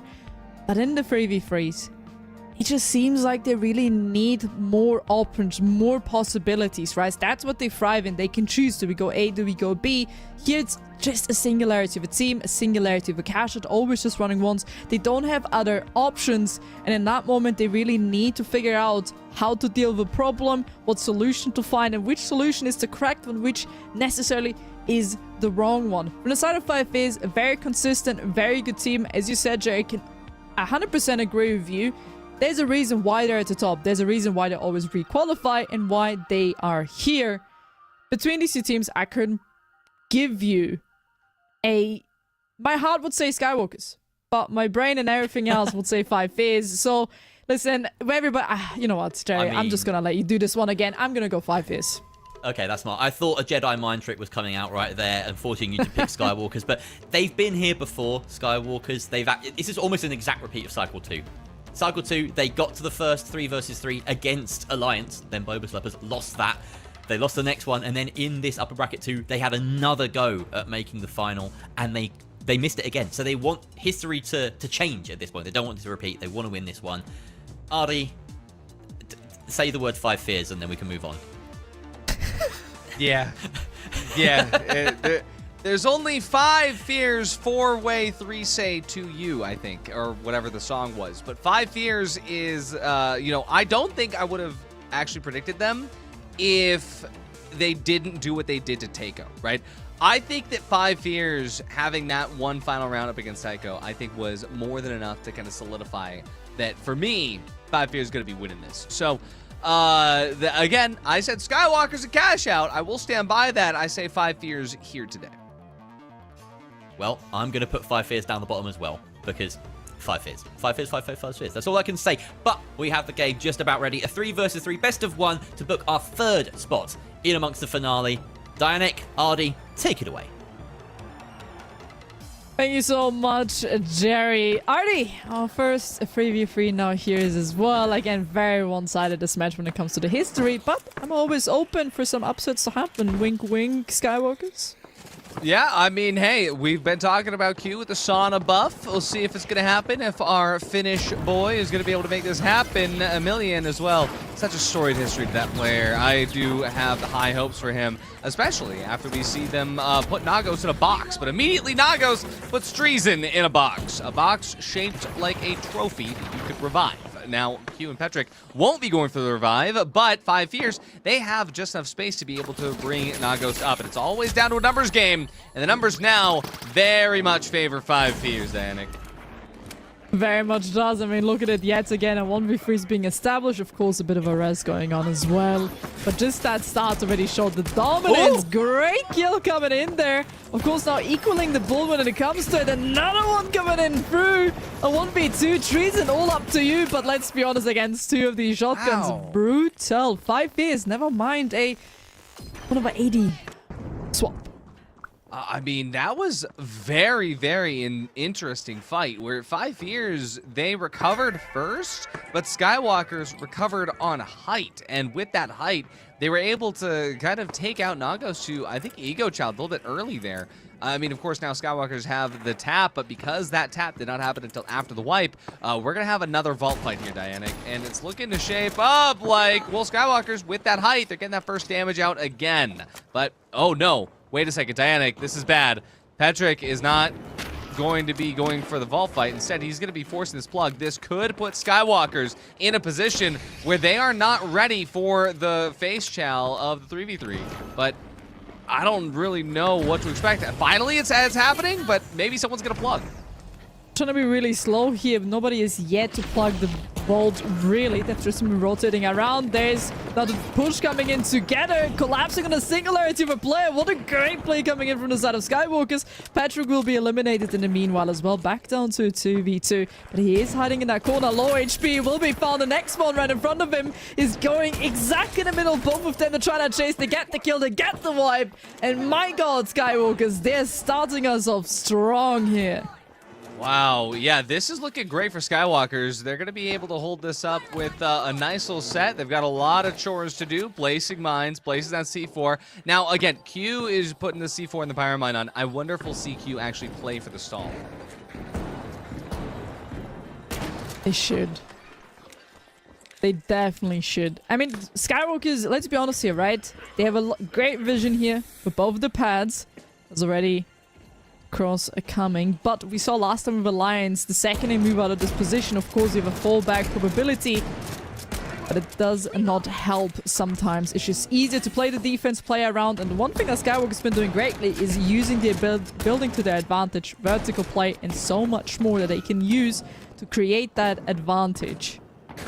This is one of the best points to do it on as well. Carney using that invis for good measure. Now Skywalkers, they see the trail behind it. There it is, though. They're finally making this approach, and it is fast. But Carney is fast, losing his HP. Petrick had a good angle, but he's not going to be able to stay there long. Of course, not running dash means that you got to respect the space that the KS43 players are making. A double drop going to be coming through here as the first C4 pops, and it pops the Pyro along with it. Drops down 2 floors, that bottom C4, but now 5 Fears, they're going to be trying to hold height. The Skywalkers, they back themselves up into a corner here. Petrick loses the 1v1 as Nagos use that SA-1216 again to great measure with that winch in the final round. Hasn't worked out yet, but it finally has found some teeth. Those teeth going to be biting onto Q as well. Emilian, the last player standing on the Skywalkers. He won't be standing much longer. 5 Fears, they win one team fight, but Dianic, that was the one team fight that mattered. That was the one that mattered completely because now the swap's coming in and 5 Fears will take the cash shot. Again, at the end of the day, kills are great, but the cash shot is the actual objective. Skywalkers finding themselves losing the first member is quite unfortunate, and this is something we've talked about earlier on. You were also contributing to that conversation, Adi. The second a kill falls, you need to be seeing teams completely collapsing on the other opponent. 5 Fears, this team is so good at doing that. So if the second Skywalkers lose one member, you know they're hunting you down. You know they're going to be executing onto you. And that is the dangerous part. It's also just so interesting seeing Nagos pull out the winch SA-1216, especially just in the face of, again, just go back to that Alliance conversation of, oh yeah, SA-1216, worst weapon in the game. And like all the people that are saying, oh, winch, not really good in this meta right now. But I beg to differ, and I think that Nagos is giving us a very good reason why. It's just, you also have the additional value of having cash out manipulation back on the table. I will say, Dianic, this is a very, very not fun fight to watch. It is just a poke battle, as Skywalkers are stuck on Clinic, and 5 Fears are just trying to aura farm them to not go for the play. But finally, whoa! Really good gateway play there from Petrick, but unfortunately, Nagos is already here. He's waiting. Look at him. with the RPG in hand as well. He's looking a tiny bit of ahead of an opponent. But 5 is playing this very slow yet again. They don't need the plug. All they gotta do is take that steal. Plug doesn't give you money in those 3v3s. A bit of an execution now happening on him. Great winch into the bubble. Gives him a lot of cover and sets the team up for a great first kill right here. 5 is looking for more, trying to hunt it down. Great RPG. Look at the damage coming through. Shotgun absolutely brutal. But he is the invisible, just juking him around. My god, Ardy, look at this 5 is. They do get to, but Patrick just... How is Patrick alive? I don't know. How? How did he survive that? He broke his ankles with that invis, and that's honestly insane timing, because look at this. EMEA's going to be able to coin back in. Q's going to 12 seconds. Dianic, they have saved themselves an entire team fight by being able to do that. They should have 2 more team fights now. This was so crazy. I don't know how he got away with that. That is absolutely brutal. There great. we go. Yeah, the winch, the cash out manipulation. That's what the winch offers. I'm loving the depth of this 3v3. It's crazy, right? They put themselves in a great position, but also know that meaning that Skywalkers, they're gonna have to play by the rules of 5 is, and we both know that is not the funniest thing to do. So 5 is have a great cash out control, and we can see here exactly why. But Skywalkers, they are trying to really get themselves here closer. A bit of a bait as well. Look at this. Yeah, Petrick threw some smoke out there. Million through the dome. He's going to try to hold it, but it does go down. Unfortunately, that's not going to work. But Nagos, he did pull himself out of position. That was exactly what Petrick wanted. Now Million, he's setting up to do it again. Another smoke, another gas. Throwing away all of that util. Skywalker's going to be able to hold this with Carney out of the picture as well. It's just up to Treason. He will be moving back to reset, but unlike how Petrick was able to go and reset with his invis, well, Treason is a little bit of a larger target. He's bulking. It's a bulking season. So, I do have a question, Arnie, because I've been told this once. Is it bad luck if you destroy the healing orb of another heavy? Because I've heard this. No. I mean, it's bad form though, because you see, your team can't destroy. Bad luck. No, I understand. But the thing is that it's if you have a chuck that it's your chuck, the enemy's holding it, you can't damage that chuck. So that's the thing, is that you are giving the enemies a bullet shield if you let them control the chuck. Nagos, he's going to be trying to hold the steal. Unfortunately, it is not going to happen. The Skywalkers are bringing us into a third cash out. And classic Season 11 KS23 fight. It's 5 fears that win that one, though, Diana. 5 fears may win that one, but they don't have the cash out, meaning we're gonna go to all the way 3rd round. Rinse and repeat. One last chance. Again, it's a golden ticket, right? Whoever wins this get themselves into stage number 3, where Fake Cows and Alliance are already waiting for them. Listen, this stage 3 is already looking spicy, the fact that Fake Cows are there. So whoever enters from this game is gonna make it even more spicier. Oh yeah, this is a very spicy one. But yeah, go back to Chuck conversation. If if another man is holding your Chuck, you're not gonna shoot your Chuck. I mean, you can't. The game doesn't let you. But it just kind of means that if you're holding Chuck that doesn't belong to you, it is kind of like a tiny riot shield. Just a tiny one. A very small one. He's trying though. Will it be successful? That's the real question, right? You can try, but at the end of the day, it's gonna have to be successful. Nonetheless, of course, the 3rd box cash out's already going on. Possession of 5 fears. Skywalkers have made it successfully across the building, are right below their opponents, are creating their way up above, not even using the stairs. Who needs that? Just gonna make a hole through the wall and the ceiling. And now they're the winch! So close. That winch missed. Dagos tried to kidnap him. Yeah, Skywalker's there. They're going from just straight on, not trying to match the height, and I wonder why that is. Whether or not they have the util to do so is a different question, but 5 years almost let them have that. I'm actually surprised Skywalker didn't stick that, but finally, the take of the stairs, Q, he takes a little bit of damage, only 70 damage there. Nagos misses the winch yet again, misses half of the SA-1216, but Skywalker's still with a massive health deficit right now. This is not looking great for them. Petrick getting the HP back, but he's on the bottom. 5 fears still still holding up the top. They're still at the cash out, not buying into the bait. I think a lesser team, Dianic, might have chased down Skywalkers, but Five Fierce knows they just have to hold that height. It's paying off as Emilian goes down, but Q does get the trade-off takeout. Carney is going very, very close to the edge now. The 2v2, but Q, he's such low HP. Now he's down too, and Dianic, I think that's it there. Skywalkers are out, and Five Fierce, they're going to be the last team going through. One more team slot remains in the finale. Oh, one more chance, and you said it perfectly, right? 5Fierce knew exactly when to focus on the objective, not to hunt down players, but rather to really keep the bigger picture in play. And that was to just reset, recontrol, and wait what happens with the cash out. That was such a key moment in that position. So underestimated how small things like that can actually change the whole outcome. I do appreciate that there's some commitment to skins in between these players, but 5Fierce getting our third ticket of the day to the third stage.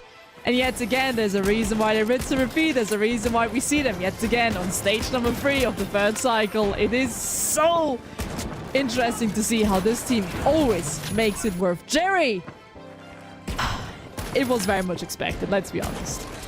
It was, but I mean, Skywalkers, they keep giving these big teams a run for their money, but it is now twice this cycle, 4 times in total, that they've found themselves in a top 4 qualification game and fallen short of the mark. They're not going to get many more chances. In fact, they've only got 1 more chance this cycle. At some point, they're going to have to punch through that ceiling, just as Fake Cows did earlier, and join the upper echelons of teams in EMEA. But Ardy, that was a really thrilling match in terms of the tactical depth from start to finish, and a lot of it hinges on Nagos bringing something that, you know, a lot of players don't have at the moment, which I'm not even talking about the winch, I'm not even talking about, you know, the SA-1216 or the Shack. I'm talking about bravery to innovate. He seems to be the only one who wants to change it up. Oh, yeah, absolutely. I mean, you know, he's got that dog in him, and that dog is very Winch SA-1216 shaped, but it goes to show it is worth experimenting in this meta, because when you think about, well, these teams just bring in 2 KS-23s, how do you get through that? How do you get past that? It's a really good way to kind of like go about it, because again, when you kind of consider the light side of things, the light on the invis, well, they can't dash away from your winch. If you do land a winch, well, it's gonna hit hard. And not only that, but hey, what's the best way around a bunch of KS-23s? Cash out manipulation, and that's what Nagos was able to do there. So a really big shout to 5 Fierce, but also, hey, Skywalkers, Dianic, I'm still thinking about that Petrick play with the smoke. That was pretty good. Listen, there's so many things can be said about, right? Skywalker's like also like Patrick in the building, man. He just got away. Like they have a survivability from the side of Skywalkers. They have a high survivability, right? They can survive things, they can redo things. But cash out is where they thrive, and it just comes down to having options. If something doesn't fit, they're just gonna do another way and gonna get themselves into that ticket. But the second those options are taken away, they can't really get themselves into this position to have those, but they're gonna deal with what is given, and I feel like that's where their problem solving really lacks right now. Well, you've called them survivors, but can they survive another top 8 heartbreak? Skywalker's still now with 1 more chance. As we welcome ESD, who've been waiting very long, came 3rd place in that lower bracket earlier on in the day. This is their only chance to reach the finale. They've had a rough day of things, a rough debut for this newer squad. Tycho and Random Tongue filling out the ranks. So yet again, we have another Elix and a Telco match on the docket here between, you know, Tycho and TMSD. It happened earlier a couple of times. So, I mean, we just need to find out what happens. And the best way to find out what's going to happen is to make it happen by pressing the buttons that mean the break happens, and then we come back and there's a game. So we're going to do that. Don't go too far, because when you come back, there's going to be a game, and it's going to be really exciting. See you in a bit.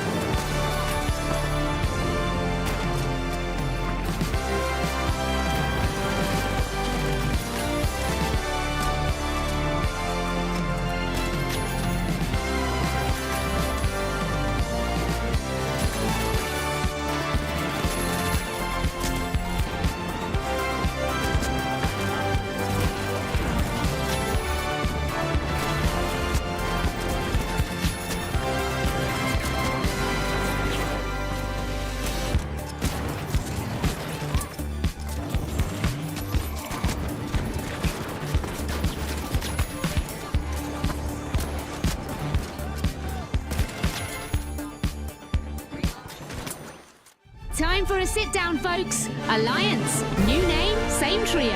Oh, I knew them as Boba Slurpers, June. You know, Scotty, people are talking about Five Fears taking first place. Who's going to stop them? Then let's settle it once and for all, June. An exclusive interview with Takeo brought to you by Caroline.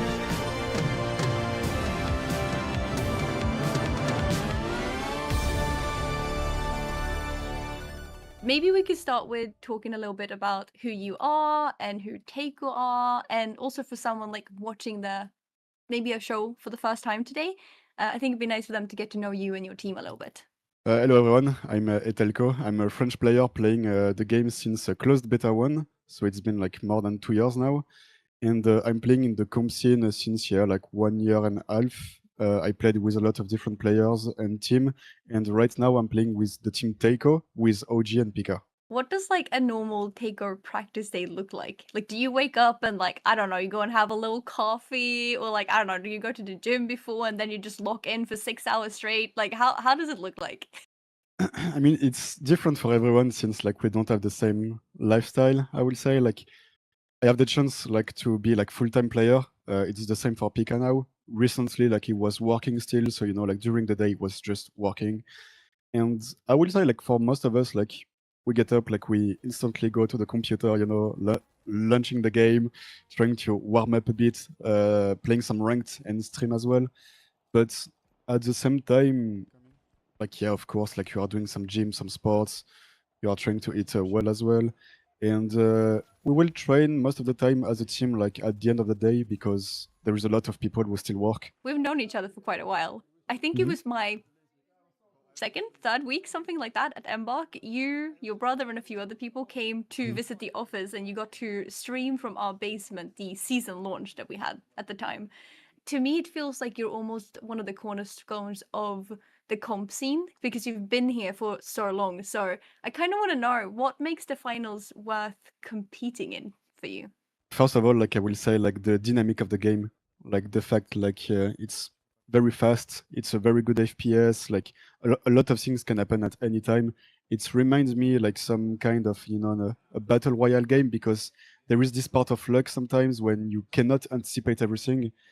And for some reason, like I like it because like it's like you have some kind of stress, but sometimes it's good stress, and that's the first thing I like about this game because you have a lot of emotions in real time.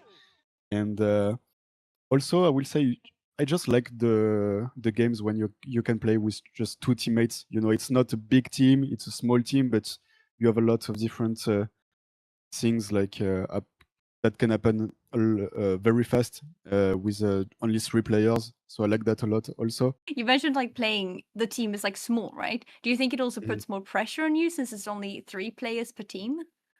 I think so, yeah, because like you cannot make any mistakes since like in a game when you are 5, like you can make a mistake and somehow you still have 4 teammates behind you who can like handle the bad situations. Yeah. And you are only 3. Like it's a small team, like no mistake at all. You have to play with each other, and yeah, it's like very intense. You are one of the only players in the region that is running the dematerializer, and half of what makes Takeo fun to watch is what you do with it. So for a first-time viewer, what does the demat actually let your team do that nobody else out there can? I will say it's harder to anticipate. Like when you have a medium demat, like the opponent teams, like they cannot anticipate what will happen. Most of the time, maybe they can, but at this level, like it's quite impossible if you play very well. How did it happen? Like, how did you end up being one of the early medians in EMEA playing the dematerializer? As I said, like I was like previously, I said like I was not familiar a lot with the light and AV class. I played the AV in competitions before, but it's been like such a long time. I was not playing AV and light anymore, and I was like, there is no way the medium is not unplayable. Like I need to play the medium still. Like I want to show the world, like we can still play medium. I wanted like to prove to everyone like I'm still among the best medium. I don't care. I wanted, just to prove, but like sometimes like we lost a lot. I was like very bad at some points because like playing against double light, double AV. I need to make 0 error, and for me it was very hard. I was not like at my best shape. So a few weeks ago, 5Fierce sat in the interview seats as well, and they told their side of the final that you played in Cycle 1, especially the play where you guys hid under the staircase. Nagors called it a random APS in the room and said that Monaco was kind of unlucky. And then Carnifex was a little bit more generous. He called your hide a gamble that worked out and then gave you some props for it. So to settle it for the viewers, how much of that play was luck and how much of that was planned? I will speak on Monaco first, because like on Monaco, it was definitely not luck at all. Like on Monaco, like we were prepared. Like all our like placements were already, you know, like something like we have in head. Like we knew exactly how to play against them. Like everything was already prepared. Play against 5Fierce, because we knew at this moment, like the way they were playing, it was like exactly what we were like, you know, like anticipating. And like for the move like on the stairs, it was, I will agree on the 50-50. It was a very gamble situation, because we knew at this moment, like if they play sonar on us, we are maybe cooked. So Carnifex also said that you scrim, and they know exactly how you play, and that if you ever meet again, they're coming with a completely different strat. If we ever end up playing against Taiko again, we are definitely gonna play in a way different style. They were pretty good at like trying something new against us, because we like scrim them every week basically. We know how they play, but they kind of catch us like off guard by like utilizing the APS with like a different play style, like kind of hiding, running away, kiting, and stuff. Is there anything you want to say back to them before Cycle 3? I will say, like, we scrimmed them, like, not so many times, like, we scrimmed them, like, one time, we faced them in competition, in tournaments. I will say one thing, like, it's just, like, we never lost to them in competition. Like, most of the time we scrim, like, we beat them also. So, I will say, you can be prepared, we are prepared too, and let's see what will happen, you know. Well, you heard the man, Scotty. Prepared. That's fighting talk, June. Somebody keep those two teams apart until the arena doors open. That's rather the point of the arena, Scotty.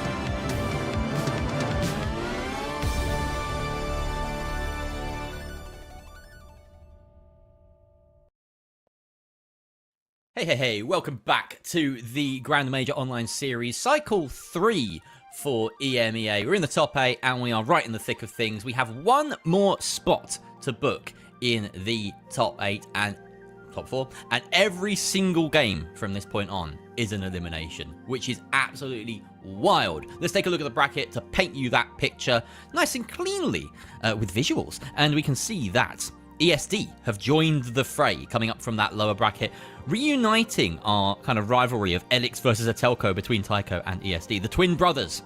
Always exciting to see that. Skywalkers and Random Tongues getting one last swing as well. A lot of failed attempts between these guys to make it into the top 4, but it's going to be ESD's first try. And Taiko, they haven't even made a 3 versus 3 yet, Dianic. They haven't. It's been a struggling. I mean, we're not counting the lower one. Yeah? Are they? Okay. Yeah, so, they haven't made a qualification 3v3 so far, okay? Let's specify it a little bit. They haven't been on the greatest game, let's be honest, right? When it comes to actually getting cash shots, plugging them, keeping the control, they're constantly falling a little bit short here. Again, Atelco is going from a medium to a heavy, and even in the top 16, they had the glimpses of how good this team can be, but because it's such a recent change, I think that is what is making the biggest problems, right? New comp, changing up around things. They can't just play how they used to, and of course they have to adapt with every other team, and I think Taiko's a team, they need a little bit longer to adapt to a new meta coming in than, for example, a team like Random Tongues, or even a team like Skywalkers. They're very quick at adapting because the routine isn't there, just like in Taiko. Yeah, Skywalker's definitely the team that have adjusted to this meta the best in cash out at the very least. But Ardy, you know, look at this lobby, and it makes you cry for mediums because Telco is there, and Elix is there, and you know Roma, who was a light main, is there. They're all on heavy right now. They've all been sacrificed to the heavy gods, and yet there's someone waiting for them in the top 3 in Louis Huncho, who is a medium main, so it can be done. It's true. It is very true. And I will say, no matter what, we haven't seen the full depth of what these teams can pull out. I think maybe some of these teams might be feeling a little bit inspired by the winch that we just saw by Nagos. Maybe feeling a little bit inspired by the medium that we've seen stay alive. Maybe not that one. But I think that there is still something left to be said about cash out, although something tells me that the way that this cash out is going to shake out is going to look a lot like a KS23 and a mash, a KS23 and a mash, a KS23 and a mash, a KS23 and a mash, a KS23 and a mash. Yeah, we get it. KS23 and a mash. We get it. Okay. I'm sorry, okay? Unfortunately, this is what we're dealt with right now. It will evolve, undoubtedly, but that one nerf to the KS23 doesn't seem to have done it enough. We need another one, or maybe just give the mediums some love. That's what we want. Either way, that's all in the future. They got to play the cards that are in front of them. Speaking of the cards in front of us, Dianic, we've got a map veto. Perhaps you'd like to talk us through it. Oh, we're going to Nozomi Citadel. A quite interesting one, right? We get our default maps out. We also have a little bit of a cheeky Las Vegas banner coming in from Skywalkers, but Cis Horizon, Monaco, those are like 2 maps you want to be seeing. You should be expecting to see them. Surprisingly, today we have only seen once Cis Horizon. Other than that, every single time Monaco has been banned out. But Nozomi Citadel, I believe, is pretty much the first time we've been seeing this in EMEA. I know in EMEA there's been quite a lot of that played, but EMEA, we're not a fan of Nozomi Citadel according to the players. Yeah, it's been definitely banned quite often. This is a really varied day in terms of maps as well. We've only had a repeat of Fortune Stadium, so I'm loving it. I want to see everything by the end of it. Give us some Skyway, give us some Monaco. Maybe we'll see it in the finale. Who knows? Prediction time. We haven't talked too much about the dynamic of the lobby in front of us, but Team ESD coming in. You've still got Skywalkers who have just been incredible in cash out. Random Tongues, Tycho. I mean, honestly, Ardy, take your pick. Who do you think makes it through? I have it in the cards that the grand final of today is going to include Tycho. I think that they're going to be making the long way around, and they're going to make it. So I think that Tycho has this one in the bag. I think that that's going to be a good set to see if they're going to be able to hold it down on this map, but that's my pick. All right, Dianic, what do you think? I've been very consistent when it comes to my predictions. It is a tough one, right? So many things could be said about every single individual team. Also, ESD now coming to it. I would really want to say Random Tongues to be in this cash out again, place number 1. They've been very consistent. I think last game was a bit of an oopsie. Now we're going to new map, new teams, a little bit of a reset maybe mentally. I do see Random Tongues at the top into that 3v3 with them. It's such a tough call. I'm going to have to go with Tycho here. I think that this is a lobby that they can maybe come out on top of. But it's worth mentioning at this point, right? Tycho and Random Tongues, the 2nd and 3rd place teams in the standings right now, and they're in danger of not even making the top 4. But only one of them can, in fact. That is huge for 5 Fizz. We're looking at this and like, you know, saying we're basically almost guaranteed our top spot if we can do well in that top 4. So a lot on the line. I know that the teams in the top 3 right now will be eagerly watching this and finding out who they are up against, but we've got to cash out before that 3 versus 3. So, Ardy, Dianic, why don't you take us into our first double elimination cash out of the day? Yippee! That's yippee? All. Okay. Yeah, that's all. I'm just excited. Oh, I'm sorry. I can't just be excited. You can be excited. You know what? I'm gonna join you. Yippee! Oh, that Yippee! doesn't. Oh, they're that fighting. Oh, the Dobes, meshes, KS23s. Okay, some shots at the back. Patrick actually getting a little bit of heals out. Okay, let's be serious for a minute. I can't be serious for a minute. That was an even trade, KS23 to KS23. Actually, it's just all XP54 to XP54. It's constantly going around. height being held by Taiko. I don't even know what's going on anymore. Okay, Skywalker's has a slightly higher height. It's not going to work out for them, though. Oh, okay, fine. Here we go. Skywalker's down. Taiko win. My prediction, good. Jerry, Your bad. prediction. Oh. I must...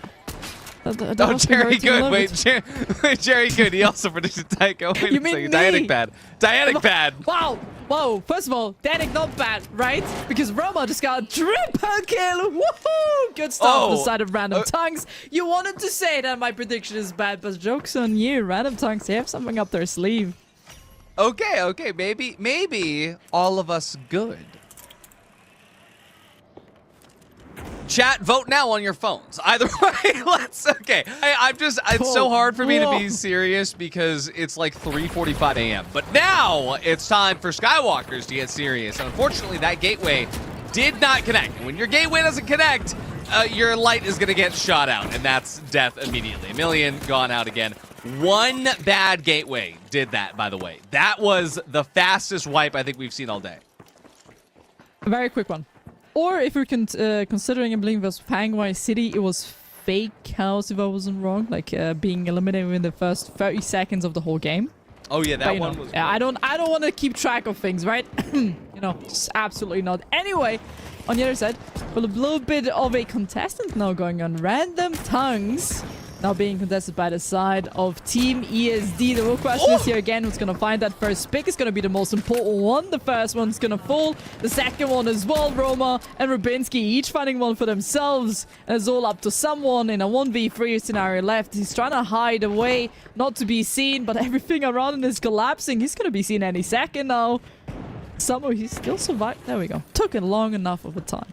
Oh, yeah. Well, hey, it's getting interesting on Taiko versus Skywalkers, because Skywalkers, they almost held that steal. Let's jump over there right now, and yeah, it is chaos in the arena. As Patrick goes out of low HP, it's OG who's the first to fall, and 1,000,000, though, he's got to back up with his mesh, and unfortunately, that mesh gets glitched out with a nice barrel, but Telco and Pika, they've got the high ground, and Pika takes out 1,000,000 with it. Now it's just up to Patrick. See what he's going to be able to do in the 1v2 as Pika and Telco look to try to revive OG. Patrick gets Q back up, but this 2v2 is only going to be favoring Taiko in the moment because there's not a lot of time left over. Not a lot of Patrick left over either. They get the res, but this cash out is pretty much said and done as a Telco. He kicks him off. Wait a second.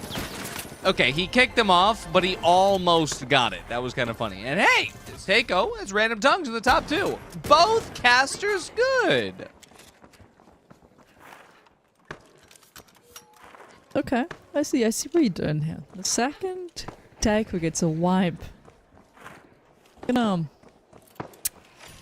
be mean. Well, are we keeping track?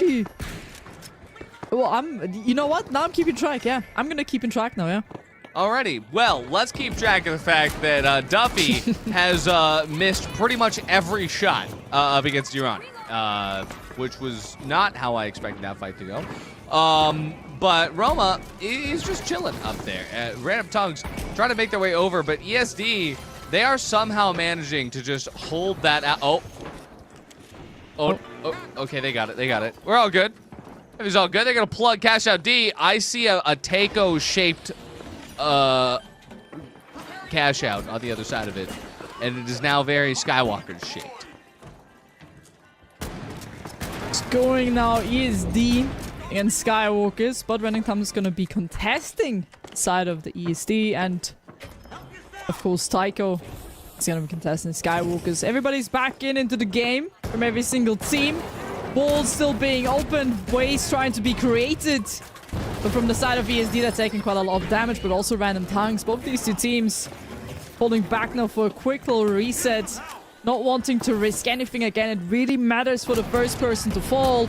That will initiate a possible collapse from the opponent team. Great defense here of these barricades, by the way. Of course, they can be taken down, but it just takes so much time away from them to really get rid of them. And the damage also not being disposed from the side of Random Tongues. But here yet again, they've lost Rubinski first, going back down for a reset. As Team ESD trying to be quick here and trying to follow them into their death. As they're going to keep getting more and more kills. Rubinski is back up in a 2v2.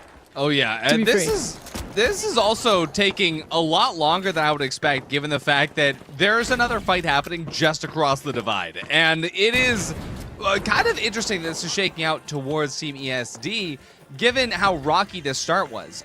Random Tongues at any time could have disengaged and just reapproached this from a slightly different perspective. But for some reason, they're just holding forth. But now, Taiko, they have still not yet gained control of this yet again. They were the ones that plugged it. Skywalkers, they got an early pick. They were able to take it out. And they've been able to take out Taiko now. And that is Skywalkers earning that cash out. But it is still Taiko very slightly in the lead thanks to cash out, one money, and also the plug money. So those plug dollars coming in clutch. This is the most even cash line we've had all day. Oh yeah, and that means it's just on this third set of cash outs and vaults. It's gonna be even much more chaotic. At least there's a wipe coming in for the side of ESD, but Random Tongues are not gonna be able to get that steal last second. But look how even this is: 18, 17, 16, and 16k. These guys are all just a few kills apart from each other. The plug and the finish. If you plug, great, but it doesn't guarantee you. So both of these two vaults should be slipped for the ideal world of two teams then continuing who are the strongest. It's just gonna make things so much more interesting. Look at the kick. He's genuinely just being bullied into the corner of that. And with that wipe, that sets them to 16, putting Skywalkers in the first place and ESD on the second. Yeah, this is actually coming down to the wire, but unfortunately for Skywalkers, it's going to be a little bit of a third party as Random Tongues decided to come and get involved, and that's very unfortunate for everybody in this lobby except for Team ESD, who in theory should have Vault 6 tapped and plugged on their own accord, but as we can see, Vault 6 does have to kind of come through all of this chaos. Cash Out B over to the other side is where Random Tongues is taking their one vault, but Team ESD, they've got Vault 6 plugged already and Cash Out A on the CNS side of the map. So we've got the split, and now it will be whoever is able to finish this out and close this off. And as Taiko approaches, they have not been having a good time in the second half of this match, Dianic. It is looking so rough for Taiko. Very rough. Team play might just be a get rocky a little bit from their side again. 5 is an even cycle throughout the whole day today, showing a little bit of weakness coming in from the lower side of the bracket from stage 1. Nearly, again, facing elimination and just surpassing. But whoever doesn't make it here to the 3v3 will be eliminated. So it's only 2 teams that will be considering from here on for one last chance of a golden ticket. And ESD and also saw Random Tongues, both are plugged, both have the control right now. It just matters to be in first and second place. Which one you hold at this point does not matter. As we can see, Skywalkers slowly but steady creeping up below the cash. This could be the ideal play to just drop it down, get on with their lives. But unfortunately, there's one more for me. He's going to drop all the way down, putting himself in risk of being taken out. OG will find that kill on Elix. And this is a great opening kill for the side of Taiko. They might be able to get in here and get a steal, but it's going to be Skywalkers, of course, contesting this. And that means Random Tongues are completely alone on the other cash shot. They're being ignored while 3 teams are fighting over a singularity of a cash shot. And there it is. I mean, it's Taiko here. They followed the golden rule of cash out, which is don't be first, be last. And Taiko came into that fight only after it was already won, and that's why they're able to reap the rewards here. This is looking absolutely tasty out here, but Skywalkers, unfortunately, with only 27 seconds left in the match, and Q having to wait for Amelia to coin back in. No, he is going to actually get this res here. It's their only chance. Somehow Skywalker's going to last second reset. We'll see them try to walk in now. Looks like OG's putting his own dome down before they dive in, but unfortunately for Skywalkers, no such steal will occur as Taiko lock in their cash out and their chance to the final round. And on the other side of the map, it's Random Tongues. That is both of the caster predictions coming to fruition here. And that's Taiko and Random Tongues making it to the final round. Maybe it is the last very second, as you guys said. At the bitter end, Taiko will make themselves and put themselves in a 3v3, but also Random Tongues, this is their second number chance in the stage number 2. They already had it once, they lost it against the Fake Cows. They're gonna have a repeat against Taiko, and this team we could say is definitely harder to beat, considering they've already won one cycle, and that was cycle number 1. Jerry, I think, of course, both prediction might be right, but this 3v3 is probably one of the most juiciest one we had today. Oh, it absolutely is. Only one team can make it, but I feel like we've overlooked a really saddening fact here that Skywalkers and ESD have fallen short. They've just been eliminated. That is it. GG go next. And in their case, next is, well, at least a couple of weeks away in cycle number 4. So Skywalkers had so many chances and again missed their opportunity to reach the final top 4. Team ESD, well, they had a really rough day from start to finish, only getting to jump back into the action in this cash out and immediately being dispatched. They never looked like they had enough of a say in these fights. And that final third party, Ardy, Random Tongues were able to just sit on the other side of the map. And like you said, Tycho, they timed it to perfection. Look at the kills that they racked up over the game. Really smart macro movements and the gun skill to boot.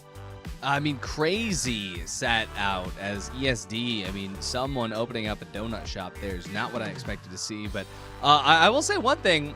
Fun fact, this cash out lobby was the first time that we've actually seen all 3 former members of Team Secret in a single lobby like this in like a while.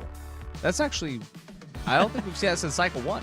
But either way, some great stuff coming out from every single team, but Takeo, they just once again show that control in cash out, that safe control that Skywalkers once had. But on Nozomi Citadel, unfortunately, that is a little bit of a kink in the armor, to say the least. And unfortunately, Skywalkers, they've had more than one shot up at the very top. But Takeo, well, now it's their time to shine. It is, and we'll have a look at the bracket right now. We will get a look at this as well after the fact of this next 3 versus 3. Danik, we have Random Tongues up against Takeo in our next 3 versus 3, the last spot in that finale to be offered up. And, well, there's history here. There's lots of history here. OG Atelco Pika and Roma on the other side for Random Tongues. As Ardy mentioned, Team Secret sort of dotted throughout here in OG and Roma. And it's yeah, there's so much to say about this. But they're both really strong sides. This is a 2nd and 3rd place side in the region. So, yeah, how do we even square this? It's a tough one, right? You can't really square this one because both these 2 teams, they already know each other. Not only have they been previously playing together, now they're enemies, but also they've been such a long part of the competitive world in the finals for such a long time. And there's no unseen tricks. They know each other. They've played against each other. But this time, this is the first ever time that they're fighting for a ticket for the 3rd stage of today. So there's a lot on the line for both of these 2 teams. Again, for Random Tongues, it could be more points, more cash.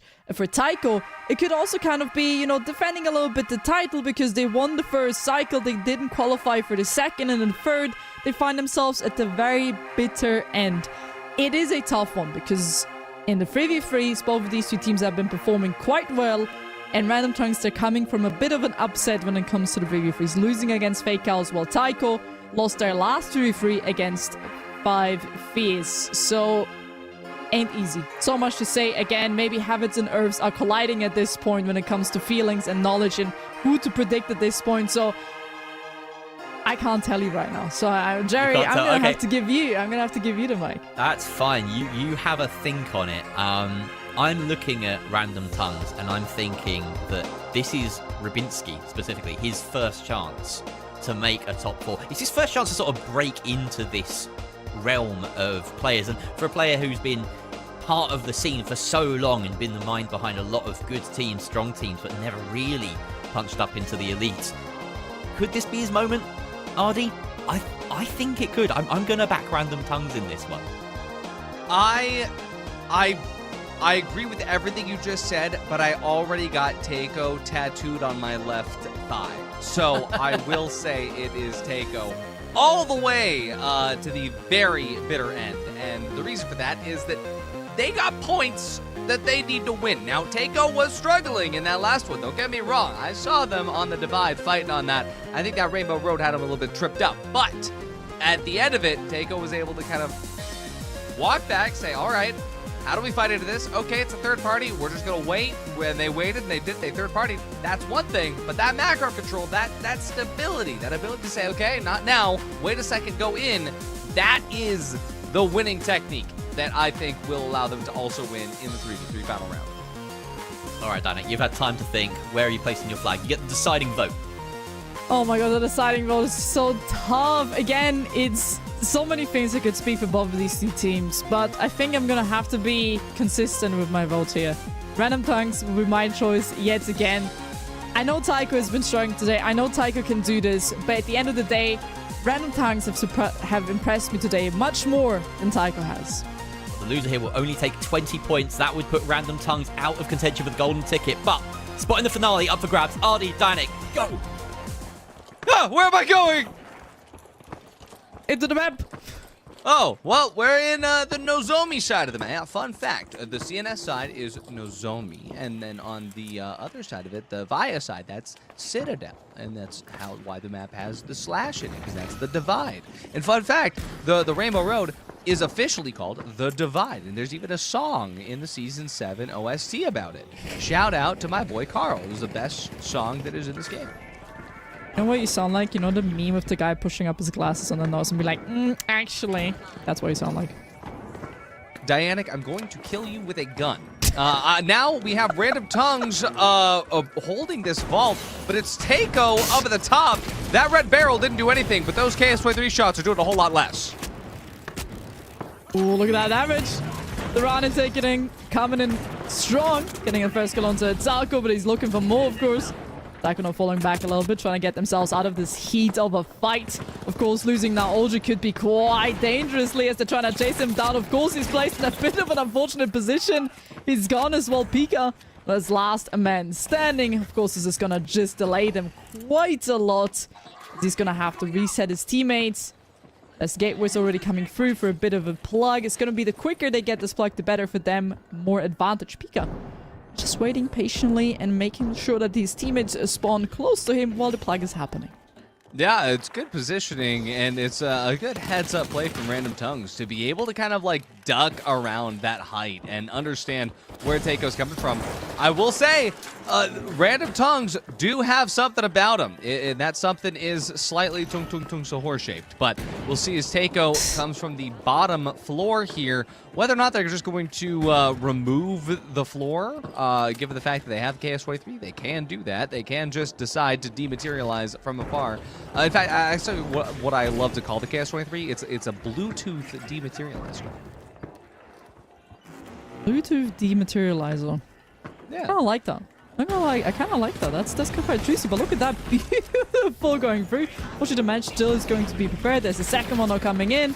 They've dropped down one more floor. There's Pika also now trying to establish a little bit more damage from the other side. Both of the teams have reset, regrouped also as well. It's just going to be Taiko from down below of this objective. Where Random Tongues are up above, trying to play the vertical play. Both of these two teams know what their strengths are. There we go. One more floor is being dropped. That means right now also Random Tongues are losing a bit of control over this cash out. This could be the opportunity for Taiko. This is what they're so great at. OG is going to try to go for the steal here. The wall above him is going to be broken apart. The Goose is going to be stuck in that little corner right there. But he's going to find himself just jumping and climbing out of that position. As for right now, Random Tongues keeping such a good control. Look at the time. There's not much time left. They need to make this one work. But it's going to be Taiko finding 2 kills. Maybe the third will do it. And all they're gonna do is run to it, get the steal, and they got themselves the first plug. Wow, I mean, that was a slow burn. One team fight on the entire cash out. And that's how you get into the end. I mean, that's all you need is the one. But that's a really, really good sign of how Taiko plays this game. They do not look at it as, all right, now it's time to shoot my gun. They are very much objective first, and they were able to kind of just break that entire thing down into, okay, step 1, how do we get them where we want them? Step 2, how do we then get to where we need to go after? And yeah, that took 2 minutes, but that's the glory of cash out, is you have 2 minutes. Still so much time, right? But that slow burn, I think this is where we're going to be seeing this 3v3 quite a lot. The slow burns, the slow fights, the methodical fights as well. I don't think we're going to be seeing any team or player trying to really overextend too much because they know what it is on the line. Loser is going to be eliminated as well. They don't have a second chance. After this, we're going to be moving into stage number 3. So one more ticket, and the ticket will go to this winner. Not surprised to see both teams trying to be slow, correct, and played as a team. This is a very, very interesting fight, as all of these fights have been. I mean, we're so used to seeing, I guess, just the face check of the KS23 Mesh, just like, all right, Mesh is up, okay, this guy's reloading. But these fights are half poke, half brawl, all where are these guys going? Like, for example, where is OG planning on going because there's no cover between him and the guy that's shooting him, but also, where are the enemies because how is he still alive? And so we're now playing this weird height game where Taeko, they've put the vault down very particularly in a place where Random Tongues, if they wanted to, could just go underneath it, KS23 down. But surely Taeko has planned about this, right? I mean, that is such a deliberate position, but Random Tongues is not biting. They are not taking the bait. It looks like Girani, he wants to.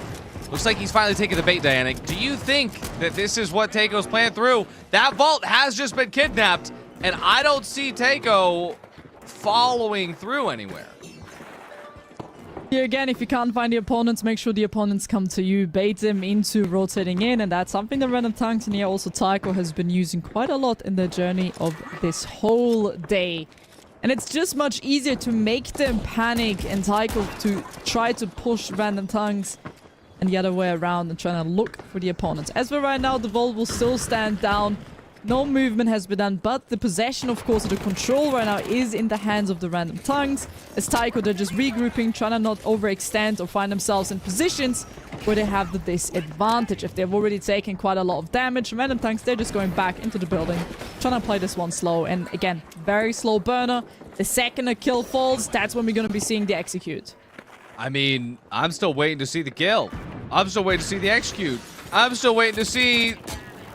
How did they get away with this? Random Tongues they just did a heist. Taeko finally chasing through with a verve and compunction that, well, is deserving, given the fact that Taeko has such a status right now. But OG's been reduced to just 1 HP. H+ Infuser does infuse all of the H+.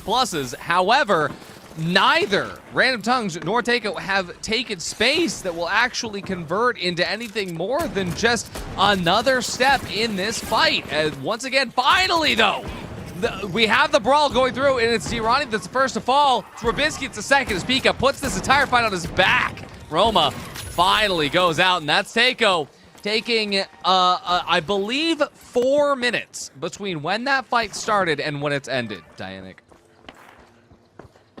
Again, it's just like when you're trying to light a candle. It just takes a time, you know? It takes a time, okay? Do you need help lighting candles? What? How does... Wait. Maybe I need some help lighting candles, but I'm not as smart I've never heard that. Listen. You know the candles are like in the glass thing. You need to like you burn yourself when you're trying to light them when it's get a longer lighter. No, because then. The one with the handle, the trigger. The beta! No. Back to the game. As we're discussing some lightning. I would love to see some fire from Random Tongues to get back into this game. It's because, of course, the cash out is already going on. Yeah. And there's some time that has been already taken off of it. And I think that they're trying to take the same approach that Taeko did on the first box, where they want to just go step by step, right? The first step is try to pull Taeko into a position that you can then take advantage of. Right now, they're dropping the cash out, trying to do just that. Maybe they're trying to take a page out of the American player's book, how Envy likes to do things, where they force the box specifically to get people off of that height. But instead, they're not even forcing the box, they're just trying to get way up, and Rabinski, unfortunately, he gained it a little too close to the sun. Atelko has already removed him from the map. Dirhani and Roma are ready to try and capitalize on the movement, but only one pick is had. Roma not able to go for that because there is an Invis Light Holden right there. And I'm going to consider that a kick off the map. That's Takeo right there. Genuinely, there's no time left, Dianic. That's the game. That's the game, yeah. That's how quickly it can go. Like, sometimes it's, again, so long to even start the whole fight. So long for the start to even, like, really initiate. And the problem was there at the end. They just don't have time, right? They're going to be spawning in now. And look at this time. They're going to have to go for a deep dive. But you know Taiko would never allow it. And even they need to still cross so much meters between them and the actual catch shot. It is impossible. And congratulations to the side of Taiko. They got themselves the last remaining ticket into the stage number 3 in a very clean fashion. Yet again, proves why they're meant to be here and proves why they're also the winner of cycle number 1. From the other side of Random Tongues, they were given multiple tries, they've lost multiple tries, and at the end, it were just those staggered out fights and so much more deep down in the team fights, which made it for them a bit impossible to actually get that W. Oh, who make their way through. They are a top 4 team again. Random Tongues, for them, this now means that they are out of contention for the golden ticket to Stockholm. There's no way that they will be able to surpass 5 Fear's current tally at the end of Cycle 4.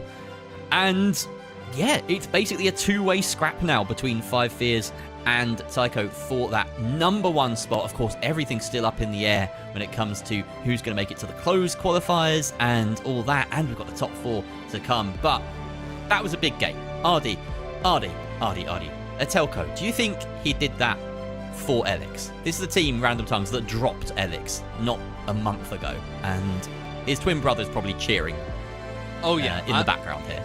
They always support each other, and I mean, even in the interview, right, Atelco said it, that no matter what, as long as one of them is competing, that's a win in their books. And that was true at the major last year. It's going to be true this year. And for Takeo, being able to have that fight for the top, where at Cycle 3, no matter where the chips fall, if you are towards the top 4, you have that shot to get guaranteed into the major. This is everything. Because, again, you also get the chance to not have to play in open quals, to get through to closed quals. This is a very important match. And so for everybody watching at home, know that the stakes here are high. Yeah, and let's take a look at that bracket to see what has evolved out of all of this. Our top 4 teams coming up to the break will be Alliance, Fake Cows, 5 Fears, and Taiko. Fake Cows, perhaps the surprise name among them, but they've been here every single time, every single top 8. The first time, though, here that they've managed to break into the top 4. So huge for them, but they could make it even better. Dianic, what a game. What a game. Taiko, I mean, it was quite anticlimactic, I want to say, at the very end. You know, just the, you know, it felt like maybe 2 or 3 fights across the whole thing, but Taiko made it work. Absolutely. It was very against that, like, very long fights, multiple resets. You could even argue multiple smaller fights because there have been so many resets. But at the end of the day, if we look at this final bracket, we have 3 teams who've already previously been in a stage 3 in one of the cycles, or at least maybe even all 3 cycles, like Alliance, 5 Fizz, Taiko's the only team who's been in once now. This is their second. And Fake House, this is their very first time being able to be in stage number 3. It's gonna be a juicer no matter what, but the real question is, like here and also said previous to the start of this broadcast, Alliance. They've done it 3 times, and they've done it already 3 times, so qualifying for the stage 3. Twice they have failed on the first cash out, not being able to perform, not even around 10k of a cash out. So really low at the bottom. Have they fixed their issues from the past? It's a good question. Is it their turn at the top? Is one way of putting it as well. But if that game gave you a bit of a snooze, perhaps, don't worry. The finales always deliver. They can't always be classics, these matches, but the finales, the top 4s, I haven't seen a bad one yet. It's always cinema. So come back from the break refreshed and ready for some finals action. We won't be long.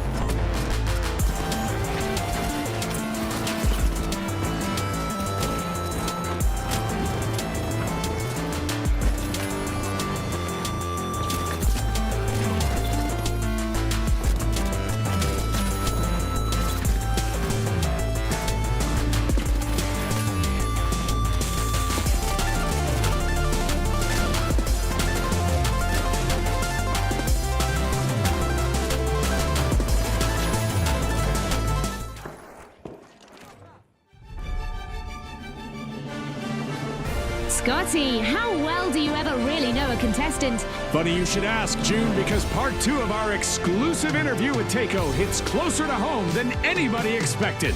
Brought to you by Caroline.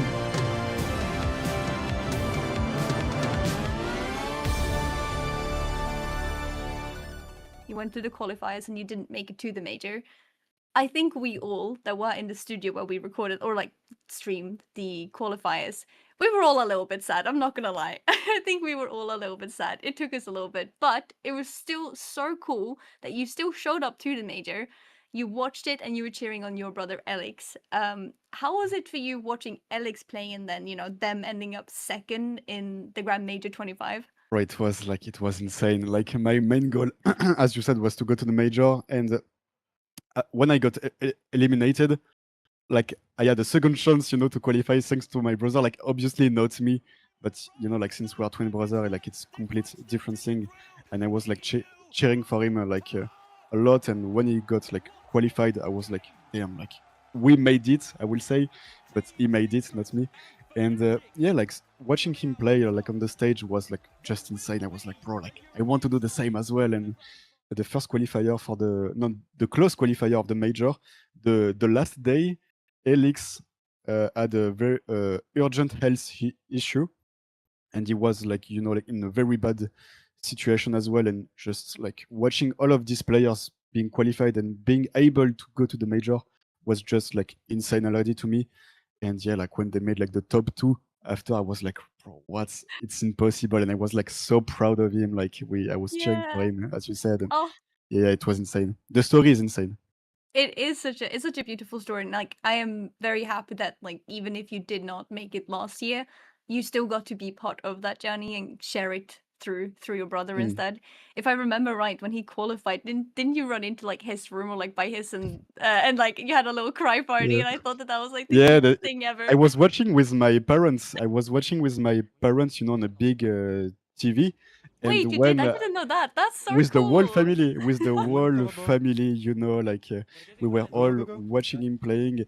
And the last game, when I noticed he was about to win, I just like run, you know, in the stairs and to find him. I was like, I was screaming like a lot. We both cried, you know, we hug each other and we cried. I was like, bro.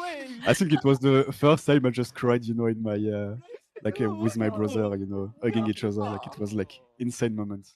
So cycle 2, like you mentioned, you didn't make it. It clearly probably hurts still a little bit. Out of the top 16 teams, you didn't have any points, and the fortress style that everyone associates Taker with never really got showed that day. I will say though that the chat never really turned on you. I feel like people were still asking for more Tauco all day. So in your own words, what happened and what's different about Taco showing up in cycle 3? Cycle 3. I feel like cycle 2, we were just like not evolving at all, you know, like we were just like, okay, we won one time, let's do the same and let's see what will happen, you know. And we just like forgot about a lot of different stuff, you know, like the basic stuff as a team to do. We made a lot of mistake, individual mistake, team mistake. So it was, you know, like maybe too confident. And like for cycle 3, I just want us like to come back, you know, as a underdog again. Just be like, okay, we are nobody, don't pay attention to us, you know, it's okay. And yeah, just like play as professional players and do not forget anything, just make no errors. And yeah, I just want us to be underdog again and play very seriously. I feel like you, Takeo, as a team, had quite a few last second steals after either losing the vault or your cash out. Is that a way that you planned on doing it? Like stalling for time? Or was it more accidental and then a really good save? We don't like third party. Like it's very rare when we third party. Cycle 2, unfortunately, like we did some third party. I'm sorry, we did some third party because like it was our only solutions, and we are only doing that when it's our only solutions available. So I will say it's only because like we have to. This is going to be your first full cycle with a new patch.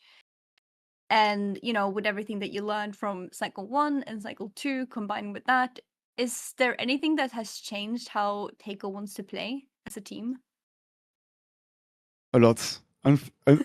Unfortunately, a lot, because as a medium, as I said again, like it's very complicated for me to adapt well, because there is a lot of different gadgets and like too many AVs, too many lights. They can do a lot of stuff, and me as a medium, it's very hard. Like to bring a lot of value to my team. And I need to play perfectly every time, and some points, I'm starting to just like thinking if I need to switch AV. Like, I don't know yet, but I said I wanted to keep my medium until the end, but the reality is, like, if I want to be in the top spot, maybe I will need like more changes, and that's mean. If you look at the maths for like the season, 5 Fears now are at 75 points ahead of you. Win the cycle, and if they slip up even once, you're back to the top of the table. Is that a target that you talk about as a team, or do you not let yourself think that far ahead or compare yourself to other teams? No, we are still playing for Seed 1. Like, we know it's possible. There is still 2 cycles. And I feel like if we are not the only team to play for Seed 1, of course, like a lot of teams will try to griff out, 5 years. They will try to make them lose as much as possible. So, of course, like I think they know that as well. There will be a big target on their head, and yeah, we are ready just to win everything, to beat them again, and to make sure like we'll take the first seed again. A championship, a twin brother, and one big question mark. June, I couldn't have written it better. You couldn't have written it at all, Scotty. That's fair. So does he keep the medium? Does Takeo climb back to the top? Well, folks, that's not the next episode. That's today's show.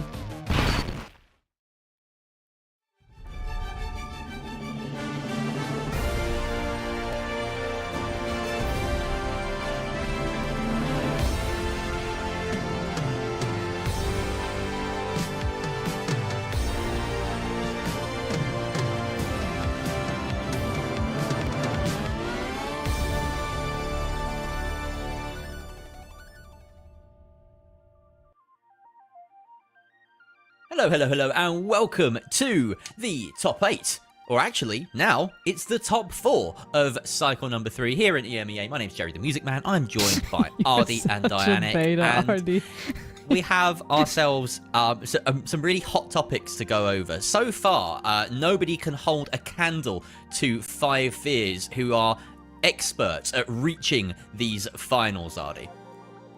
This smells like sage, eucalyptus, and white cedar.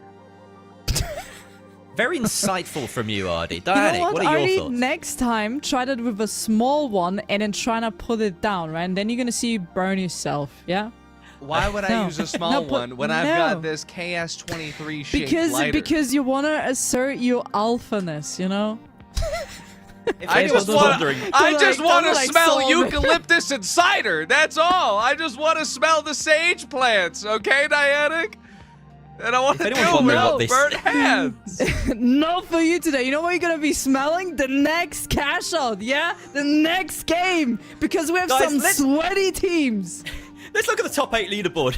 Let's look at the top 8 leaderboard so far and see what's happened. Because I'm losing control of my casters here, ladies and gents. I'm very sorry. But these are the teams that aren't here. You can see right here, 5th through 8th. The teams that didn't quite make it to the top 4. They're not in the money. They're not in the finale today. And you can see how the series points have been distributed amongst them. We mentioned earlier, Random Tongues. They are 3rd overall in the standings. That is set to change. And they will no longer have access to that very top spot at the end of the cycles when it's all done, which represents a golden ticket to the major. So they've missed out on that. Big deal for them. ESD, Skywalkers, and Nocta split the spoils between them. And we can have a look now at exactly what's going on for this finale. 100 series points on the line for the victor at the very end of this. And, of course, tasty $2,000-roos, as I love to say. Alliance, Fake Cows, 5 Fears, and Tycho. We talked about this before the break, Dianic, but everyone here has different experiences so far. Alliance and 5 Fears, they've always been in these top 4s. One of them has had a lot better fortune than the other. And then Fake Cows, this is their first time breaking into the top 4. Huge jumps forward for them. Or what do cows do? They kind of galumph. They don't really trot. They're moving. They're moving. There we go. That's it. I found Oh my the God, word. he did it again. He's done it again. It's been He's like done it 2 hours. again. I'm allowed to use the same pun again, Dianic. That's the cooldown. No, you're not. You know what? I'm taking your privileges to take that joke twice, or to say it twice, right? Listen, if I would have said it completely fine, we didn't try. But no, I completely agree, right? When it comes to these teams, Fake House, they're considered the underdogs because just the odds. They've played every single cycle. This is their first time in the first stage. Under cows. Sorry, I had to interrupt there. Continue. This is utter chaos. No! Right. He did it! Right, guys. Alliance on the other side, not the greatest performance when it comes to stage 3 overall. They've played stage 3, first cycle, second cycle, and the third cycle. First and second, they didn't even manage to get 10k, like averagely above these two performances in cash out, and I'm really wondering why that is the case. Again, could be nerves, could be like just getting cold after needing to wait for such a long time. Alliance really needs to step up their gameplay here because, let's be honest, the second 5-year make it into that final, they're gonna be on the top no matter what. Even if Tycho wins, because of the second place 75 points, 5 years will be in the first place. So for Tycho, Fake House, and Alliance, they need to make sure that 5 years don't go even close to that final stage because of just simple points, and so many more opportunities would be open if they don't make it. Well, we've really been milking these puns, so we're going to put a stop to that right now. Ardy, talk us through the map vetoes and re-rail this broadcast somewhat. I will do my best and avoid the low-hanging fruit right there. But Takeo bans this Horizon, 5 Fears bans Zoe Citadel, Fake Cows getting rid of Skyway Stadium. That means no more. We also won't see that in Cycle 4. A little bit of a leak there. But Monaco is getting banned by Alliance. That means we're on Fangwai City yet again. And what I will say, getting back to that conversation a bit about what we can expect. I mean, I think that for a team like Tycho, right? You mess with the bull, you get the horns. Okay, sorry. But they are backed into a corner. It took them all the way up until the very end to be able to get that final ticket out here in the finale. I think that Tycho does genuinely have the ability to get up there just because they know if they get first place, what it means going into Cycle 4. It's a big deal. Dianic, I think we need to start with you for the predictions. What are you thinking? I will give you one nugget of information just as a bonus to help you here. The only team that has won Fangwai City today so far, in both a cash out and a 3v3, has been Fake House. Well, there you go. As much as I want to say Fake House, looking at the stats, looking at the history, I don't think they're going to be one of the two teams moving forward. As much as I love them, as much as I love their passion to even having Skinergy and All rocking the exact same skin, I think the performance just isn't there for this caliber of other teams that are Alliance, 5A's, Tycho. Those are teams that are genuinely at the top of EMEA, and I don't see Fake House actually competing with that. But again, happy to be proven wrong. My prediction is gonna go down to Alliance. I would love to see Alliance finally making it also third time is a charm type of beat and getting themselves into that well-deserved final 3v3. Again, they've missed out twice. I don't want to see them miss it out a third time. All right, Ardy, we know that Alliance going into this, they are the flawless ones. They haven't lost a single game today. 5A's and Tycho got here through the lower bracket, which is crazy to think back on from like hours and hours ago.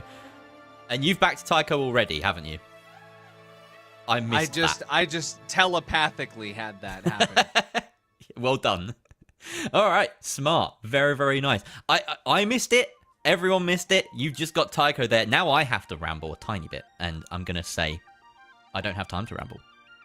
I'm just going to say that Alliance make it in. I think it's their turn at the top. They have to do it. Third time of asking. They cannot get another 4th place finish. That is what they are praying for, okay? But I've talked enough, okay? We have ourselves an absolute banger of a game coming up. Let's just remind you, Fake House, this is their first time in the top 4. Alliance, this is their third attempt, in fact, to try and reach the top 2.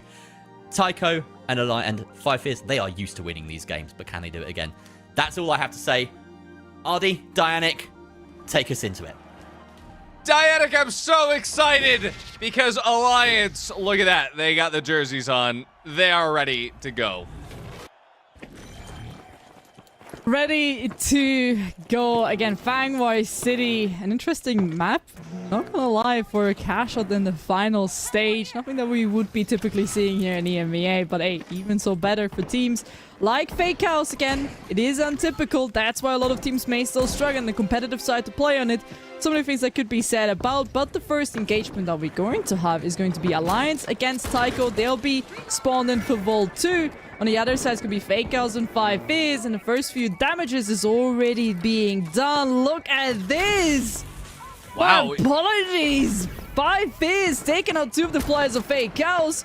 Well, from the side of Alliance, they're doing a little bit of damage towards Tycho. Not quite yet enough to find a kill. But Fake House have been wiped on the other side. This fight, again, being very slow.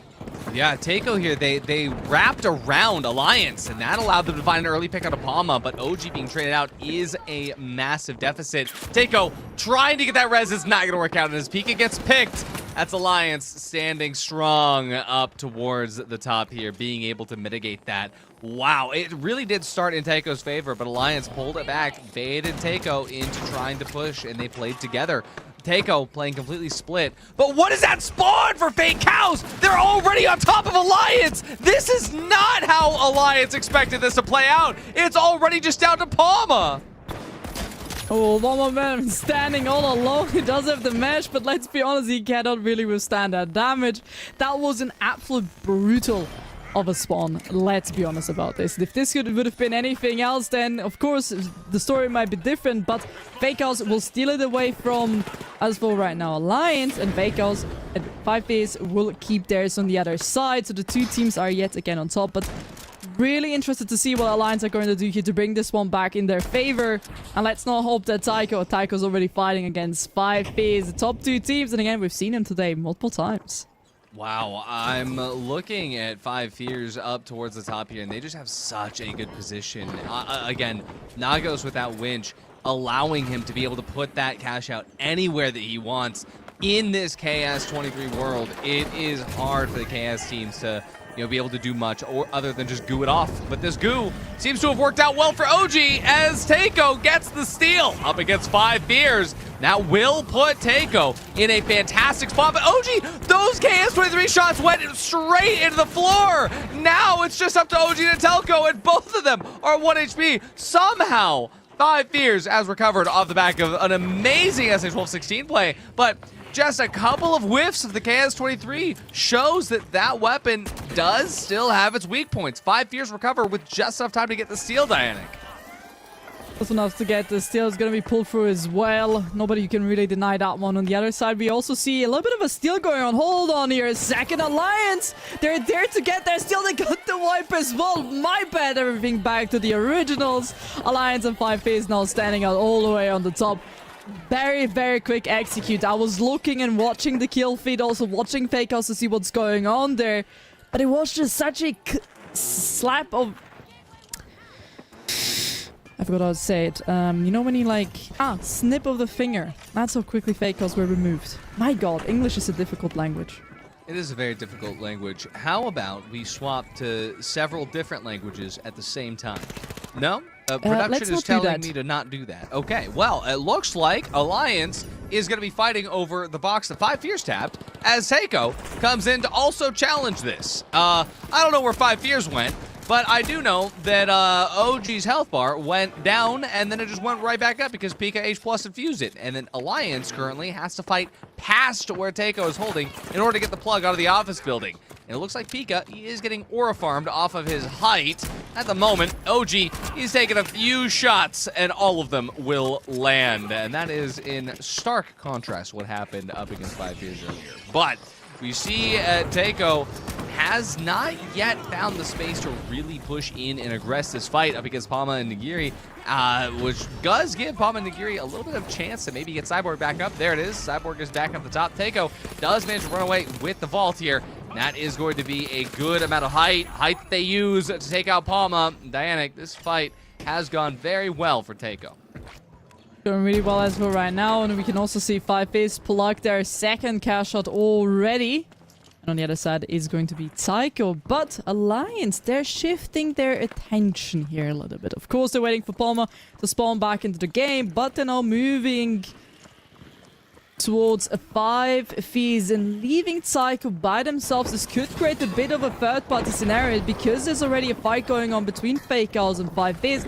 If Alliance time this one perfectly, they could get both teams out of the game, swap it, and then be in full control of this cash out. I think they will. I mean, we know that Alliance is more than capable of doing just that. 5 Fears, they're already going to start off by using SA-1216, take out Kodaf. Now, Glitchcap, the second to fall. Louis Honcho out as Nagos gets a triple. 5 Fears locked in, but now it's Alliance's turn to get involved. As we talked about, that third party was inevitable, and now it is Alliance versus the final member of 5 Fears, Carnifex. He has to back away. He knows that if he wipes, it's going to be way too long for the team. So this will be Alliance's point. The question is, does 5 Fears choose to engage early? Wait a second, Cardi, he is still able to hold this out for just a brief moment. He gateways out of it, but Alliance, they're holding steadfast. Somehow Cardi gets a second stall. Now Nagos is back at the Witch to stall. It's still 5 Fears' box, and Nagos, he goes down, but Treason gets a pick on the sideboard. It's a 2v2. Nagiri last up, but he is still not going to be able to do much else other than just try to buy a little bit of time. Fake Cows are on their way back as well, which means that 5 Fears is more than happy with all 3 players up, waiting for the rest of this chaos to subside. But with those Pyro Mines buying more than enough space on that point, 5 Fears knows that they've got this one in the bag. Oh, it's gonna have to be a quick one because look at this. Fake Cows and also Alliance still trying to chip a little bit of damage on this cash out. One more steal now going on. 5 Fears, of course, they had to save the day once more for themselves, but there's so little time left. Fake Cows, unfortunately, unable to come on top in that moment of chaos. Luckily for them, the vaults aren't all too far. A quick rotation is easy, but also that Tron is still chased down. Look at him. He can't escape. Nagos will be fine in the midst of the chaos. And if we look at the leaderboard here for a second, we have 2 teams on 70k, 1 team on 33 and 1 on 4. Fake Outs, we could pretty much say that they're a bit out of the competition here, but as long as Alliance and Tycho plug this one of the 2 boxes and get themselves under that control, we could still be seeing a huge fight for the second and even first place if 5 Fears do not get this plug. It's true, and if 5 Fears comes into control of one of those as well, that's the only win con that Fake Cows has if this doesn't get doubled. We'll see as Alliance runs Vault 5, likely over towards the Cash Out A. There it is, and now we have Vault 6 moving ever closer towards Cash Out B. Takeo, they are going to be able to hold this plug. Fake Cows, though, unfortunately, can do nothing to stop it. Our final remaining medium in the game. Well, unfortunately, we'll only have one way to get through this, and that is letting 5 Fears win one box and then getting the other. 5 Fears, they've chosen to come and third party this, and Dianic, we know that they can third party quite well. And now seems to be a slow burn as neither of these teams wants to go first. None of them really want to be the first ones to really deal the damage or even initiate a fight. Both of them know what is at stakes. Luckily for them, or luckily at least for the whole board, both of these 2 cash has been plugged kind of simultaneously, meaning a big stall in between is very unlikely. But of course, the longer it takes for them to continue this, the longer it takes for them to start this, the more difficult it's going to be. The steal nearly being successful. Hold on there for a second. He did get off it at the very bitter end because there was some damage coming in. But look at this. Fake Cows, they get 2 kills, but so does Tycho. Glitchcap and Atalk, the last 2 men standing. And look at 5 Fizz. They're not all too far away, but they're not moving, trying to come in here. Unfortunately, we're just a tiny bit too far to really be the ones in favor since both the teams have already reset. They're coming in perfectly at time. Great winch right there, finding one isolated player from the side of Tycho. Gets that kill onto him, but still so much still needs to happen. There is a swap happening as well. Fake Cows in the midst of the chaos. This is going all the way down. Yeah, wait, Fake Cows can hold it. I mean, this somehow is still in Tycho's hands. This was 5 Fears trying to play into the timing, but now it's getting away from 5 Fears because they need a steal. If it is still going to be inside of Tycho and Alliance, 5 Fears doesn't even qual. They've decided to third party this so that they can get the timing, but the timing has to come to fruition. Fake Cows is stealing, but even if they steal, that's the win con for 5 Fears. Fake Cows stole, and it allows 5 Fears to qualify. by. What a 3D chess play for 5 years as they are able to play completely off of the point because it wasn't them that needed to steal. It was Fake Cows all along, and 5 years found the ability to do that by just allowing the third party to happen. Takeo could do nothing other than watch, and we will have Alliance and 5 years in the final round vying for that spot. But oh my goodness, Jerry, 5 years out here playing 5D chess. That was phenomenal. From start to finish, from the two teams that managed to get through, 5 Fears and Alliance. Alliance just consistent throughout. 5 Fears though, this box here, with Carnifex essentially putting off a 1v3 stall to keep his team alive. And then at the very end, like you say, not even needing the box at the end, but allowing Fake Cows to steal, to manipulate the standings in their favor. Absolutely brilliant from 5 Fears. They controlled the game even if they didn't have that final box from start to finish. And it's Alliance who go through with them, making it into the top 2 for the first time ever in these online series. So many times they've reached the top 4, never broken in. It was their time to shine. As I'll take a little credit. I predicted them. I predicted they might make it. Fake Cows falling short is somewhat unfortunately predictable, but Takeo going down, that's a huge blow to their hopes. Not only do they go down here and get eliminated, but they finish in 4th below Fake Cows, so that's even fewer series points and winnings. Dianic, so much to dissect about that match, about the ramifications. Help me out. What are your thoughts? That was a classic. I mean, we saw it at the very end, right? We saw that 5 Fears was being targeted a little bit. We saw purposefully third parties being established by individual teams to try and to make sure to make 5 Fears' life as miserable as possible. Alliance at the end, again, you're gonna have to give credit where credit is due. It took a long time. They're finally here in the final, and well deserved as well. Holding onto their cash outs, of course at the end they were a bit ignored with the 18k because everything was happening on the other cash out, but that doesn't mean that everything they've done before that is not to credit. 5 Fears constantly under pressure with Fake Cows, but also Alliance early on. We saw them shift their attention. There was an attempt to get them out, but they prevailed. They knew what they needed to do. Either Fake Cows steals it or they steal it themselves. The second they saw that opportunity, they took it and they got themselves for the 3rd time in a row to the final top 2 teams.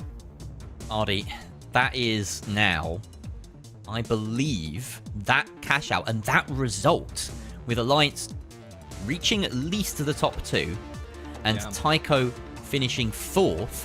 I think that is the game that actually has won 5 Fears their golden ticket. I'm not 100% on that. There's a world where Alliance win everything, perhaps. If Alliance win first here and first next. First next time, yeah. And then it 5 will Fears depend drop. on where 5 Fears ends. But I will say, Takeo, they will walk away from today with $250 and 30 series points. And Fake Cows, they were smart to play for 3rd there because they get an extra $500, $750 and 50 series points for the Fake Cows. It's true. They were just puppets for 5 Fears to go through in the end, but it works out for them as well. You know, they're fighting for something in that game. They're fighting for 3rd place over 4th, and that's why it really matters when you have this prizing and the points distribution. Every single rank matters when it comes down to these cash out games. That's what keeps them alive. It's what keeps them competitive and exciting, because like we said, Diane, that really was a classic. But I believe we have a short break coming up because we've got to get some things turned around. We have to lay out the red carpet, make sure that everything is spick and span and spendulous for the 2 teams that are making our grand final. 5 Fears, they are so used to making it here. This is their 3rd in a row. Alliance, could this be their time to shine? Their first time in the final 3 versus 3. It's going to be a best of 3, but don't go anywhere because we'll be back with it after this short break.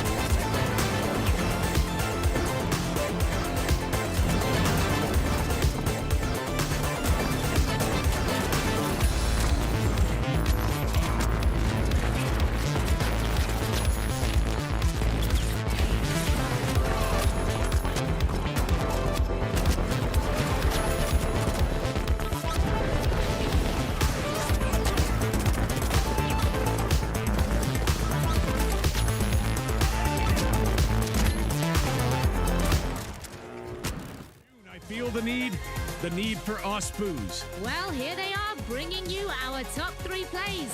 Warhead busts open the top 3 by securing a steal, but they're on their own. That's right, Scotty, and they're low on health too. This is going to be a tough cash-out defense. The rubber is about to meet the road. They're cautious.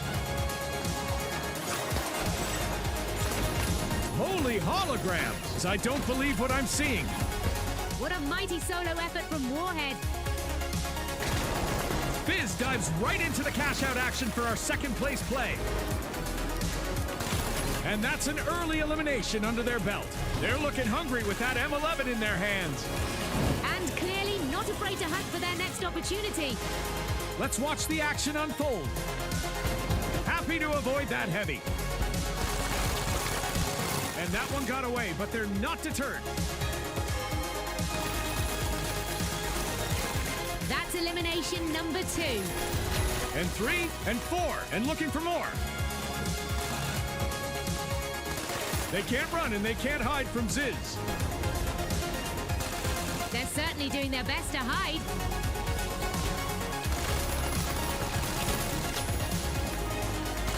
Number 6 and 7 are sent off. 8 out the gate. And 9 will be fine. For the first time ever, folks, we're seeing a contestant appear twice in the same episode of Top 10 Highlights, with YN Onzo taking both the 6th and top spots. That's 2 eliminations, but now they're a teammate down. Make that 2 teammates down, Scotty. That grenade did the damage. As did the M26 matter in YN Onzo's hands. Absolutely. And that goo grenade provides a little respite from the action, but this solo cash-out defense isn't done and dusted yet. More goo stops the steal. And it's a quick health recharge before charging back to the action. Another steal stopped. That secures the cash-out. What a way to wrap up the top spot. Congratulations.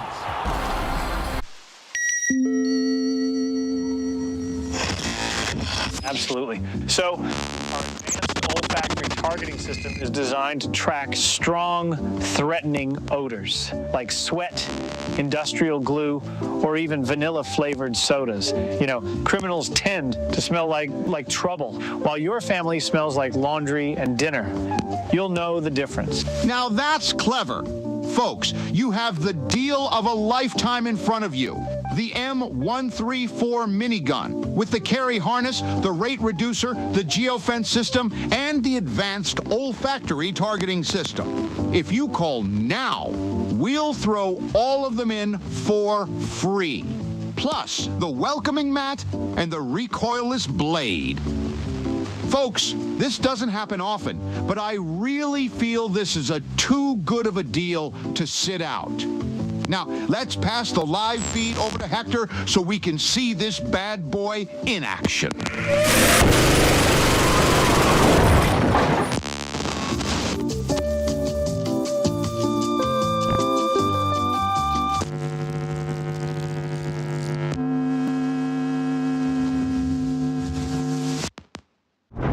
The stars, distant, watching. When will they arrive?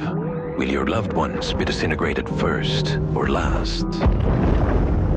Will your family dog become their leader? With Holto's alien invasion insurance, you don't have to worry. Holto, we got your back.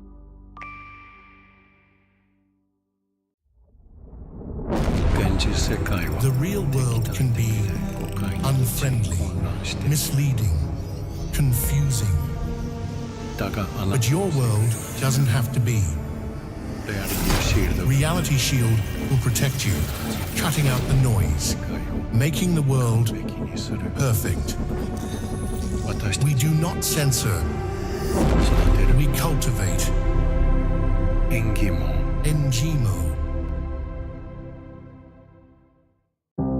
Have you lived your life in filth and sin, fraud, jaywalking, or depravity? Don't leave your eternal fate to chance. Secure your heavenly place with our divine coverage. Holto's Pearly Gates Insurance. Your absolution is our mission. Holto.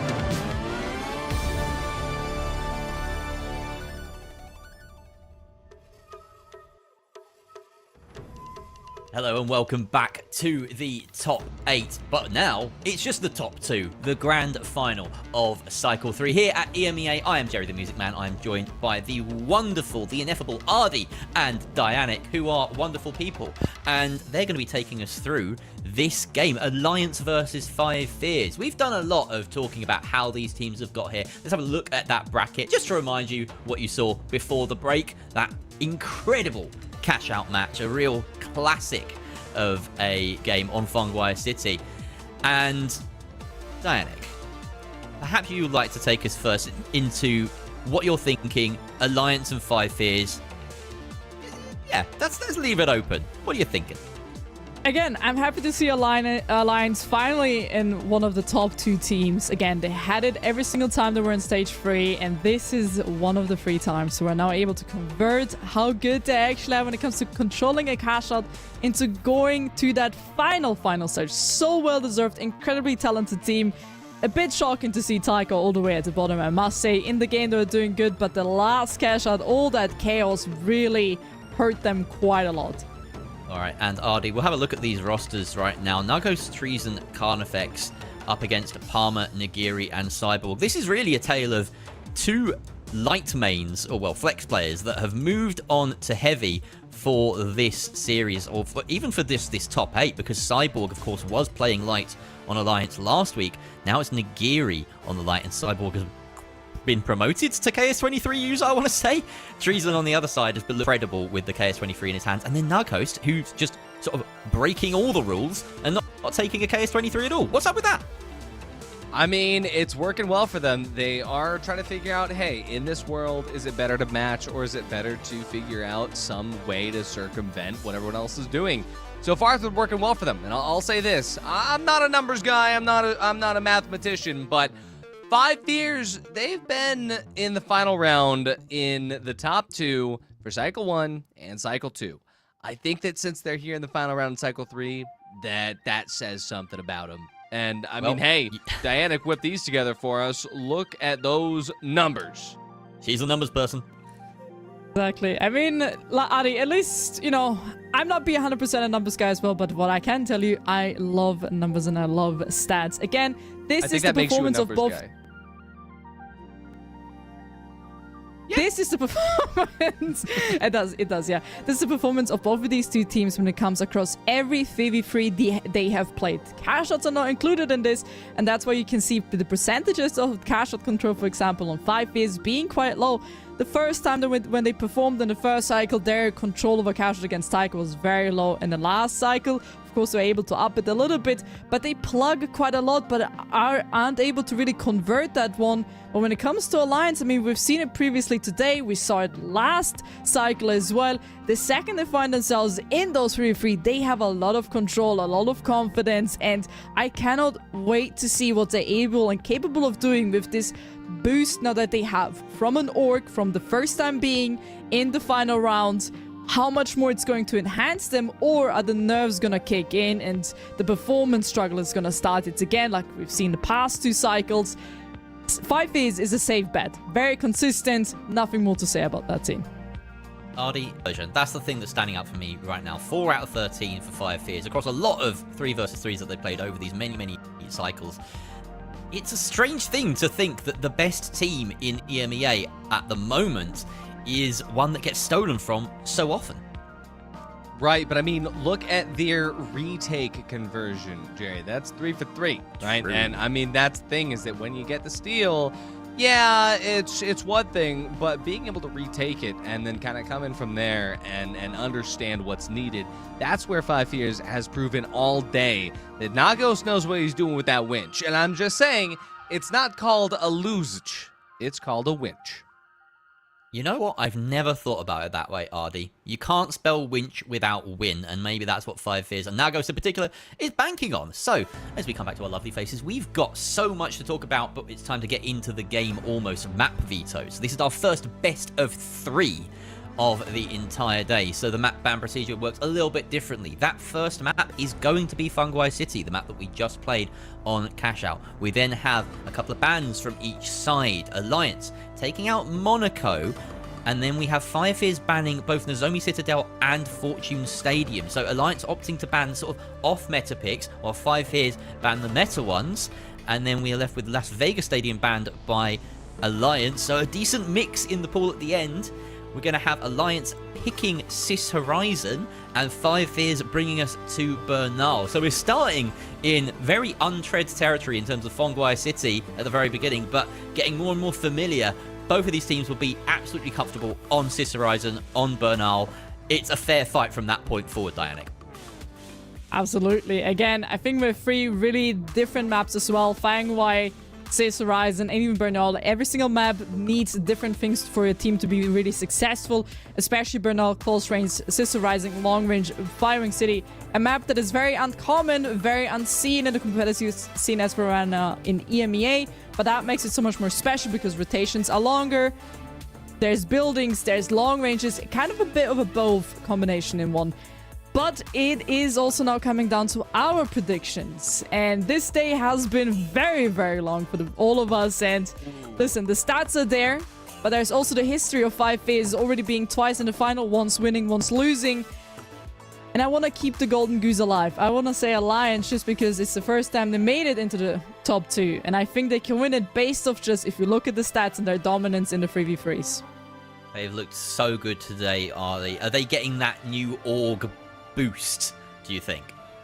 I mean, listen, I love the Alliance guys, and to be fair, I want Alliance to win because it would make Cycle 4 a lot more interesting points-wise. But true, Carnifex has that dog in him, and I think Five Fears, I think that they have that capability to bring it through. I am voting Five Fears here. It's such a tough sell when Alliance have been flawless today, though, isn't it? Five Fears are a big game team. They win not all the time, it seems, but when it matters most. And a win here would do pretty much book their spot at the Grand Major, I want to say. I don't want to run the maths live, but I think they're aware of that. And I think they know that that's what's on the line. So I'm going to go with Five Fears for this one. Ardi, Dianic, we have a final for the ages coming up. Cycle 3 is decided here and now by the 2 teams that are signed coming into this top 8. So the only 2. It's a massive clash of titans. Alliance versus Five Fears. Dianic, take it away. Thank you so much. Not only do we have the strongest teams, but also 2 really big orgs, Alliance and Five Fears, all known over the place. And also names, again, Cyborg with the highest KD over the entirety every single circuit as well right now. And Five Fears with Nagos being the kill leader over every single circuit as well. So here again, 2 big names, but also 2 big orgs. It just makes it so much more juicy, Ardi. It does, and not only that, but it's Nagos circumventing what every single pro player is saying by going against the KS23 mesh meta, going for the Winch SA1216. And I will say, if he's able to win this, it says a lot about where this game is right now, and it changes a lot of people's minds. But he has to do that for the game, not only just for his team, but to make a point that this is not just a world dominated by KS23 mesh. We got a plug has already happened from the side of Five Fears. Alliance isn't all too much more further back, but here again, they don't have the control right now. We know Five Fears is a very aggressive team. They're very good at retakes or even just playing and getting those kills. The control, this is sometimes where they fall short. That's something that Alliance is really good at. Again, we could be looking at stats all day long, but the real question is it going to be Cyborg or Nagos today on this grand final who's going to be standing out when it comes to kills? Because both of them have been absolute machines. Oh, yeah. I really have no idea how Alliance is planning on taking this, and I don't think Cyborg does either. He just kind of goes for it. It's a 1-to-1 trade, but as of the moment, Five Fears, They have just lost both Heavies and Alliance. They're in a good spot to be able to get this, but they're kind of standing a little bit scaredly. And Carney, he's good for the 1v1. The Invis, he's juking Palma, but wait a second. Oh no, Carney doesn't win this. No way, right? He loses that one shot. Somehow he connects to Chuck and he keeps him alive for the quick melee. The Chuck almost carries that fight. But 5 Fears can't hold on forever, and Palma manages to clutch the victory. There's the first one from the side of Alliance, getting that wipe onto 5 Fears, meaning they can now swap it as well, because they've been wiped just a few seconds before they were able to use their coin. There's not much time left. It's gonna have to be a little bit of a deep dive here from the side of 5 Fears, but this is something that they're really good at. So Alliance, they really need to set them up here for a really good, and again, a bit of a long defense. Because it only takes one successful steal them to get themselves this first money in the first round of this best of 3. I will say, it's looking like Alliance already won this box. 5 Fears, they're making this approach, but I don't know if they're going to even be able to try to get it. Yeah, no, it's just a little bit of a chow to try and at least win the team fight and get another edge up on the next battle. But Carney, once again, putting in the work, putting in a little bit of extra time there. So everybody is on 1 HP. This was the closest fight ever because it ended in a complete draw. Complete draw. Both teams wipe each other. I mean, just look at this battlegrounds. Coins all over it. C4s on the ground still blinking, which haven't been exploded. My god. Again, shows how equal these two teams are when it comes to fragability, when it comes to play as a team, right? There is no doubt that there is such a little difference in between those two, but they have different strengths. 5 is very good on the offense. Alliance is really good at the defense. That will make or break some games. And right now it is Alliance leading the chance with the first cash out being won. But for the 5 fans, there is still a lot more for them to win in order to get the crown in this first game, right? See a little bit of a fight going on. Alliance losing Palma now, being in a man disadvantage. 5 just trying to be a little bit quicker, finding even more players, but there's also so much damage now being dealt. Alliance, unfortunately, not being able really to sustain in that fight, is going to be finding themselves being wiped, and 5 well, they can go open the vault because it's not even opened yet. Well, there it is. That fight also started to materialize so much faster than I thought it would. Just given the fact that they both spawned and then we're just right next to each other. That was kind of surprising, to say the least. I guess that doesn't really happen often. But yeah, again, a somewhat late tap, given the fact they had to have the fight first. And now Alliance spawns again right on top of 5 Fears. And this is another vault fight here, unless 5 Fears tries to once again circumvent the rules and go for an early plug. But no, it's going to be Nagos diving onto Nigiri. He takes him out immediately. Going to be able to find a red barrel to open up a little bit of a wall, a little bit of a challenge up against Cyborg, which not going to connect. The SA-1216 pellets absolutely do. And Nagos, he's good for 2. Palma lasts alive. And that's going to be a 3-piece right there. 5 Fears very quickly deal with Alliance. But at the same time, it's good that they got this wipe so early because the box still needs to be transported a bit of a long way. Of course, it's going to be plugged before they spawn in, but it's not going to be too many seconds. I mean, look at this. 8 seconds that they have to wait in order to get in. It's better to take this wipe now than to just drag on that fight for ages. We saw earlier, Tycho and Random Times, I believe it was, how long the fights were, like 4 minutes long, and then the whole cash out just to be over because of a single initiative problem. So better quickly than too late to be sorry. Yeah, I mean, now these fights are just like so fast that you blink and you miss them. Speaking of which, we've seen Alliance run up on, so chat, get ready. This fight could be over quickly, or it could simmer. And, well, it looks like 5 Fears are trying to play a little bit further back this time around. I mean, we know what Carney can do with those stalls. Nigiri on the invis, trying to find a decent angle of approach, but unfortunately, you're not going to do much other than move trees into a different corner of the world. Again, this is that winch playing very, very well with that cash out manipulation. And for once, we do get a slow burn fight here. Alliance, they are cooking something. Don't say that, man. I already have flashbacks considering 4 minutes was the longest we've had. I don't want to see a 4 minutes fight again. But it is a bit of a slow burner, as you said. So we can see now Alliance is setting themselves up for a little bit of a steal. Nobody quite there yet to contest it. Everybody's quite far. Of course, that RPG is going to open up the line of sight, but they got it! They got the conversion. Look at the time on it. It's not too much time left for 5Fizz to actually bring this one back. They were just a tiny bit too far away from it. Trees and gone. Nagas on a singularity of an HP. Carnifex now as well on fire as he tries to stay alive in the midst of the chaos. And, I mean, Alliance, they're 3 men up against 2 players from 5Fizz. Another one will be eliminated. They're hunting down the players because there's still a bit of time left. But they cannot underestimate the long damage from Nigiri now coming in now as well. And look at this. The time is gone. The kills are falling all to the side of Alliance. And maybe it is just all meant to be. An absolutely incredible way to start off this series. Alliance just finished it in 2 boxes. A lot of fast fights. Fights ending very quickly for the side of Alliance. Fights ending very quickly for the side of 5Fizz. That one fight ending very quickly for both.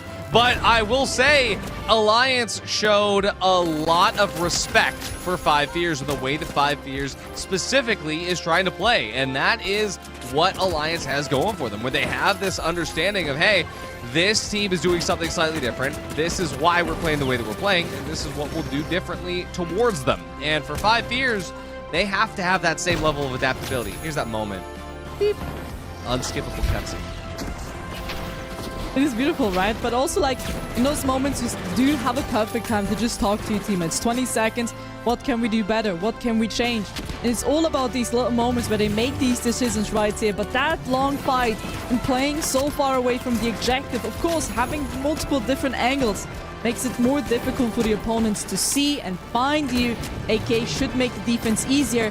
When everybody is far away and you have 2 heavies on your team and one singularity of a light who has been now taking his attention far away from the objective, it is a kind of bit of a recipe for disaster. So we can say kind of shot themselves in their own leg there at the end by playing the way they played that defense. Again, proving why Alliance is so good at the defensive side. You saw them moving around, you saw them baiting, you saw them taking attention, and you saw them never losing the objective out of their mind. Oh yeah, and I mean, a lot is left to be said about how 5Fizz handled that last box, whether or not they kind of knew how Palma and Cyborg were able to do that. They had a very good double dome strat where Cyborg tosses dome way up in the air. We've seen them do this before, and then, you know, he gets that dome late into the seal. Palma was waiting with that second dome ready to go, and they already had goo placed, and 5Fizz just didn't respect it. And that's one of the things where they might have just gotten too ahead of themselves in that fight, and they let the kite get to them. The kite slightly too far. So this is kind of where 5Fizz gets to decide whether or not they are able to stay up with their name and their title. As the top team in EMEA, are you able to recover off of that? Are you able to understand where your shortcomings are and adapt on the fly? Because if they can do that, well, they win this one. Diana, they're in the major already. If they can't do that, Cycle 4 is going to be a very interesting movie to watch. Absolutely, that means maybe even more targets on their back for that 4th cycle. Again, a few things have already been decided, but the top place yet to be decided. The last time we saw 5Fizz struggle like this in a grand final was against Taiko, where they were, let's say, fashionably too old, with not even winning a singularity of a cash out. And right now, it does feel like a little bit history is repeating, but against Alliance, of course, I don't want to be saying too much. It was Fangwai City, a map that's, again, long distances, short distances, multiple different things, but now we're moving to a map which is all about long distance, control, multiple floors, and after that, if we go to a 3rd map, burn all, everything close range. So it will change throughout the maps. Every team is different on other factors, but there at the end, it comes down to 5Fizz, as you said. Can they reset? Can they find a solution to what Alliance currently is doing? And what they're doing is basically they get to control the wipe and then they protect. Exactly. It's a game of kiting. It's a game of, well, pushing in directions that only you can push into. And for Palma, he's able to push into anything. Now, 5Fizz, they are committing to the bit. Naghost is keeping the winch. Is he keeping the SA-1216? Only time will tell. But, Dianic, I am quite excited, to say the least, given the fact that Alliance, they just look as sharp as ever. They do. And again, this is what I want to see from them. We know how good this team can be, especially with the players. And it just took them a little bit of time to really find that synergy, to really find the key, what makes them so unique, especially why also Alliance have picked them up. On the other side, 5 is, again, Carnifex. This guy has probably the biggest 5-head out of the entirety of the scene. Nagos, currently kill leader, and there's so much more to be said about the team here again. Both titans of teams. The first fight already happening. Both teams taking a little bit of damage here. Nobody yet losing a teammate, even though Nagos, well, let's say, good. I already saw it coming. That was 1 HP. Yeah, this is just one of those fights where I don't even think that Alliance knows how it's going to play out. Where 5 Fears tries to chase. Unfortunately for Cyborg, that chase is has a little bit more teeth to it, I think, initially thought.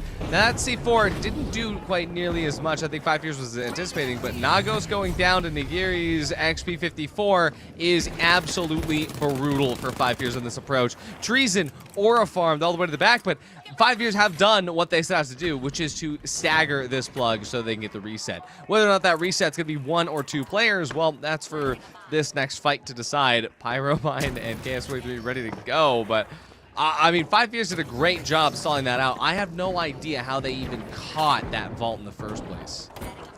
Ooh, on the trash can. Could be catching somebody off guard, especially me, man. Like, if for some reason, even though it doesn't matter how obvious Mbak makes those mines, I will always run into them. It's just a curse. You know, some players just... Shout out to all my homies out there who can't see the mines. They're brutal. But to go back to this game, again, as you said, they staggered out the match. It took them a very long time. 5 is now completely set back as well. And from the side of this, they can go in with the plug or just move it a bit closer, but I do believe there's going to be another fight over this cash out right before it should be plugged. The 5 is most likely looking here forward to go onto that cash out, play the defense as fast or as good as they can. But of course, it's kind of a staggering it again. Yeah, I will say we are approaching that time. It is now currently 3 minutes into the first fight. Oh, God. Okay, but Palma is bringing this through. The plug could be occurring, but if Palma takes any more damage, she's throwing that away. It's thrown away again. Oh, he didn't bring it through. It was a wait. Look at it. He's still holding on to it. He doesn't really quite want to commit to it, but there we go. It's already a bit of an execution going on. Trees going to take quite a lot of damage here, same as Cyborg and Nigeria, but both of them are going to fall. Palma, that's last man standing in the midst of the fire. Nothing he can really do. 5 phase cleaning that one up, but because the gateway is now gone, meaning Treason is going to have to walk that vault all the way to the cash out, and that means more time. Oh no. He didn't place his first one, so... Oh no. Well, hey, it wasn't 4 minutes, but it was 3.5 minutes, that one. Is that better? Is that worse? It's, again, as long as it's not 4 minutes, I think we should be happy with this. And also, Alliance spawned in before it was even plugged. That means even more time for them to actually get a steal here. Yeah, it's, I mean, hey, 4 minutes to the first plug is still, this is going to be a long map too. We'll see how it plays out, but 5 Fears is in control, and they've lost control before. Alliance has been good at these retake situations. They've been good at these offensive pushes with that double KS23, and now the question is, do they choose to go from height? Do they choose to manipulate it down below? We'll find out. But Palma almost can't fit through that door. Nagos gets the winch. The RPG drops them both down. A nice glitch barrel as Palma is playing so heads up, and it's a trade 1-to-1. The mesh clutches up for Palma's HP, and it buys just enough time for Nigiri to come in clutch to save his butt. But now it's just Treason versus Palma in the 1v1. Treason loses the first shot. He's down to 6 HP. Palma gets the victory, and Alliance get the first cash out steal. 5 Fears might have enough time for a steal, but wow, what a fight. Yet again, it's kind of like history is repeating itself. This is exactly what we saw when 5 Fears played against Taiko in the first cycle. It is nothing new. 5 Fears plug the box, they get the first control, and then they lose it. It's being stolen away. It's rinse and repeat. There's a serious lack in their defense. And right there at the end, of course, it was a 1v1. Could have gone either way, but it was very well played by Palmer. And look at the time. There's little to no time left and need to be able here to clutch this one out in such a short amount of time. But of course, Palmer is going to make sure that one is not going to happen. Drops down the cash out all the way down to the bottom floor. Even though there's a steal attempt, there's the first kill as well. It's going to be so difficult to actually convert this one, considering now also that the time is over, done and dusted. The second wipe is there on the board, and the first cash out of the second map goes to Alliance. So they've gotten 3 cash outs back to back, stolen and won. This is very concerning for 5Fizz. Absolutely. Jerry did the math for us off screen. So if 5Fierce wins the series, they are guaranteed into the major. That's it. But if Alliance wins, then only Alliance can catch up and steal first in Cycle 4. But that means Alliance has to win first, both here and they've got to do a considerable number over 5Fierce in Cycle 4. So for Alliance, they know how much this is needed. 5Fierce, they could lose this one and be safe, but do they really want to take that risk? Right now, only 1 cash out separates Alliance from first place in that $2,000 prize pool of the day versus 5Fierce. But Dianic, this fight is a little bit more tactical from 5Fierce as they're trying to split Alliance up, but I think it's working a little bit too in their favor as Alliance has read through it almost immediately and understood how to take out Nagos, which reduces into a 2-on-2 situation with now just Carney, and 1 KS-23 shot removes that guy. Well, let's just say it ended up in a 1v2, and Palmer is him. Palmer's him. He's delivering the kills when it comes to this game. But here again, the vault still needs to be opened and then plugged, and we saw that there's still so many possibilities for fights to go on. The first one on the first cash out took us, what, 3 minutes and something? You said it early on. 5Fizz is already back in the game. I don't think they're gonna make this one an easy transport run for the side of Alliance. I really hope they're gonna be able to interfere here and just gonna make it a little bit more of a tough time for them. I think And Alliance there we go. plugs it immediately, but no, wait a second. No. Yes. Again. Yeah, they're stalling it intentionally. This is so interesting. I love to see it. Carney, he's trying to find that angle. He sees that dome and reacts before he even sees the player. H+ diffuser is so clean from 5Fierce here, but with Palma at half HP, he's still good for 1. It's a 2-on-2. Nagos, the SA-12, can't do anything from that distance. And Treason, last up for 5Fierce. Now it is going to be a 1-on-1, but I don't know. They're both rezzing. I think this could be Alliance. This will be Alliance, but also 5Fierce. Look at this. The damage not being put down on the Cyborg. He's going to put himself in a bit of a risky position, but there's the help coming in from the behind. That's a great team play by Alliance, especially because they now get to kill into trees and Carnifex, healing themselves up. But he's now finding Cyborg in a 1v1, very low HP, needs to hunt down this kill and get this plug. But here again, guys, we know how the history is. It's not looking good. Of course, they got the plug, and that's not a discredit. They've had it already 3 times. And every single time, they've lost it. Again, very worrying place for the side of 5Fizz, and especially considering that there's so much time, they could still lose this control. Exactly. I think 5Fierce needs to lock in and make sure that they understand how far they have to kite, because they know that Alliance is coming in and they're coming in hot. There's no time to waste when it comes down to this. And Alliance, they could choose to play slow, but they are not. Look at how they are immediately on top of Nagos. They are immediately, as a unit, moving into position. 5Fierce, they've got no other choice than to move back towards the point, because they know if they kite too far, it's over. In Alliance, they're in that 3D chess mindset. They know that as well. There's a lot of regular chess is 3D chess. I keep saying that. Either way, we got a little bit of motion on the point.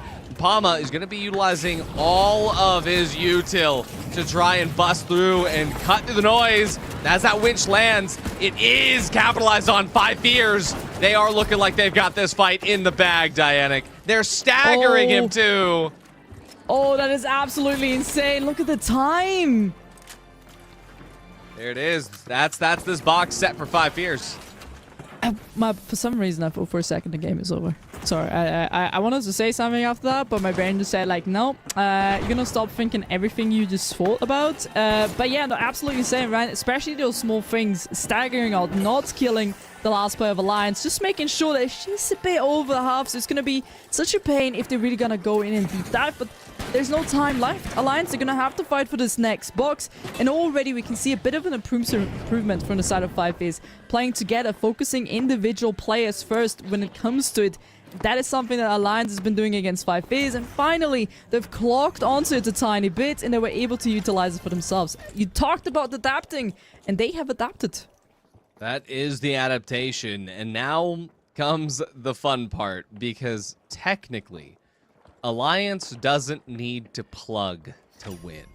And with how long these fights are taking, it's not even out of the question that we could get Alliance not tap in the vault for 8 minutes. So this is going to be interesting. 5-Fears knows that they're getting ahead of the curve. They are trying to make sure that they get over that vault. But look at the space that Alliance has on this map. Not only from the art house, but also all the way over in workspace, all the way over in the library. They have an angle on 5-Fears. The vault is getting tapped by 5-Fears. Alliance, well, they've found a 1v2 that they're going to be able to take over.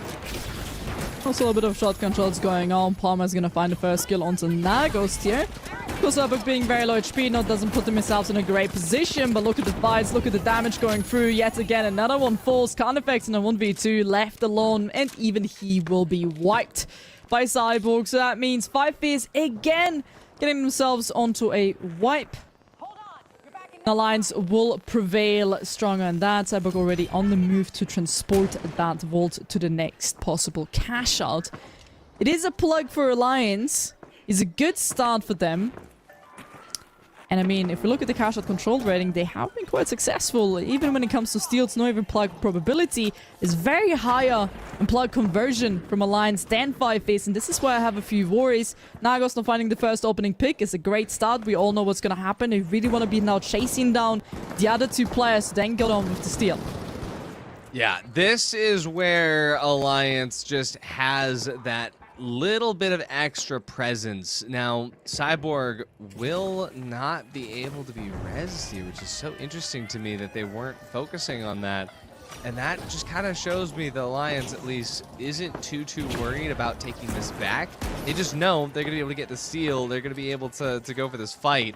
Because, like you said, it's happened before. 5-Fears, they miss the opportunity to winch it out into the open, and that causes them to kind of be out of position. Look at that. Immediately, without spending anything more than just a single RPG, Nagos and Treason are down to half HP, but they have kited effectively, and this time, not too far. They are in a good spot. Now, there's just enough time for Alliance to be able to go and hold this, but there is still a KS-23 on the side of 5-Fears. It's Treason's, and it does buy a little bit of extra time with that stall.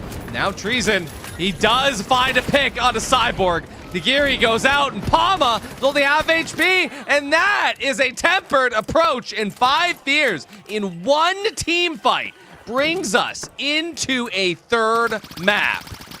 And this is the difference that a singularity of a map can do. Again, Fangway City very different to the one that we have right now. Sis Horizon, a lot more long range, a lot more rotations possible, a lot more visibility all over the entirety of the place, and that really just made the difference. Again, adapting is very important, and the one thing that we saw from 5-Phase, they knew how to adapt, they knew when to play the cash out, and they cannot underestimate their opponents, and I believe in the first game that's exactly what they did. The second one will go to their favor, meaning, and as you already said it, we're going to be pushed to a third and final map. This one will decide who the champions will be of this cycle, and it's gonna be fought out on Bernal as well. Close range, shotguns, a lot of destruction.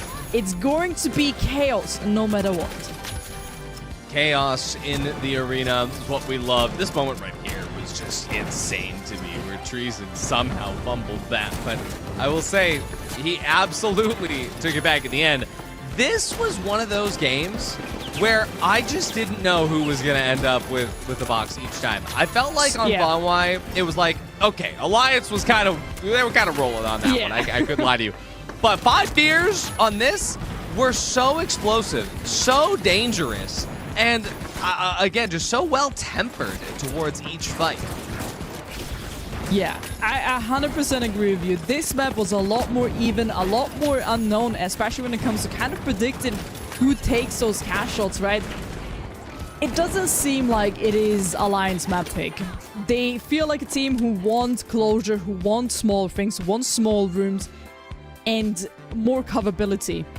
Because that's what they had on Fang Y, especially with the cash shots they were presented with. And 5-Phase here, again, adapting, stepping up to the plate. Maybe it took a little bit of a wake-up call from their side. They needed to have their back against the wall in order to perform so many things that could be said. Yeah, but one thing that I worry about, have the nerves started to set in Alliance? Oh, I mean, for sure. I don't think that 5Fears is as nervy as Alliance when it comes to the stakes. 5Fears, for all intents and purposes, have already kind of earned their way into the major. Because again, no matter what happens, they have a good head up. Because if Alliance wins, only Alliance will be able to dethrone them in Cycle 4. So it's just a matter of whether they win now or whether they win later, I think, in their own heads. And so for 5Fears, maybe that's kind of what did them in the first one. They realized, oh, yo, Alliance has teeth. We got to actually lock in. And so now 5Fears, having locked in, having been pushed against the wall, because again, I mean, Diana, it took until what could have been the very last box for that to happen. It was 3 in a row from Alliance. And now 5Fears, they've got to do a lot. They have to do a lot, and they have to go to a different map. Bernal again will be destination for our third and final map of today. There's no more games after this. The champions will be decided in first place as well.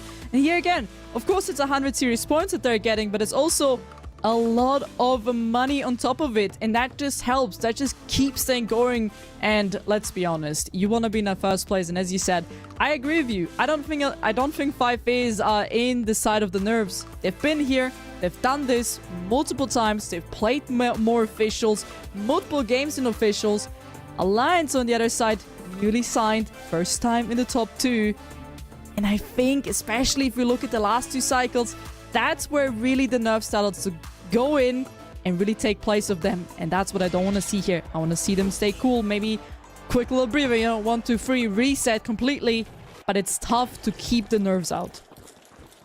Oh, absolutely. It's got to be tough to keep the nerves out. But, I mean, 5Fears, the fact that they're sticking with that Winchester 1216 tells me that 5Fears is feeling pretty chill. And for Alliance, I know that Palma and Nigiri are able to kind of quell their nerves. It's Cyborg that, hey, he's still putting out numbers, but does he have the steel nerves, the steel reserve that his teammates do in order to kind of bring this all the way home? Only time will tell. This is the match to find out, as it all comes down to this. So grab your Ospoos and settle in to your Volpe headsets, because this is the time to watch as Alliance runs away with this first vault. Dianic 5Fears are quick on this approach. They're very quick. They know what it is at stakes, but they're now also just throwing it away. Of course, to the sides of Alliance. Look at this. Great information coming in from Nigeria as well. Oh, the back flank. The Witch is gonna miss though, but he's gonna focus his attention now towards the other 2 heavies, which are going on in the fight. But unfortunately, Alliance are just gonna lose their member step by step. So is 5Fears. Can't affect Snagos. Very low HP, but Nigeria is the last man standing. Ooh. As I say that, Nigiri has also now been found and removed from the board. The cash out, as already said, a little bit thrown there, and they can just go to 8, plug it. Not that far. Oh, yeah. It is a pretty crazy day when Nigiri is unable to cut through with those shots. I mean, he was trying to get that angle, but 5Fears, I think, through that first map, they kind of fell in line with, okay, Alliance is reading us. We have to change up our plays. Throughout the very beginning of Sis Horizon, they kind of noticed how Nigiri was playing with Palma as far as, you know, being on his tether. But this time around, that was like, this is just being completely read through. I did not expect this plug to happen given how slow everything else is happening here. But 5Fears, they got the high ground, but that doesn't matter much in a KS23 world. It's only time will tell when Alliance just destroys the suspended sponsor structure. Oh, look at that. So many holes already being created. Also trying to make sure that these opponents fall down the roof, that they don't have that safety net. Alliance, of course, made their way already close towards the opponent team, playing down below. But because of that, Shogun are able to just create that vertical play, able to go in. Of course, a winch would be fantastic here to make it even easier to steal. They've just found a perfect position here. The dome comes out. Palmer's going to try for an attempt. He's going to have to force the opponents to execute on top of him, but there's just a slight bit of an angle. Yeah, 5 years not letting that happen again. They're not letting that happen again. They've learned from their previous mistakes, one could say, but there's another steal coming in. And from the looks of it, this one will be successful. Bomber ignored completely the damage, and now 5-Phase, maybe a bit of a panic, dropped down, tried to execute, but they've already found themselves one being removed. Now Nago's back in the game, was rezzed in the meanwhile, and it's back down to a 3v3, but it is Alliance having the control over this cash out. There's still time, though. I mean, Alliance, they haven't necessarily signed out yet, but no, with that 2-piece, that is it. Unless Palma goes wild here. He takes out Nagos, but Cardi, only one shot. Could this come through for 5-Fears? Potentially, but oh my goodness, Palma did a great job to try. But 5-Fears is going to be able to walk away with this one, even though the steal happened towards Alliance. 5-Fears, they took a page out of the America book and made sure that they were ready with a response. Well, I'm gonna have to be honest with you, Jerry. It did not look like they were ready because Nagos did deep dive down, was killed, was resetted. So it wasn't the cleanest, but it was a successful one, and that's the only thing that matters. At the end of the day, it doesn't need to be clean if it's successful. One thing we can say about 5-Fist, again, very good offensive team. They're good when it comes to the attacking side. Alliance, just a bit too late, let's say a little bit too low on that defense, on that cash out. But here again, it is Bernal. Everything can change with the coming cash out boxes, as we have rather a slow game now building up yet again. We saw this Horizon. The teams like to make it a quick entry and then be very slow in the future fights because they know how much is destined, how much can actually be decided by those few early fights. Oh yeah, 100%. And I mean, this is also where 5-Fears, they just need one box, and they're in not only the top one for the cycles, they are in the major.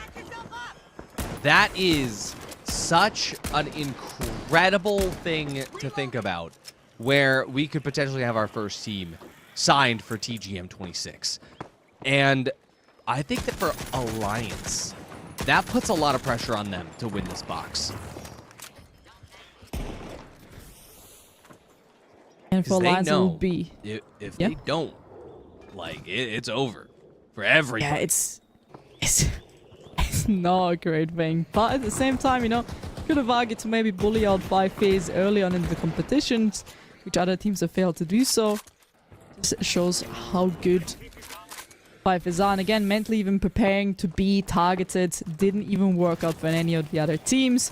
To keep this dream alive for any other team or for Alliance, they're gonna have to be able to get this one. Winch misses just a few seconds on the ground, but look at that. The first kill is gonna fall to the side of Cyborg. Palmer will be the next. Nigerian are the last men standing in the side of Church. Nothing he can really do there. And 5-Phase quite dominantly, again, very explosive entry into that fight. Wow, and again, just kind of goes to show that the nerves are real for every single team. And 5-Fears, I mean, they know that they could lose this one, and so they could have been conservative on that approach, but they chose to just go at it. And look at how well it paid off, given the fact that they were able to get their heavies in a position exactly at the right timing. Even with a missed winch, they converted that. Goes to show where 5-Fears is coming from. But now Alliance is on their approach, and Dianic, if Alliance can't do this, 5-Fears is at TGM26. So this box is everything. Oh yes, it is. It really comes down to this one. Maybe even to just reset the board, bring it all the way down to a third. But Alliance are gonna start a bit of a disadvantage here. One of their mates already been found. The next one already low HP. Palmer taking so much, not able to do anything. Nagos, again, proven his performance. He's already done this once against another opponent team. He'll do it again. The wipe is there. And I mean, there we have it. 5 Fears, our champions for the cycle. Number 3, my god, yet again proven why they're the best team. And Nagos, not only did he once have such a stunning performance for the last team fight, he's done it again. He wants to be in the shine, and he just keeps rising the kill lead. And Dianic, I gotta say it, congratulations to 5 Fears, your first team in TGM26. With enough points to be able to put them ahead of everybody else, it is mathematically impossible for any team to top them. Jerry, history has been made. It really has. We've signed our first name under the dotted line. That is it.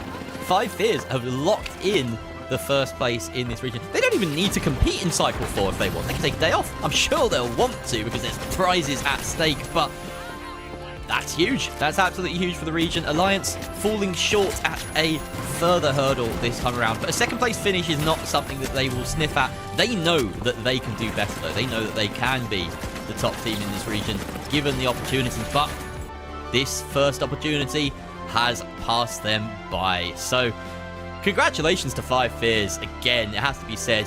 Look at that though on Alliance's side. They just could not muster up anything resembling a fight on this first map. It really felt like a game of two halves, Dianic. We started with a dominant Alliance performance over on Fungi City. Sis Horizon was so back and forth, and then Bernal was all about 5 Fears. It's the nerves. There's one clear explanation for this, and it must be the nerves, right? Newly signed, first time being in the top 2. They've already had themselves being backstabbed by the nerves in the previous cycles when they were in the cash outs, unable to perform. And this is the exact same pattern.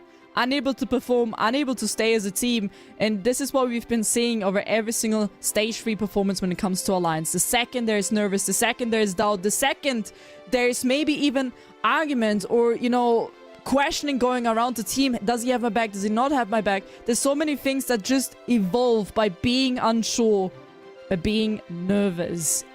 Again, nothing to be ashamed of, but it is a pattern with that team. And 5 Fears, and I already said it earlier perfectly, they have nothing to fear. They have nothing to be nervous about. This team has already proven themselves twice to be in the top 2. They've been here, they've done it, and they've won it once again. And they've gotten the ticket to the TGM26, a major, as the first spot in EMEA. Even though Cycle 4 is still around the corner, nobody can beat them.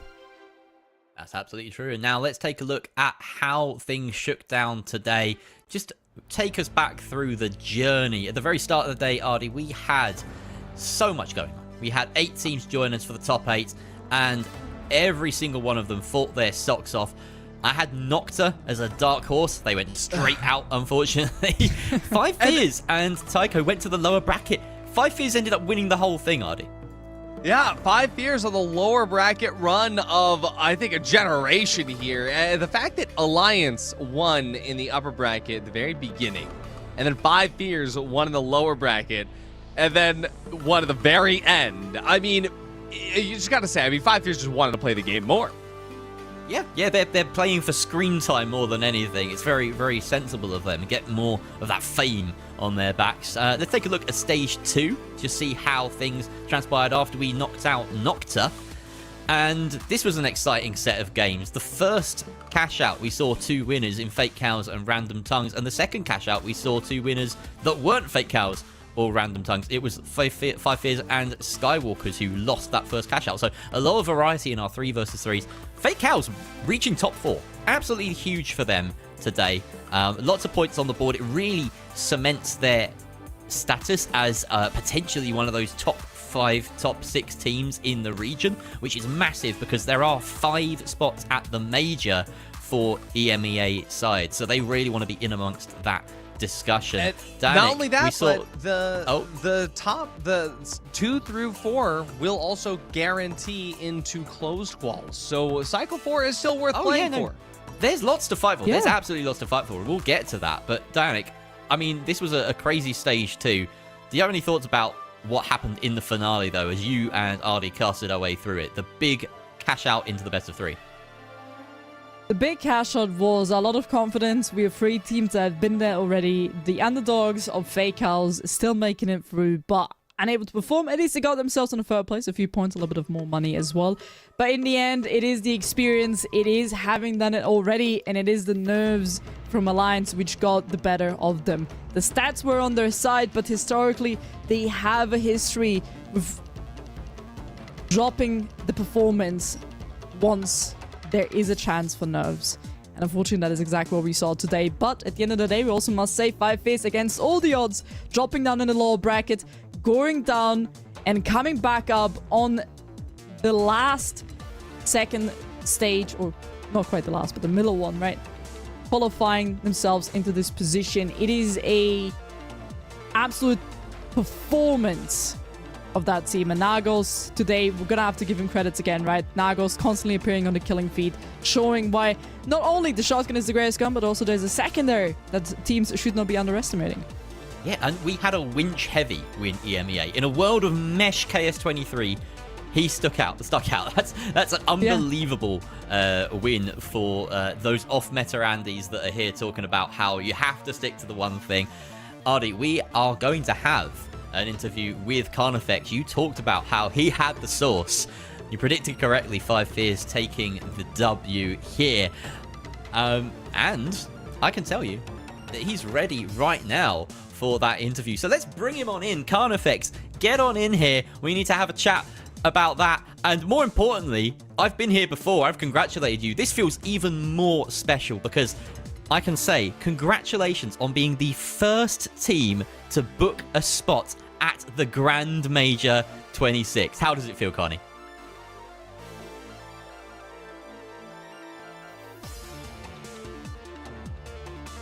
Oh, we can't hear Carnifex. I'm sure you said something lovely there and heartfelt and it was really inspiring. There we go. We got him now. You guys at home did. Ardi, why don't you lead us with a question here? I need to hear more from this guy. I need to hear his voice for the first time. I mean, Carney, I gotta say, you know, not only just from the start of this year have you just been set in on just this victory path, right? I mean, Ape Squad Classics, PHL 26, now the TGM cycles, literally skipping the closed qualifiers. You're just going straight to the major. What is it like at the top? Knowing that your team has been absolutely dominant throughout the finals esports throughout this year, what gets you to that point? I mean, it definitely feels amazing, but it's also like not as easy as it might seem. The competition this year is much higher than the previous year, in my opinion, and it's extremely hard to stay at the top with this level of competition, especially like in games with like cash out and everything that's happening in cash out. It's it's pretty hard, but we're doing like our best. We're grinding as much as we can, and it's been working out so far for us.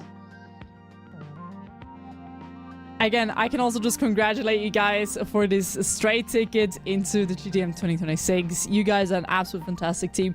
I do want to talk a little bit about mentality because you guys did drop down to the lower bracket. You guys had a hard time in the top 16 last weekend, but yet you guys always managed to pull through. Who is the person who constantly reminds the team to calm down, to reset, or how is the mentality in the whole entire team? Because that's maybe something that other teams can learn from, or even viewers, because you're in high stress scenarios. You said it's not as easy, high competition. How do you stay cool? I would answer pretty badly actually. This cycle, Nagos was a bit feeling a bit down, let's say, after the first game because we lost in a pretty bad way. But I mean, we just kept like our cool and we stayed focused and we just pushed it through. He had some amazing calls today, Nagos. Like I think he played so well today, Nagos. Great. That's really insightful. I think Narcos really did have a fantastic day, didn't he? Rocking that winch as well. Go with the off-meta Andes. We want to see more development. Taking a bit of a lesson from NA as well. They had it in last weekend, and it's really inspiring to see more people off mesh. Just a lot of variety really making the difference. Carnifex, you now have quite a long break ahead of you, essentially, until the Grand Major. But of course, there's going to be plenty of action in that time. You have the option of competing in Cycle 4, which I'm sure you will, because there's prize money on the line and all this. You know, you want to keep the prestige up. But what is the priority now between now and then? Of course, you're locked in with this roster, all of you guys, with the backing of Five Fears. What is the thought process for the next couple of months? I think we're probably going to try to start schedule screens with NA, because we haven't played NA since the major, basically. Like, it's almost been 1 year. It's just been focusing on screaming U teams. So yeah, I think we're going to probably like look to book more scrims with NA teams and see how they play. And, you know, we're going to start to get ready to how's going to the major look like. Great. Okay, well, just as a closing question, and you've taken this before, you're so experienced at winning these damn things, but I just want to throw it open to you and say, you know, if you have any thanks for people who you want to shout out, go ahead, the floor is yours. Yeah, for sure. 5 years, they've been there since the start. Since the start of the year, they've been like great to us. All the fans watching us on stream, even the haters watching us on stream, it's always fun to read the chat. All the people at home watching us and cheering for us, and yeah, all the people is gonna come at the major to see us play as well. And you guys. Fantastic. Well, yeah, hopefully we'll all be there for certain. Carnifex, it's been an absolute pleasure. Congratulations. Go and take the evening off. Celebrate with your teams, your friends, your family. For sure. It's been a pleasure to have you. See you, Carney. Thank you. Bye-bye. Bye-bye. All right. And that is it for the action today. Let's take a look straight away at our top 8 leaderboard for the cycle, so we can see just exactly how things have panned out. We already know that top spot was awarded to Five Fears. This is just the cycle 3 standings, so this is a bit of a reflection on how things went today. Alliance falling short of the mark, making up for it with, I suppose, the consolation prize of $1,000. It's a pretty good consolation prize if you ask me, and 75 points on the standings, which is significant, as we will see. Fake Cows breaking into the top 4, getting 50 series points, their best performance so far. They keep jumping up the odd numbers. They came 7th, then 5th, now 3rd. Maybe next time they win the whole thing. Who knows? Tycho coming 4th with 250 to their name in terms of prize money. And then 5th through to 8th only get the series points. It's a little bit here and there, but it could make the difference in the end, as we can have a look now at how these all tally up after the first 3 cycles together. Five Fears right at the top with 275 points. No way in hell anyone can catch up to them. Alliance, the most they could get at the next would be 100, and Five Fears don't even need to show up, they'd still be in first. So the real question here is, who's going to be in that top 4, or top 5 rather, the 2nd through 5th? It's really close, as we can see, and there could always be some challenges coming in that cycle 4 to usurp Fake Cows spots, or Random Tongues, or take, you know, a lot of these teams aren't particularly safe. Alliance and Takeo might feel a bit safer than anything, but as you look at all of the other regions, it's crazy. We've booked a spot at the Grand Major, RD, when no one else in any other region has done so yet. I will say this. Even though Five Fears is guaranteed into the major, Cycle 4 will be the most interesting cycle to watch. The reason for that is that 100%. It will all be decided in the top 16. Because you are going to be seeing teams get in or out depending on how those top 16 games go, where we could have a team like, for example, Fake Cows or Special Force or Skywalkers maybe not make it in. And then it leaves it on the table for anybody to come over and take in those top spots. If Random Tongues, one slip up happens, if another team comes in and takes that first place spot, they could get knocked down. And so for Alliance, I think they're pretty much set into the closed quals no matter what. Takeo as well. But again, if the top 16 shakes out any differently, this could have one of the craziest upsets that we've ever seen. It absolutely could. And, you know, every single point matters at this point. it's about as good an advert for watching those top 16 broadcasts as you could ask for. So definitely check out and follow PHLTF and Ape Squad org on Twitch. Make sure that you're watching those broadcasts. They are exceptional. We get so many casters in. They're awesome. I know, Dianic, you were covering the top 16 last weekend, so you saw the full journey of everyone that made it through, including Fake Cows. You know, really impressive to see them break into that top 4. Have you got any final thoughts before we say goodbye for the day, Dianic? I mean, even though the first place has been decided when it comes to Europe, the other places haven't been, especially EMEA or Apex. Those are still open to be decided, so if you guys see those streams, definitely tune in, because every region has their own charm. When it comes to Europe, we are all over the place. We have so many things, but at the end, I'm gonna have to agree with Artie. So many things will be decided next cycle, and don't see it as, oh, they're not gonna get the golden ticket. 2nd to 5th place get the straight into the close qualifiers, and that is something to really look out for, because it's so important that they don't have to play the open qualifiers. And even there, from then 6th to 9th place, they get an advantage in the open qualifier. So it's very important for each team to be from 2nd to 9th place, because it's gonna make a difference wherever they may stand. Because at the end of the day, if you don't have to start at the bottom, you already have an advantage. Artie, tell me I look pretty and then say bye. Jerry, you look absolutely stunning, but Dianic looks a little bit better. And so I just got to say, it's, you know, if we're talking leaderboards here, I think Dianic is absolutely, like, you know, going to closed quals. Jerry, you might have a chance in Cycle 4. We'll find out. Either way, I got to say, I'm just thankful to be here. Thanks for having me over at EMEA. This is where I all started all the way back in you know, season 1 of the finals esports. So it's good to be back here. I'll be back in NA for the next cycle as we welcome Dread back on the EMEA show. But Jerry, Dianic, thanks for having me. Oh, it's been a pleasure. I'm looking forward to welcoming back Dread, the familiar other American that we've imported for this region. Yeah, it's been really nice to mix things up here, though. I love it every single time I get on the desk with whoever it might be. It's been an absolute pleasure. And that is it for today's broadcast. But there's still so much action to be had. Next week, it all kicks off again with the APAC final Swiss stage, and then we get rolling into the whole of Cycle 4 over and over again, and it's going to be so meaningful, so much action, so many points, so many dollars, all up for grabs. But the long and short of it is that we have to congratulate 5 Fears today. No one could hold a candle to their performances, least of all Dianic, because she doesn't know how to light candles, as we found out. But that is it for today. She's not looking too happy about that one. I'm sorry, I had to bring it up. But it's fine. Anyway, thank you all for watching. We'll see you in the next one. Bye-bye.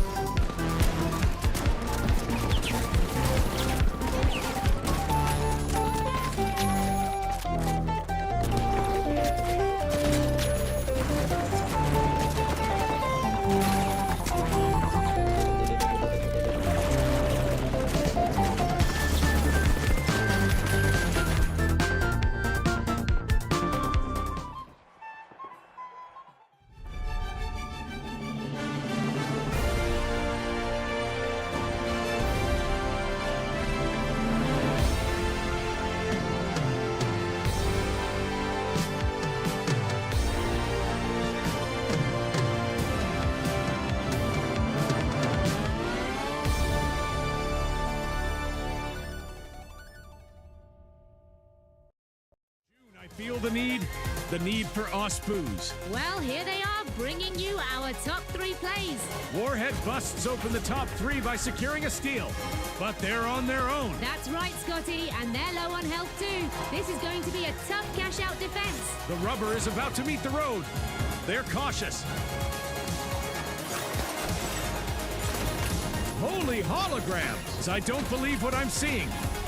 What a mighty solo effort from Warhead. Fizz dives right into the cash-out action for our second place play. And that's an early elimination under their belt. They're looking hungry with that M11 in their hands. And clearly not afraid to hunt for their next opportunity.